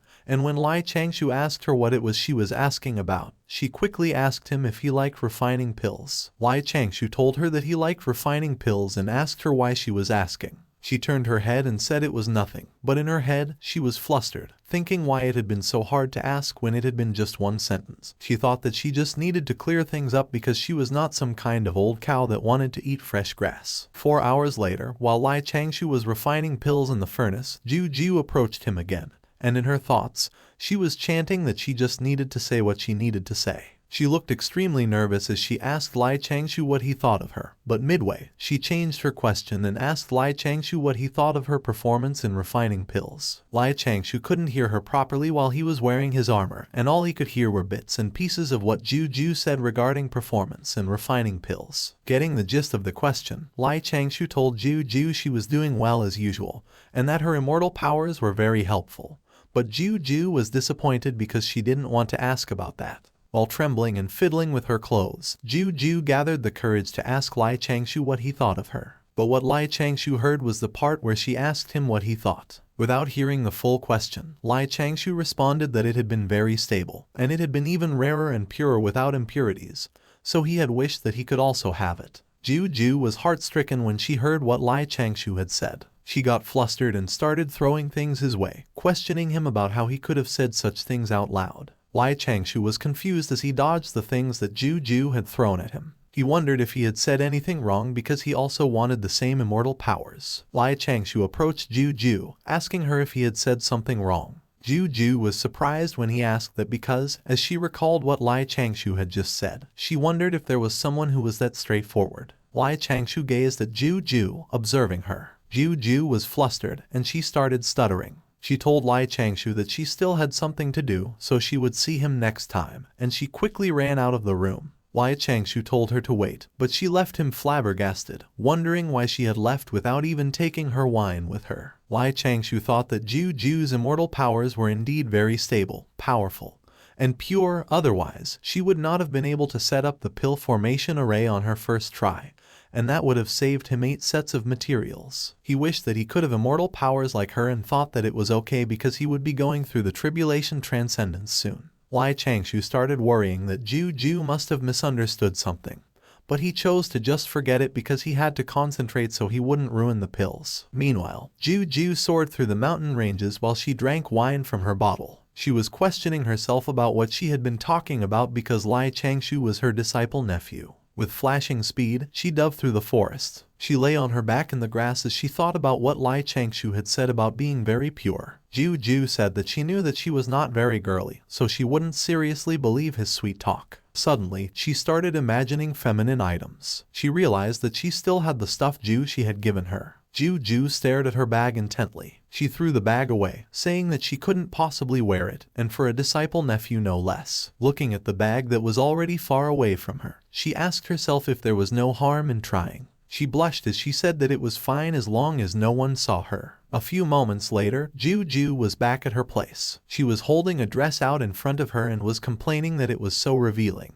Checking out another dress, she complained that it was just adding 2 pieces of cloth behind another piece of cloth, which made her worry about what people would think if she wore it outside. She saw another dress and said that it was even more revealing because the most important place was not even covered up. She wondered if she had really worn that outfit before, but she realized that something was not right and thought that she had to wear both pieces together. After an entire day of back and forth, Ju finally decided to come out of her hut, and she thought to herself that she was just taking a stroll. As she stepped out of her hut, she tried to convince herself that she was just having a quick walk. The people around were awestruck, as they thought they had seen a fairy, but they blushed and started drooling when they realized that it was Ju. Feeling a bit shy, Ju said that it was no big deal because she had just worn a different robe, and it was not as if she had broken the sect's rules or anything. Ju sat down, and she wondered what the dress she wore was made of because it was so light and thin, which made her feel so embarrassed. She soared through the mountains, wearing her new outfit. Suddenly, Ju noticed Ju, who read a book on ways to replenish Yang Kai and complained that he exercised too much lately. And he said that it was a good thing that she finally decided to enter secluded cultivation because he could finally catch a break. Ju flew behind Ju. She cleared her throat to catch his attention. Ju froze in place and expressed both worry and confusion as he wondered since when they had a female immortal like that. And he pointed out that she even took the initiative to greet him, so he wondered if she didn't know that he already had a Dao companion. As Ju flew past Ju, she sulked as he didn't recognize her. After thinking about it, Ju wondered why the woman who just greeted him looked so familiar. He was extremely surprised when he realized that it was Ju. Meanwhile, Lai Changshou was seriously teaching Lan Ling about how the state of mind was significant, and the Tao manifested in it. He told her that the Kai returned to the sea and condensed in the primordial soul. He pointed out that in the sentence they read, the hardest thing to understand was that the Kai returns to the sea because the Kai there does not refer to one's cultivated Dharma power,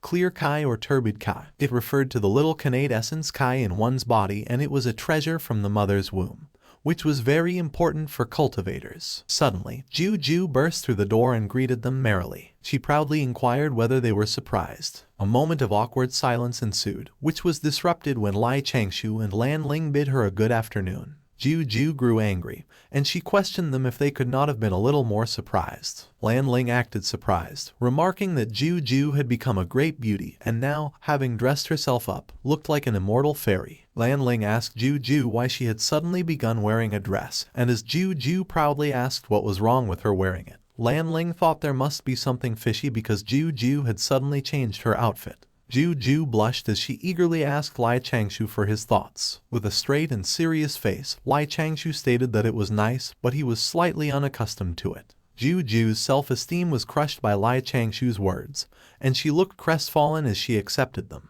Lan Ling giggled, thinking that Lai Changshou was just as she expected, and mused that it was really difficult to approach a person like him who refused to get involved in any karma. Lan Ling asked Juju if it was her first time dressing up like that, and while suppressing her tears, Juju confirmed that it was true, saying that she just wanted to change her dressing style, which made Lan Ling sigh, thinking that Juju was too pitiful, and that it was unfortunate that such a tactic would never work on a wooden statue like Lai Changshou, so she would help her out a bit. Lan Ling told Juju that when she was dressed like that, having light makeup was more suitable. Lan Ling took hold of Juju's hand, telling her to come with her because she would help her, to which Juju agreed. Lai Changshou, still seated on his chair, breathed a sigh of relief. Half an hour later, Juju returned with light makeup. She posed in front of Lai Changshou, and she asked him how she looked. Gazing at her bosom, Lai Changshou blushed, and he told her she was not bad and that she was among the top 3 most beautiful women he had seen. Juju blushed, looking ecstatic as she asked him if he was serious. Juju's eyes twinkled as she asked Lai Changshou if he was serious, and he told her that it was true,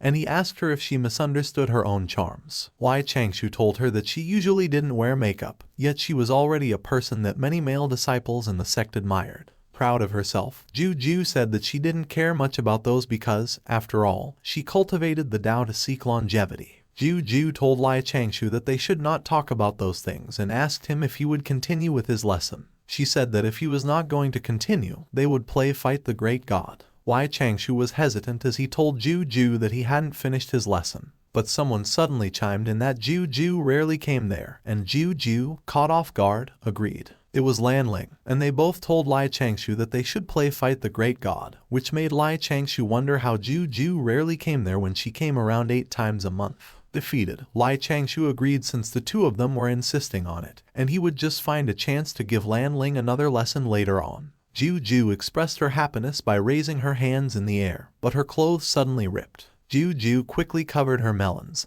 and while blushing, she told them to wait for her as she would go change first. Lan Ling, thinking about a washboard, thought that Lai Changshou was not interested in that. A few moments later, they started to play Fight the Great God. As they continued to play, Juju kept staring at Lai Changshou while she thought about what he said about her being in the top 3 most beautiful. Juju thought that Lai Changshou was so bold that he even dared to say such things out loud. Juju was surprised when Lan Ling yelled at her, telling her that it was her turn while, in her mind, she told her to stop staring at Lai Changshou. Juju panicked because she was not paying attention at all, so at the moment, she didn't know what to play. Noticing her distress, Lai Changshou told Juju that Lan Ling was the great god that round. They were the little gods, and Lan Ling played 12 spirit stones a few moments ago. Juju looked mortified as she told Lai Changshou that she knew that. As the night came, someone was telling Lan Ling to make her move, and they asked her if she could defeat them that day, to which Lan Ling laughed and replied that they should just see. The night passed, and morning came. The hut on the little Kiang Peak was silent now. While Lan Ling and Juju slept on the table, Lai Changshou stepped out of the hut and thought about how those two had been a little extreme because they both fell asleep while playing.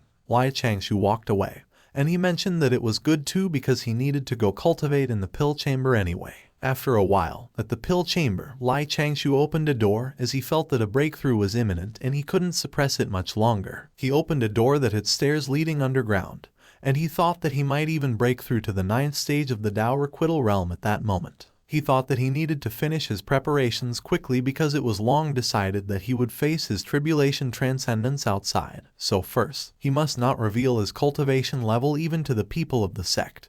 And second, it was better if others didn't witness his heavenly tribulation. Changshou walked down the stairs as he contemplated that if he wanted to successfully slip away from the sect, he would have to invest some effort. Changshou placed his hand over a glowing crystal ball. He sat on a cushion and thought that subsequent to breaking through the 9th stage of Tao requital, he might directly break through again and face the heavenly tribulation. Changshou emitted a tremendous amount of golden aura, and he commenced condensing his Kai into one in between the palms of his hands. He kept his eyes closed and concentrated, thinking that he must make some preparations so he could leave the sect grounds. The next day dawned brightly. Someone woke up Lan Ling, who was still sleeping on the table. It was Ju, and while Lan Ling was still in a daze, she told her that she broke through her bottleneck, so she asked Lan Ling to tell Changshou that she was going into seclusion. Lan Ling was so surprised that Ju was able to break through while sleeping. And as Ju waved goodbye to Lan Ling, she boasted about her awesomeness and reminded her to let Changshou know that she would help him with alchemy once she came out of seclusion. A few moments later, a voice transmission from Changshou calling for Lan Ling startled her, and he told her that he heard everything Ju said. Changshou informed Lan Ling that he would roughly enter seclusion for 3 months, and after that, he might go out and would only return after 3 to 5 years. Lan Ling looked downhearted as she wondered if Changshou was going out to go through his tribulation transcendence, and she thought about how he would only return after 3 to 5 years when he had never left her side for that long ever since she came to the Little Qiang Peak. Changshou asked Lan Ling if she needed any pills, and while pouring tea for herself, Lan Ling told him that there was nothing she needed, so he just had to take good care of himself. Changshou said that he would wake up Kai Yuan before he left and tell him not to enter seclusion in the next few years, so she should remember not to run all around the place and that she had to always remember what he had previously taught her at all times, to not be careless and get bullied, to which Lan Ling responded that she got it and asked him if he couldn't say those reminders after he came out of seclusion. 3 months later, Changshou had already completed all his preparations, and the only thing left was to exit the sect. The Immortal Du sect had strict rules for disciples who had yet to achieve immortality. It was a countermeasure against disciples going outside and getting hurt, dying, or even inviting trouble for the sect, and without permission,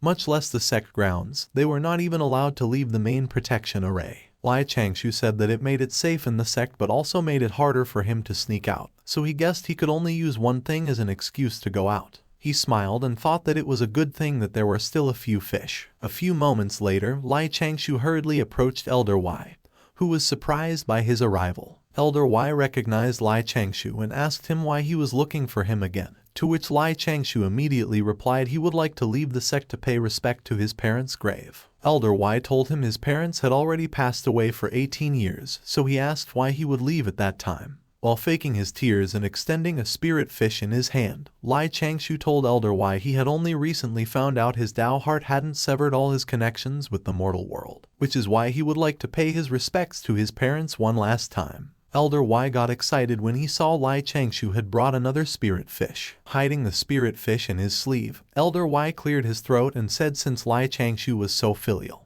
he couldn't deny his request either, plus it was also part of the sect's rules that he was allowed to leave and mourn his parents' deaths. Elder Y told Changshou he was a good seedling for immortal cultivation, so he must remember he couldn't create trouble, go against the sect's rules, or be reluctant to part with the flourishing mortal world and let the mortal world blind his Tao heart. Changshou told Elder Y he had another request, and it was that he wanted to seize the chance to train for a few years on the South Continent. So he asked Elder Y if he could tell the officers they didn't need to bring him to his hometown. Elder Y agreed and told Changshou he might leave, reminding him to be careful, which Changshou thanked him for. Changshou smiled as he thought the first crucial step in his secret transcendence plan was a success. At the gate, Changshou presented his pass, and the immortal on gate duty confirmed with him if he left the mountain. Changshou smiled as he confirmed with the immortal and told him that he went back to pay respects to his parents' graves. The immortal let him pass, reminding him to take care out there and be more alert, which Changshou thanked him for. Changwu faced the mountain range, and he decided that he would go back to his hometown first. A few moments later, using his earth, water, and air escape techniques, Changshou arrived at the location of his parents' graves, given to him by the sect. After cleaning the grave and burning some offerings, Changshou mourned for 7 days while thinking that even though his parents already passed for a long time, as the people who gave birth to him and took care of him as a child, he ultimately still had karma with them.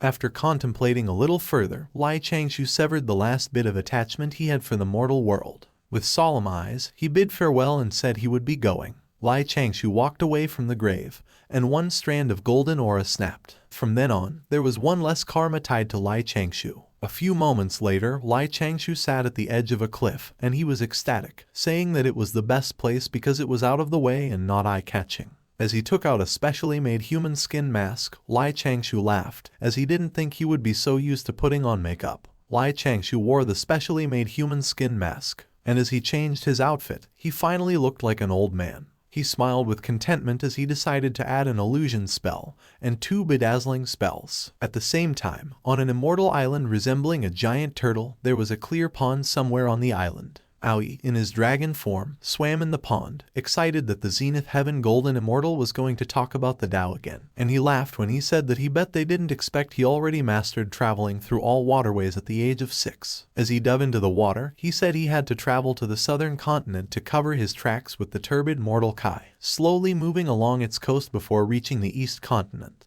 Aoi sped up, and he said that if the immortal Du sect didn't dare to take him in, he would travel to the middle continent to search for a bigger sect that was willing. Aoi popped up to the surface, and he saw a gigantic mountain ahead of him. His eyes glimmered with excitement. On the other hand, in an inconspicuous village on the coastline of the East Ocean and the eastern area of the South Continent, a small hut was built. Inside, an old woman offered some hot water to the Taoist as she thanked him for the talismans because she had been able to fall asleep easier with them, and the Taoist told her that it was just a small matter. The Taoist was Changshou in disguise, and he thought that he could only rely on writing some basic talismans to earn the favor of the locals and hide for a bit first because it would give him an alibi for traveling on the East Sea and prevent others from mistaking him for an evil person. He wondered why there had suddenly been so many powerful cultivators searching the East Sea. Waves crashed on the cliff where a village was situated. Changshou, who had been in disguise as an old man, bid his farewell to the village, saying that he, a humble Taoist, would be taking his leave, blessing everyone with a healthy life. He told them that as long as they humans didn't do immoral things, the heavens would protect them. The villagers thanked Changshou as he gave them talismans, and he thought that giving them those talismans should have been enough to end his karma with them for sheltering him.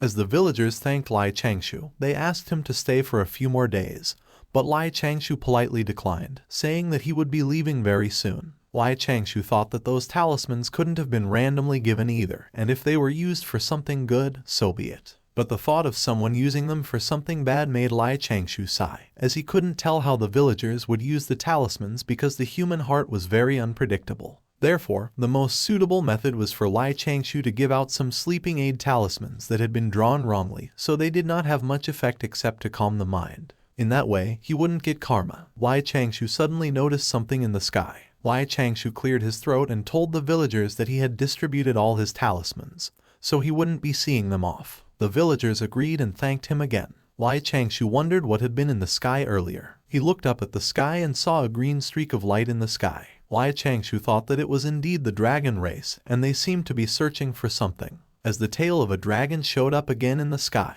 Changshou wondered who or what was capable of instigating so many dragons to search for them. Changshou concentrated and thought that even though he couldn't see the figures of the experts from the dragon race, they didn't even bother hiding their auras, so he could tell where they were coming from without even trying. He transformed into a fish, deciding to forget it because it was none of his business, and he just needed to get out of there. Changshou jumped into the sea. A few moments later, Changshou discovered an island. He grinned as he said that the island seemed like a good place. There was a twinkle in his eyes as he remembered to go closer and investigate the island first. Changshou maintained a distance of 5 kilometers from the island as he circled through it to investigate, but he felt like he was getting a bit too close to it. Suddenly, he discovered a vortex in the area. He followed the vortex and discovered that there was an underwater cave there, so he decided to take a look inside. Changshou entered the cave and transformed back into his human form. Changshou was still wearing his disguise, and as he observed that the cave was pretty narrow and sloped upwards,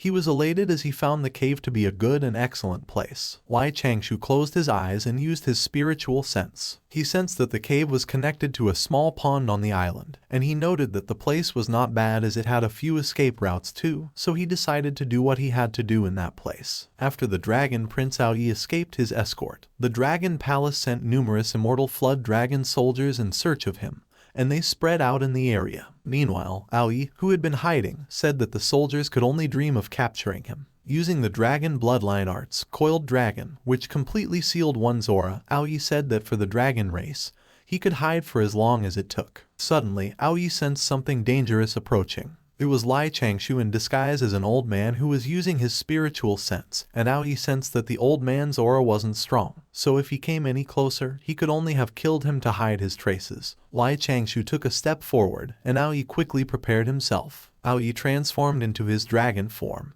and he thought that being kind to the enemy would be hurtful to oneself, so he would finish the old man with one hit. Aoi charged forward. His long dragon body swiftly glided through the narrow cave. A portion of his body hit the cave wall as he made his way through it. As Aoi approached Changshou, he immediately used his move, innate bloodline skill, Devour. Changshou was extremely surprised by Aoi's attack. He quickly summoned 2 bottles in his hand. Changshou tried to run away, but Aoi was determined not to let him leave. Aoi chased after Changshou. Aoi bit Changshou's arm, and he thought that the old man's reaction speed was not bad. Changshou screamed in pain. On the other hand, Aoi winced when he realized that he had been drugged. Aoi loomed over Changshou, and he told him that he couldn't escape. But Aoi's eyes were bleary, and he thought that he had been drugged with a powerful incapacitating agent because he had just swallowed it a few moments ago. But he could already feel the effects. He noticed that the pill bottles he had devoured were still spreading even more incapacitating agents. Suddenly, the hand he had devoured, which was holding the pill bottles, turned into a paper effigy, and Aoi thought that the old fart was so sly. The pills from the bottle continued to leak out, and Aoi thought that the effects of the incapacitating agents were so strong that even with his dragon physique, he felt like he was about to faint. Aoi closed his eyes, and as he used his cleansing core, he thought that he must take the opportunity while the effects of the medicine had not been completely activated. He was determined to kill the old fart, who was Changshou. Aoi glided through the cave. He gritted his teeth as he fought with the effects of the incapacitating agents. Suddenly, Aoi was surprised when he noticed something. Changshou hovered in front of him, and Aoi was surprised that he hadn't tried to escape. While Aoi thought that the arm he had devoured was indeed a fake one and wondered if it had been his real body, Changshou was pouring high-concentration dazed immortal powder into the water. Changshou whispered and called for his man-forming paper cutouts. Multiple copies of Changshou appeared. Changshou continued to pour the high-concentration dazed immortal powder into the water, and Aoi winced and cursed as the medicinal effects were too strong. Aoi summoned sharp crystal shards to attack Changshou's copies. As one of Aoi's sharp crystal shards charged towards one of Changshou's copies, the copy managed to dodge the attack. Other copies of Changshou were also able to dodge Aoi's barrage of sharp crystal shards. Aoi looked around, and he thought that he needed to end the fight quickly because he was starting to lose consciousness. Suddenly, Changshou and his copies formed an array above Aoi. Each of Changshou's copies held a talisman in their hands. They used their move, Talismanic Array, Water Element Earth Shaking Seal. Changshou directed his attack at Aoi. With rage in his eyes, Aoi declared that he would learn the Tao and save the dragon race, so he wouldn't be thwarted there. Aoi crashed into the Talismanic Array. He used his move, Azure Dragon Roar, Seal Crash. The sea seemed calm, but a giant wave appeared out of nowhere. Aoi was still facing Changshou's Talismanic Array. But suddenly, the Talismanic Array broke into pieces. Aoi's consciousness had already left him at that time. He started sinking into the water. Meanwhile, in a small cave 300 meters away from Aoi, Changshou was hiding, and he thought that his paper cutouts had already defeated the little dragon. Seeing Aoi sinking into the water from a distance, Changshou observed that even though the talisman array had been completely spent,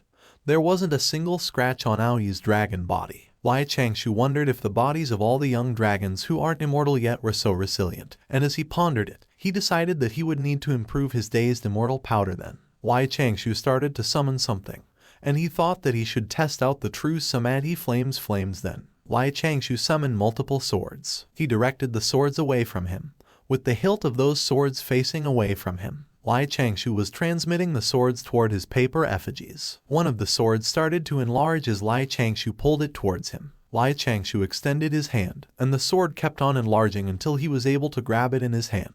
He charged forward, and he thought that the dragon had attacked with killing intent earlier, so killing the dragon could also be considered just an end to that karma. Lai Changshou thought that he should end the karma at that moment, retreat to the South Ocean for his tribulation transcendence, and return to the mountains. With his paper effigies also wielding swords, they charged towards the unconscious Aoi, who was still sinking into the water. Lai Changshou used his move, True Samadhi Flames. Aoi was still unconscious and continued to sink. Lai Changshou used his move, 6-point sword array, and directed it towards Aoi. Lai Changshou let out a battle cry to signal the attack. Lai Changshou and his paper effigies directed their attacks toward Aoi. Lai Changshou's attack was getting closer, but Aoi was still unconscious. As Lai Changshou's attack made contact with Aoi, a bright purple light shone through and filled the area. A purple triangular badge seemed to be blocking Lai Changshou's sword attack. Lai Changshou recognized that it was a dragon race secret technique, and he was surprised that the dragon in front of him was actually a member of royalty, which led him to figure out that it turns out he was the person the dragon race experts were searching for. Lai Changshou sighed deeply and said that according to the rules of the dragon race, if he saw the purple scale flashing and stopped,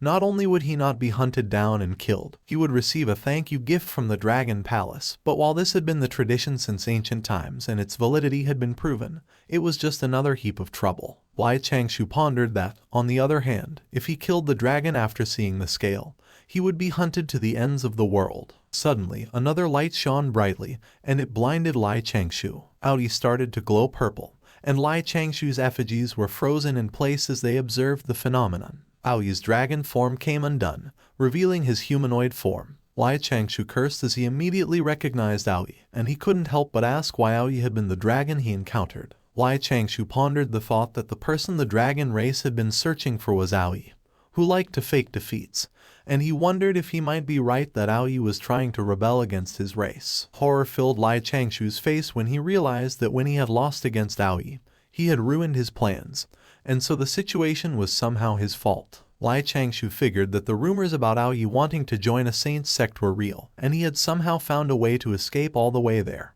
But everything had been too much of a coincidence. Lai Changshou was analyzing that, based on the location of the palace, Aoi's trajectory should have been going towards the east or south of the continent. Lai Changshou's eyes widened when the sudden realization hit him. He was astounded and couldn't believe that Aoi had planned on heading to the Immortal Du sect. Lai Changshou said that if Aoi reached the Immortal Du sect, the sect would most likely first placate Aoi and find the Dragon Palace to ask about the matter, but it might end up making quite a mess. Lai Changshou was still in denial, but he said that the Immortal Du sect was still his sect, so he was worried that the unpredictable prince of the dragon race would really show up. Lai Changshou figured that the entire place of the Immortal Du sect would be thrown into a mess, and just thinking of the possibility made his head hurt. He said that he was currently at a huge loss because he had already used up so much of his precious powder, but couldn't even get anything in return.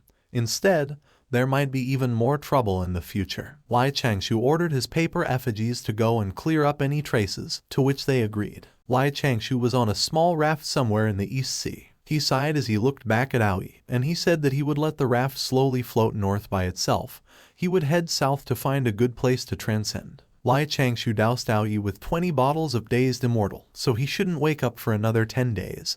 He also thoroughly washed Aoi's entire body dozens of times, so that no more than half of his aura outside of himself remained, and in the far future, that event would be known as dragon washing. 4 hours ago, a bucket of water was splashed on Aoi's face. With an evil look in their eyes, Lai Changshou and his effigies thought that Aoi should allow them to properly cleanse him of any traces. Lai Changshou was using an ultra-strength soap. It could get rid of all filth and any kind of smell from any surface, and an ultra-iron brush, it could scrape any substance off any surface. While Aoi was asleep, Lai Changshou soaked both his insides and outsides with soap and thoroughly scraped all traces of him. He tenderized the unconscious Aoi to get rid of any residual Kai. Aoi remained unconscious as Lai Changshou continued to tenderize his body. Lai Changshou remembered that there was still the arm that had been swallowed, and he still had to extract it. He grabbed Aoi's chin, and he instructed him to open wide. Without any hesitation, Lai Changshou shoved his hand into Aoi's mouth. The sound of Aoi's muffled groans could be heard, and 3 days later, the dragon race found the unconscious prince. Back at the Dragon Palace, Aoi's maidservant observed that Aoi had been weird ever since he came back,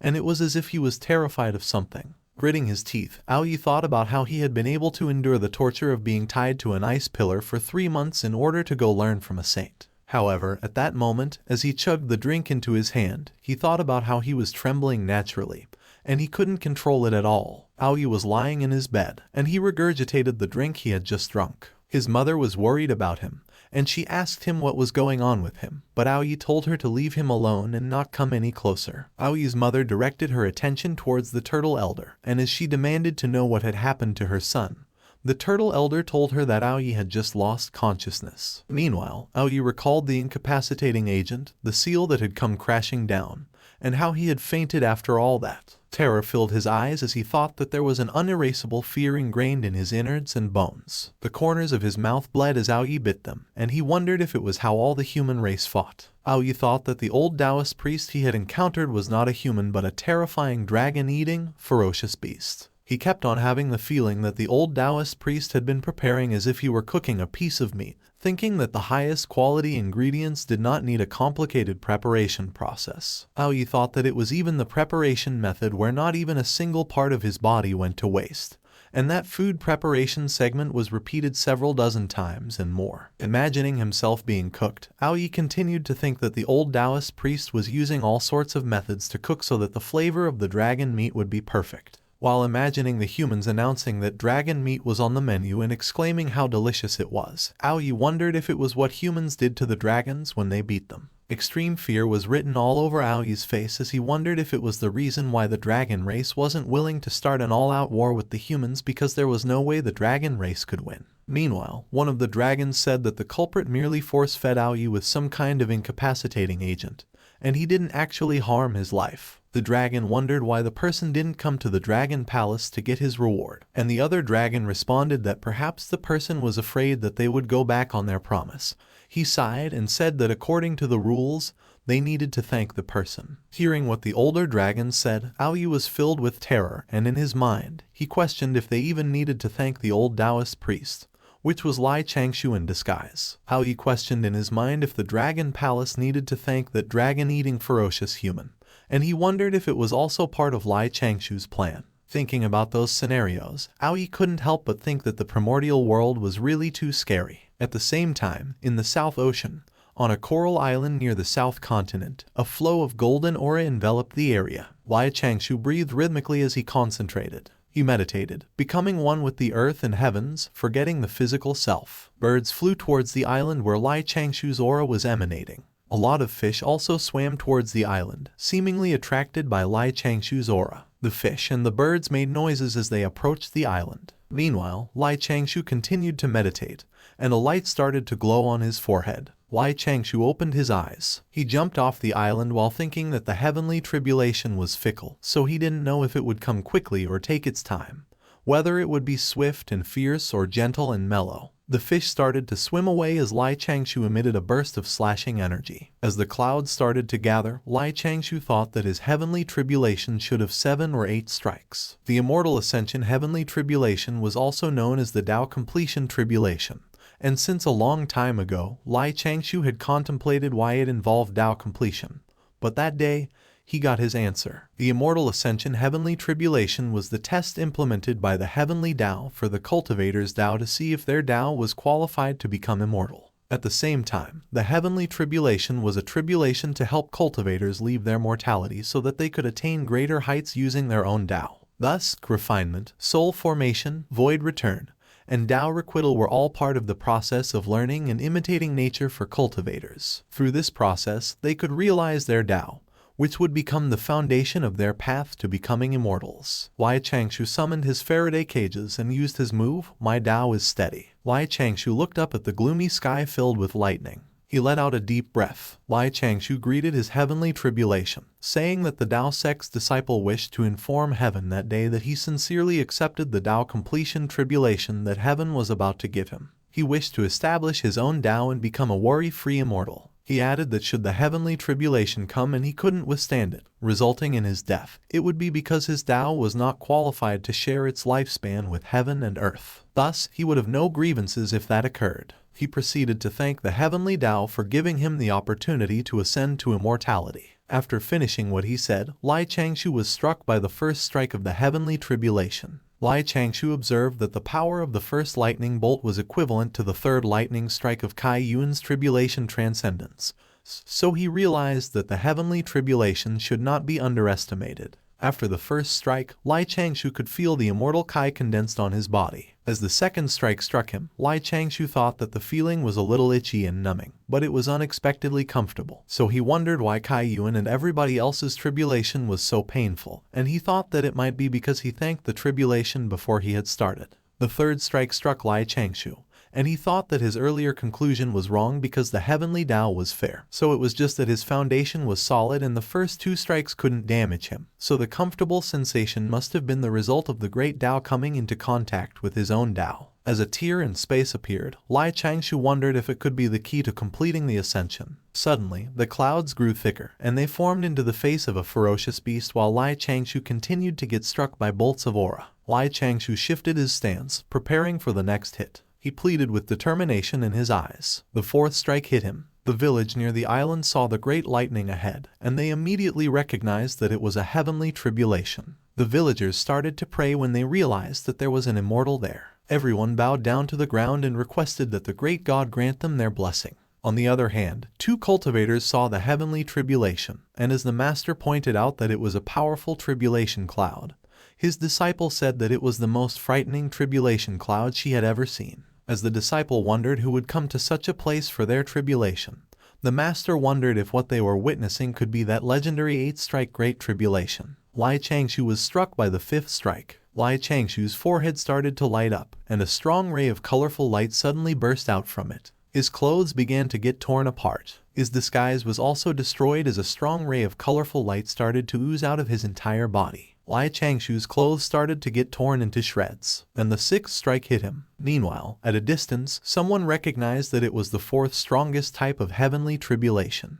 It was the master cultivator, and he recognized that it was the 32 beasts, 8 extremes, 8 desolate immortal tribulation. Suddenly, his disciple noticed his expression and asked him what was wrong, but he told her that it was nothing. But the disciple didn't buy what he said. And while copying the expression he had earlier, she told him that he was making such a serious face a while ago, just like that. The master sighed, and he said that a cultivating genius was about to meet their demise because of their heavenly tribulation. The master said that that kind of heavenly tribulation was impossible to survive. He patted his disciple's head and told her that sometimes it was not a good thing to be too talented either. The master reminded his disciple, Han Zhai, that with a superior class immortal cultivation aptitude like hers, he would also need to be extra meticulous when dealing with the heavenly tribulation she would be facing. And she agreed with a bright smile on her face. Meanwhile, Changshou was already hit by the seventh strike, and he thought that his heavenly tribulation was unexpectedly weak. Changshou was extremely puzzled and wondered if the heavens miscalculated. Dissatisfaction filled his face as he thought that his heavenly tribulation was a little too gentle. But after a while, Changshou calmed and steadied himself because there was still the eighth strike. He closed his eyes and thought that all the hardships he endured, all his constant effort, struggle, and sleepless nights, all of it would finally pay off there. Changshou thought about how he had suppressed his cultivation repeatedly, bitterly cultivating step by step for 100 years, and thanks to that, his Tao body was like a dharmic treasure.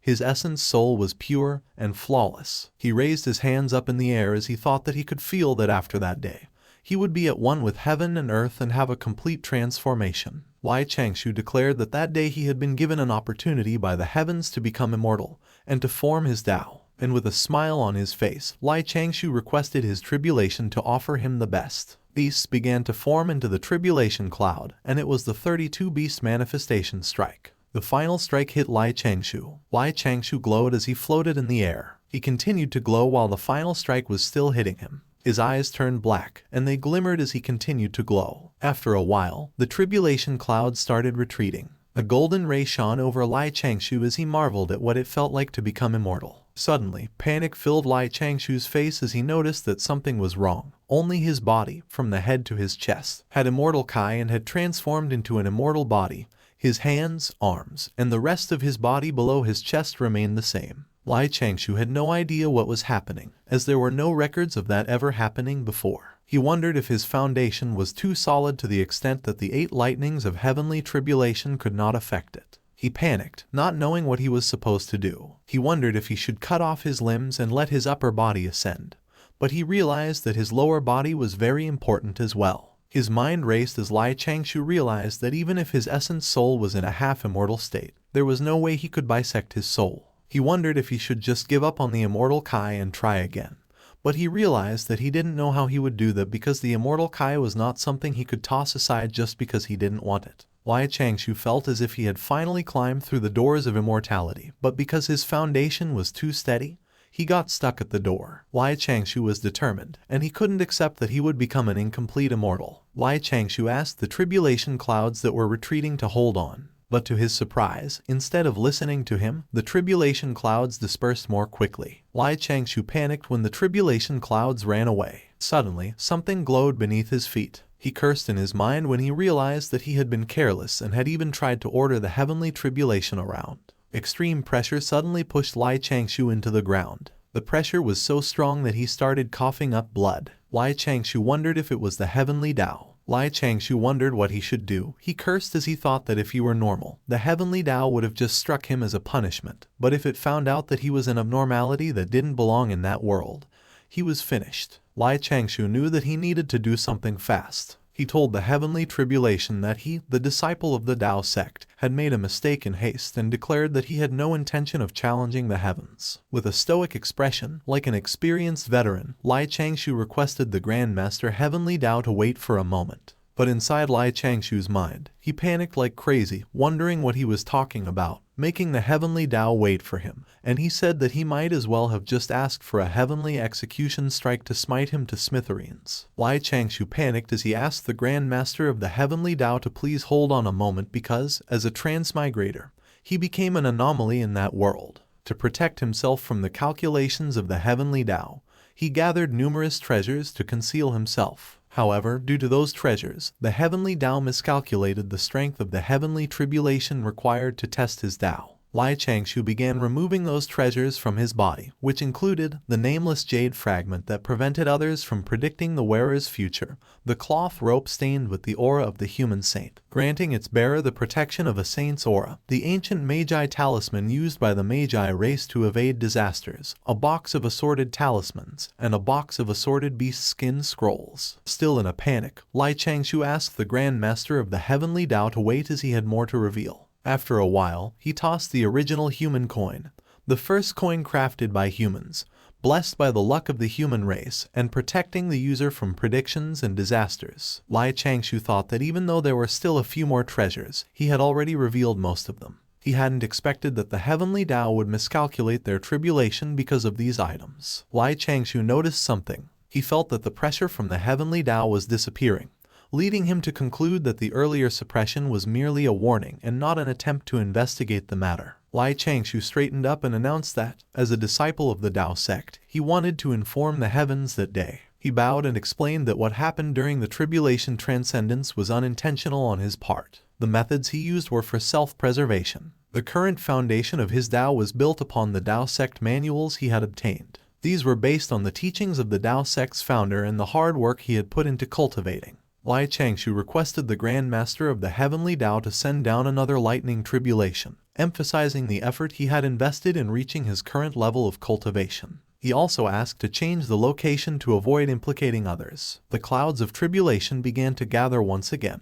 Changshou felt nervous, thinking that this would likely be the first time someone had to endure 2 heavenly tribulations. However, he smiled, knowing he had prepared a few backup locations for such a situation. As he dived into the water, he thought that a rabbit's den always has more than one hole, so he went off to the next location. Changshou swam quickly underwater. He gasped as he emerged from the surface. He froze in place as he saw something in the sky, and he was in awe. There appeared a manifestation of the celestial maiden. The manifestation of the Jade Emperor appeared. The heavenly gates appeared, and lastly, there were dragons and phoenixes. The tribulation cloud grew thicker, and it started producing lightning. Changshou was still in the water when he noticed that the strikes were coming towards him. The strikes gathered together into a single area, creating a strong and powerful wave. Changshou started to sweat, and he said that he might have miscalculated. Lai Changshou had a hard time, and he said that the heavenly Tao really expected a lot from him because it actually sent down something like that. Lai Changshou swam away in a panic as the powerful wave chased behind him, and he told it to wait and let him complete his preparations. Meanwhile, the master cultivator from earlier saw that there was another tribulation, and as he wondered if someone else ascended to immortality that day, Han Jai asked him why they weren't leaving. Suddenly, Han Jai noticed the tribulation, and she was so surprised that she asked what kind of heavenly tribulation that was. The master was shocked as he saw that there was a heaven palace above, a dragon and phoenix in the middle, and godfiends below. He speculated that it could be the 9th heaven godfiend tribulation, which was ranked 2nd place, and he wondered what was up with the South Ocean that day, asking if those cultivation geniuses met up to transcend their tribulations. As dark clouds covered 1,000 miles and lightning strikes slowly pooled to form a giant bolt, Lai Changshou stood on a rock and declared his preparations were complete. Lai Changshou wore a Taoist robe. He also carried a wooden sword and a carving knife in each of his hands. As Lai Changshou shifted into a fighting stance, he also surrounded himself with lightning redirection talismans. Determination filled his eyes as he called upon and requested the heavenly Tao. The giant bolt struck the ground, causing the rocks to break into smaller pieces. Lai Changshou used the wooden sword to protect himself from one of the strikes, and the wooden sword broke into pieces. As he threw the broken sword behind him, he summoned his Faraday cages, and with his carving knife, he used his move, Ancient Scriptures, the Farmer God's Wisdom. As the lightning struck the Faraday cages, Lai Changshou finished writing the spell in front of him with the carving knife, and he thanked the heavenly Tao for giving him an opportunity to ascend. Lai Changshou coughed up blood. He winced in pain as he wiped the blood from the corners of his mouth, and he questioned if it was the real heavenly tribulation because it was strong. Lai Changshou jumped off the ground. With eyes full of determination, Lai Changshou charged at the heavenly tribulation, intending to dive straight into the eye of the storm. On the other hand, Han Jai asked her master why they stopped again, and her master told her that something was off. Worry filled her master's face as he said that the heavenly might had not disappeared at all, so there was something else other than the heavenly tribulation. Han Jai suggested that they just go over to take a look, but her master told her that there was no rush because, in theory, the person under the heavenly tribulation would not survive. A few moments later, as the 2nd heavenly tribulation's 8th strike occurred, Han Jai's master could not believe that the person ascending was still able to hold on. Her master told Han Jai that they should head over to have a look. Meanwhile, amidst the sea of black clouds, a gigantic ball of purple lightning slowly descended, dyeing the world a bright purple color. Its intensity was comparable to a second sun in the sky, and as it descended, it parted the ocean far below it, creating gigantic waves. Han Jai was in awe at how incredible it was. Suddenly, the wind got stronger, and Han Jai winced as it affected her. Han Jai's master came over to protect her and told her that the person survived the heavenly tribulation, and what she was experiencing was the spiritual energy rushing to form his immortal body. Excitement filled her master's eyes as he told Han Jai that they should go because, looking at the amount of spiritual energy, the person must be a reincarnation of some mighty figure, and they would directly ascend to become a heaven immortal. Her master told her that they should quickly head over and befriend Lai Changshou because if they convinced him to join their sect, it would be wonderful. But suddenly, another strike came into the ground. Han Jai's master was so surprised that he cursed in his mind, wondering why there was a heavenly execution strike hidden in the tribulation, and he thought that it was too much. Han Jai's master wondered what had happened with him. When he had just said that the person wouldn't survive, they did, and when he said that they succeeded, they got struck down by a punishment bolt. Han Jai was surprised at what she had seen, and she asked her master what that purple-white lightning bolt had been earlier. Her master told her that it was a heavenly punishment, a true heavenly execution, a bold strike. He said that the heavenly Tao had felt that Lai Changshou was an abnormality, so even if he passed the tribulation, the heavens would not allow him to exist. And as he was about to declare that Lai Changshou was dead for sure, Han Jai interrupted him midway. Han Jai placed her hand over her master's mouth and suggested that they should just go take a look instead. The final strike started to dissipate, leaving a hole in the ocean. Meanwhile, Lai Changshou was basking in the surge of spiritual energy that had resulted from his tribulation. A golden light shone from the 9th heaven and enveloped him.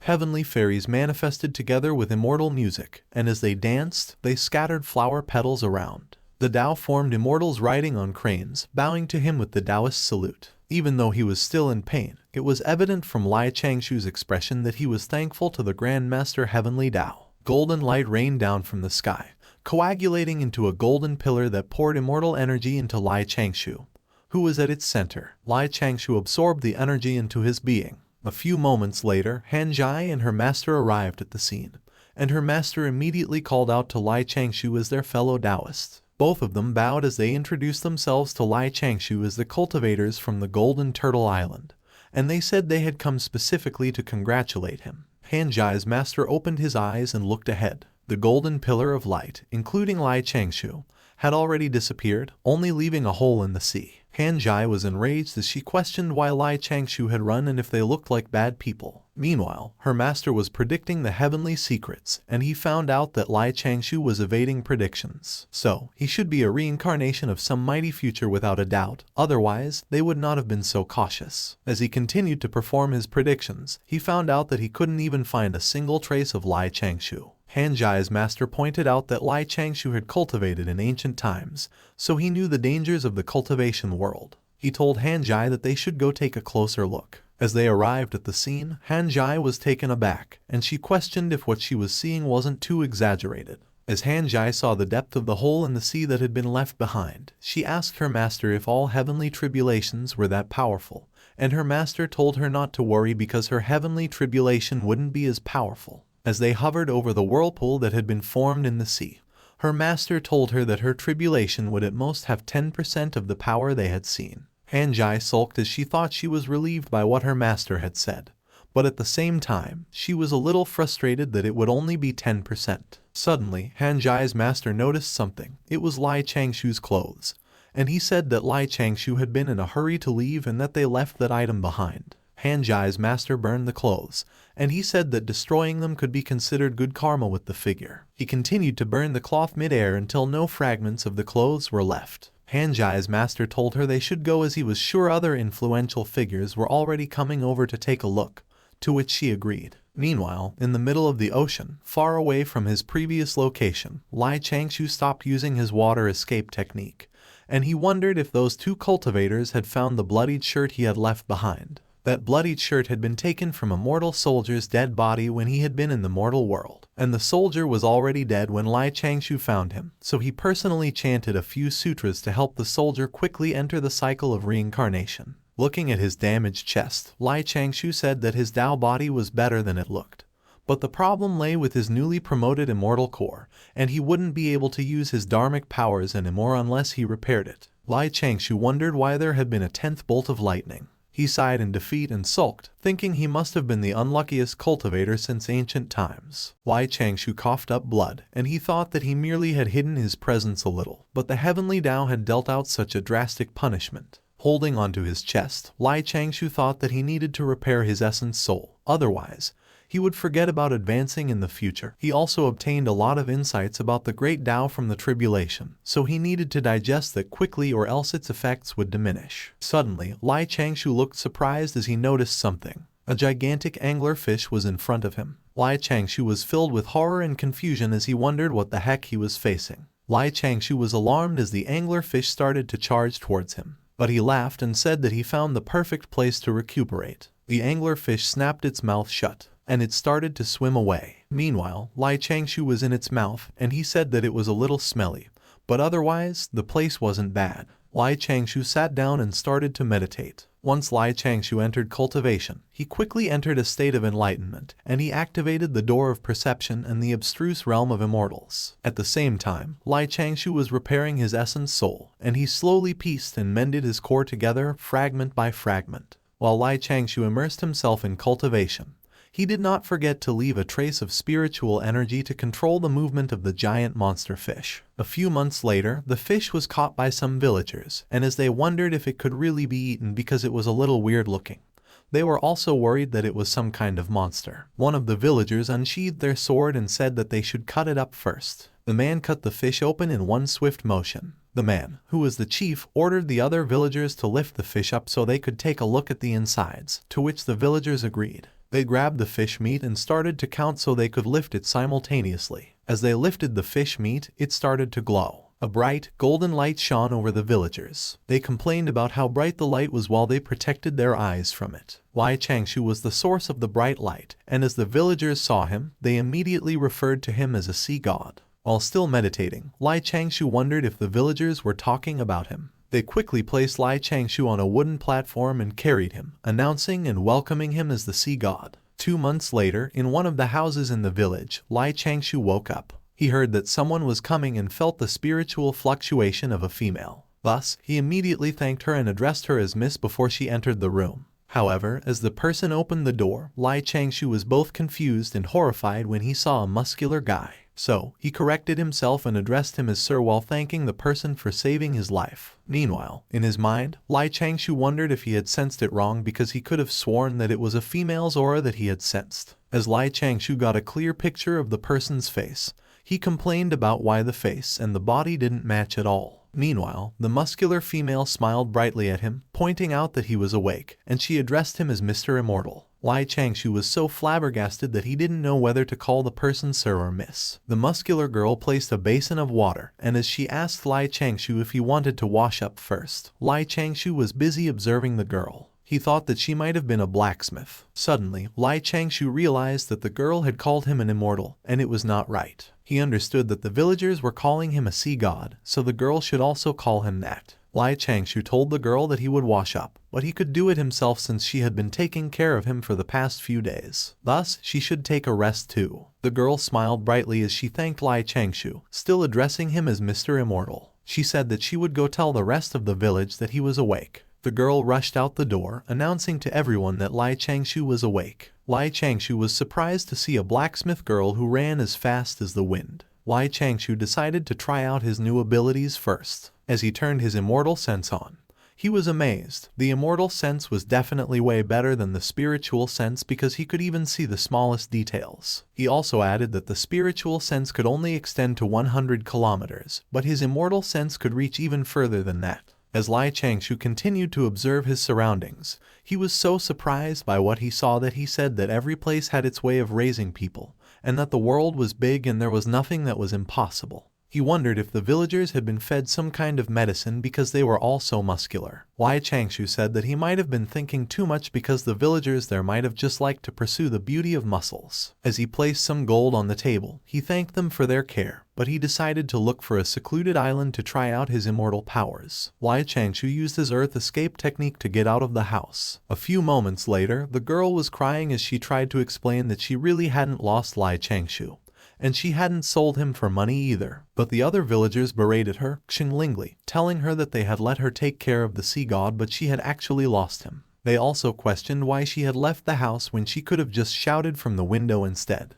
They even corrected her that Lai Changshu was a sea god and not an immortal, telling her to grow up and stop believing in those fairy tales her old man had told her. As the villagers panicked to quickly bring the money to the chief's house in fear that they might anger the sea god, someone applied their aura to a tree. It was Lai Changshu who used the wood escape technique while he thought that Xinglingli's name, which meant bear, was fitting. He observed that the village was a little strange as there were over 1,000 villagers, but they relied on fishing and hunting to find food. He thought that almost everyone there was immortal, yet even a little girl like Xinglingli could have that kind of physique. Lai Changshu thought that when things were out of the ordinary, there must either be demons or a treasure behind them, so he decided to investigate more after finding a place to hide first. Meanwhile, at the border of the South Ocean and the East Ocean, the corner of the island resembled a large turtle. A man talked, and he convinced his fellow Taoists that he was speaking the truth, that on his way into the island, he came across a man who survived the 9 heavens godfiend tribulation and how he said that he couldn't, but the man did.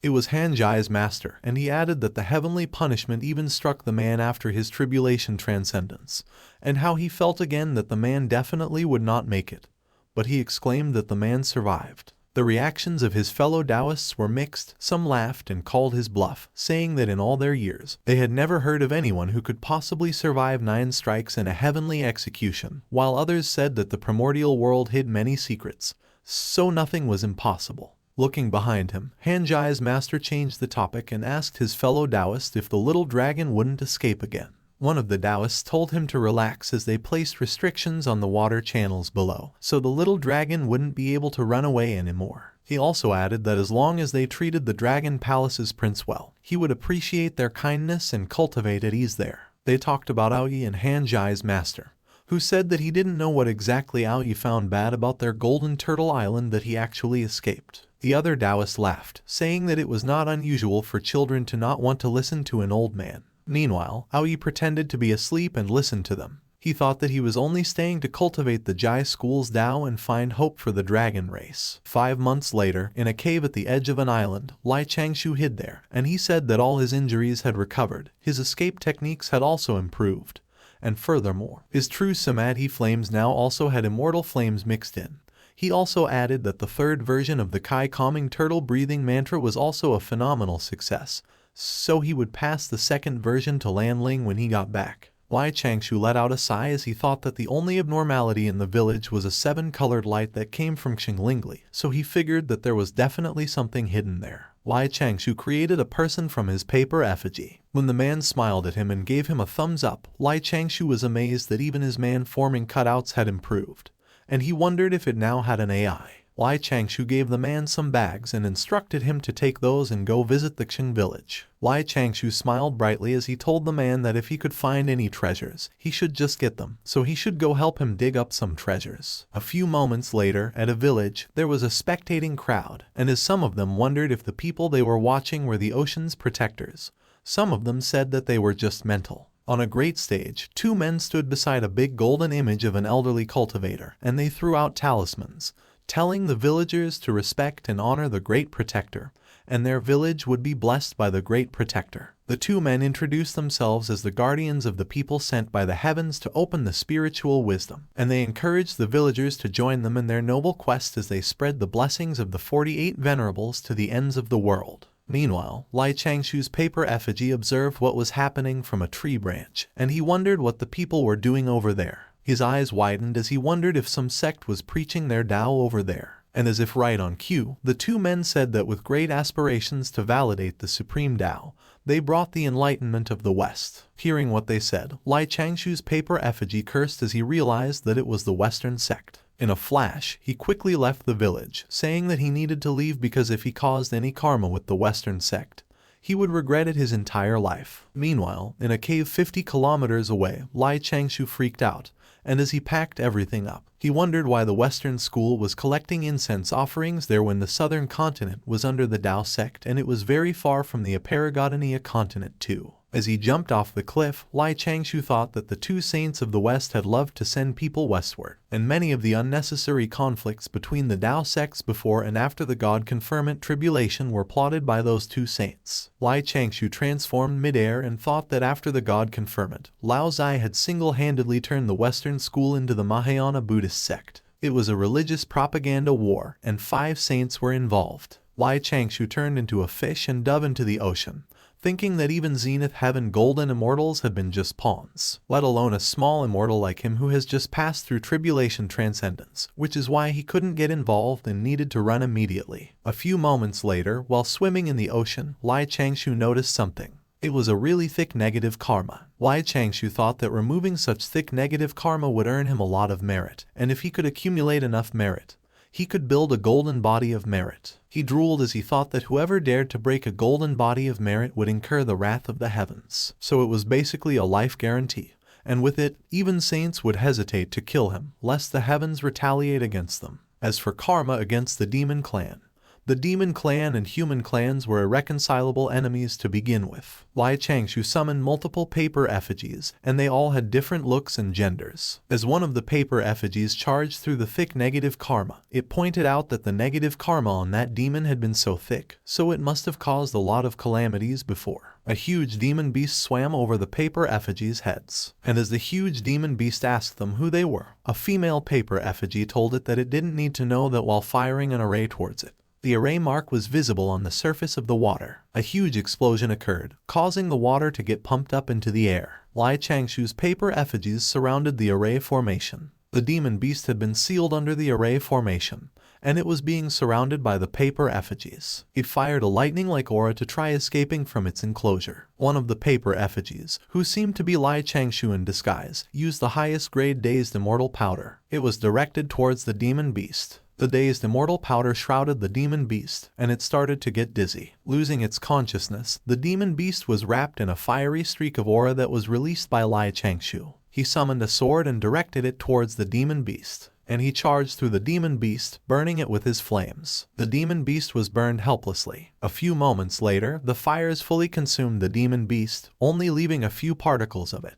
Changshou used the Salvation Sutra, Rebirth Mantra, and Reincarnation Blessing spell. A bright green orb was produced. As he observed the green orb in the palm of his hand, Changshou said that the new and improved true samadhi flames were fierce, completely burning the demon's corpse in less than 10 minutes. But it was too eye-catching, and if someone asked him how his true samadhi flames had gotten so strong, he wouldn't be able to give a good answer. He closed his eyes and said that the next thing he would do was check the remnant memories. Screams for help could be heard as the demon beast wreaked havoc in a village. Villagers lay on the ground, asking for help, while some of them ran away. The demon beast showed no mercy as it fired water from its mouth towards the villagers. And as he looked at it, Changshou pointed out that it was vicious. He proudly smiled and announced that he was just doing a good deed. With the orb of the demon beast in his hand, Changshou wondered if, by continuing to earn merit like that, he could accumulate enough to form the golden body of merit. He began to calculate and did the math. A few moments later,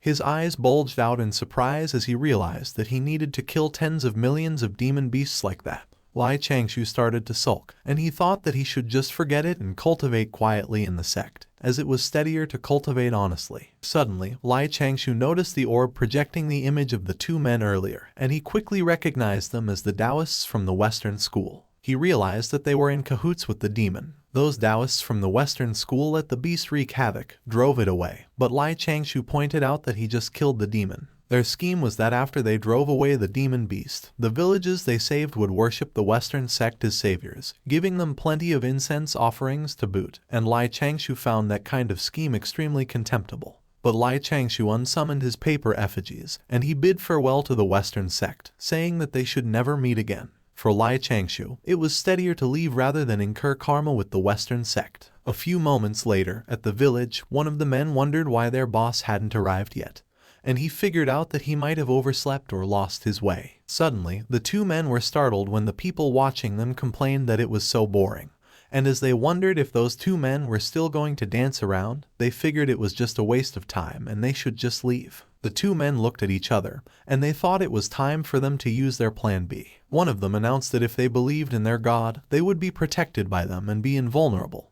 He said they would need a volunteer to demonstrate it to his companion, Wang Kai. The muscular men got excited, as they liked demonstrations. Wang Kai and his companion were horrified at what they saw, and as his companion wondered what those people ate to grow that muscular, Wang Kai wondered if he would get smacked to death. Suddenly, Xinglingli popped out from behind the menacing men. Wang Kai's companion quickly pointed at her, asking her to give the demonstration a try, to which she reluctantly agreed. Xinglingli excused herself, walked past the men, and as her muscular body was revealed, Wang Kai's companion's eyes popped out of their sockets. Xinglingli confirmed with Wang Kai if he was sure that she could hit him, and he reluctantly said yes. Terror was evident in Wang Kai's eyes as Xinglingli prepared her fist. Blood spurted out of his nose, and Wang Kai was thrown up in the air as Xinglingli punched him, and everyone was amazed, including Xinglingli. Xinglingli's punch was so strong that its force passed through the roof of their stage and soared through the sky. Wang Kai trembled while hanging on the roof, and his companion was extremely horrified at what he saw.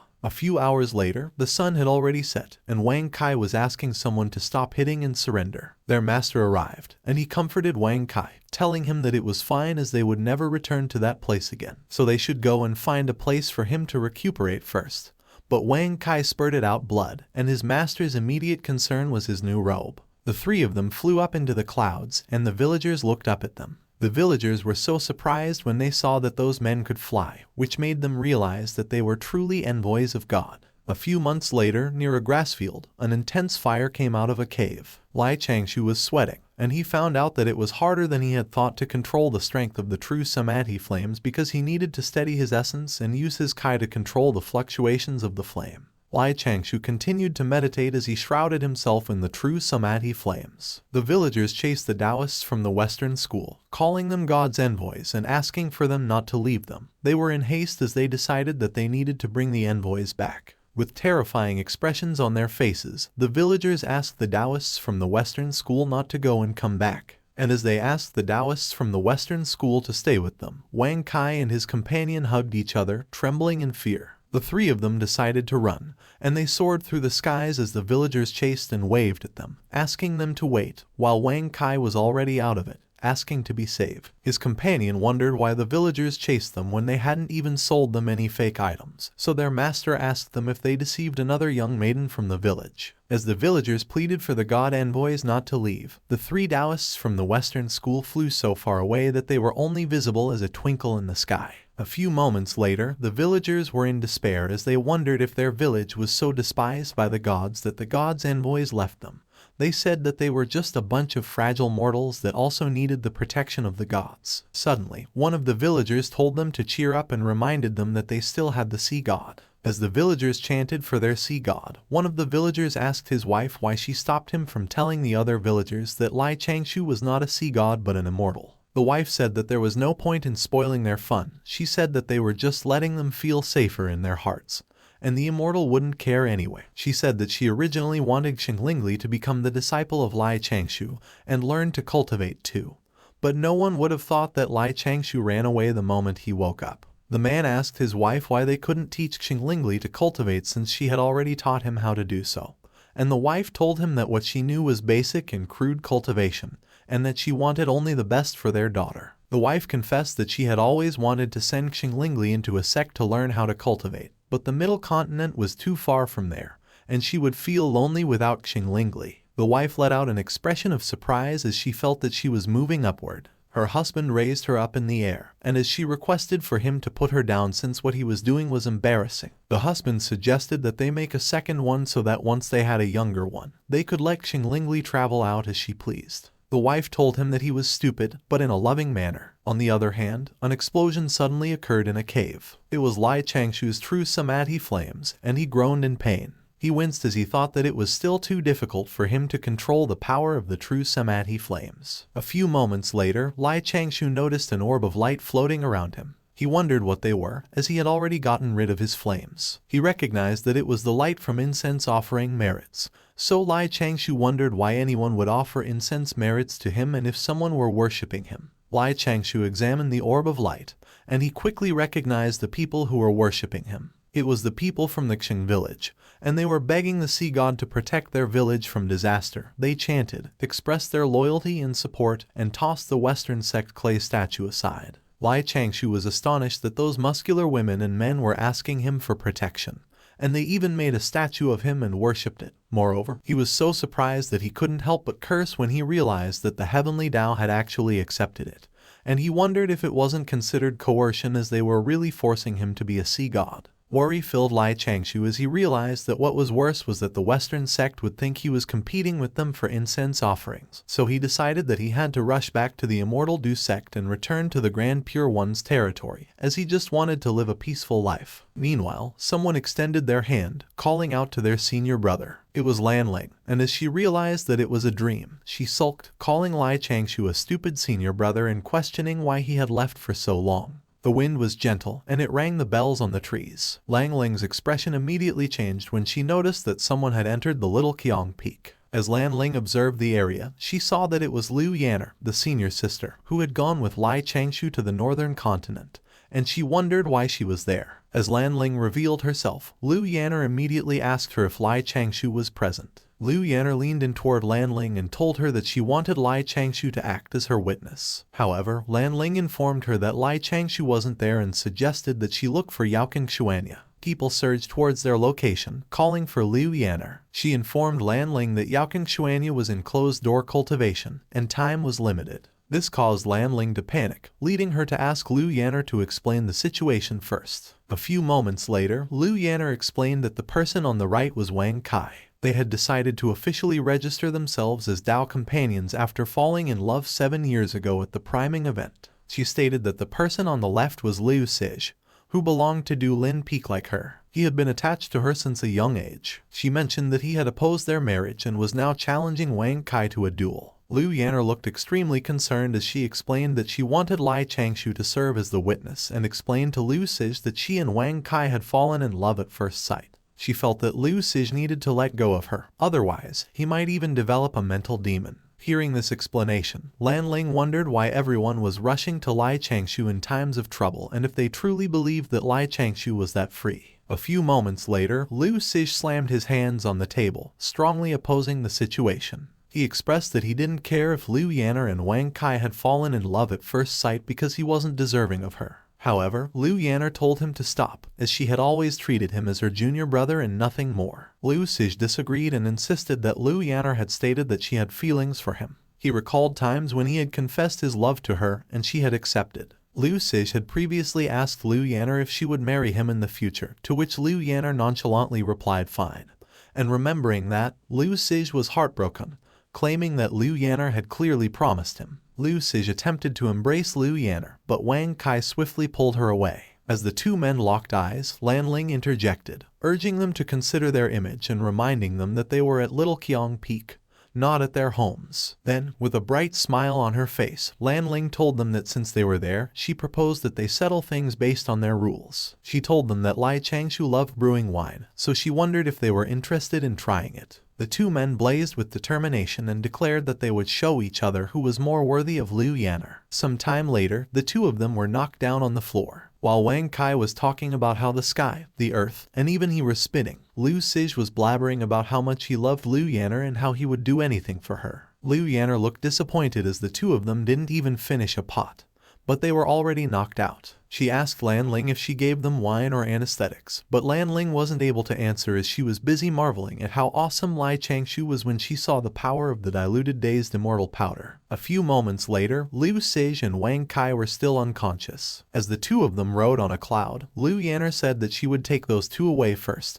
and that she would come to visit Lai Changshou another time. Liu Yanner's head was already aching, thinking about how those two men would start fighting again once they woke up. Liu Yanner was surprised when Lan Ling suddenly told her that she might have a way to help her. Lan Ling told her that she could pretend to be pregnant with Wang Kai's child, but of course, she should also tell Wang Kai about the plan and find someone to act as a witness. Lan Ling was already brewing an image in her mind about how Liu Yanner would tell Wang Kai that he had been rough the other night, so she might already be pregnant in front of Liu Sij, who would run away crying, expressing his hate for Liu Yanner. Liu Yanner grabbed Lan Ling's hand and said that that was it. Lan Ling felt awkward as Liu Yanner leaned towards her and thanked her for her great idea. Lan Ling sulked as she thought that Lai Changshou was leaving such troublesome matters to her, so she would bite him again when he came back. She thought, what was wrong with bringing her to sever ties with the mortal world? She would even kowtow in front of his parents' grave with him. She decided that in the future, when she visited her parents, she would drag him to kowtow with her, even if he didn't want to. Meanwhile, Lai Changshou, who was meditating, suddenly sneezed. Lai Changshou wondered if those muscleheads were worshipping him as the sea god again.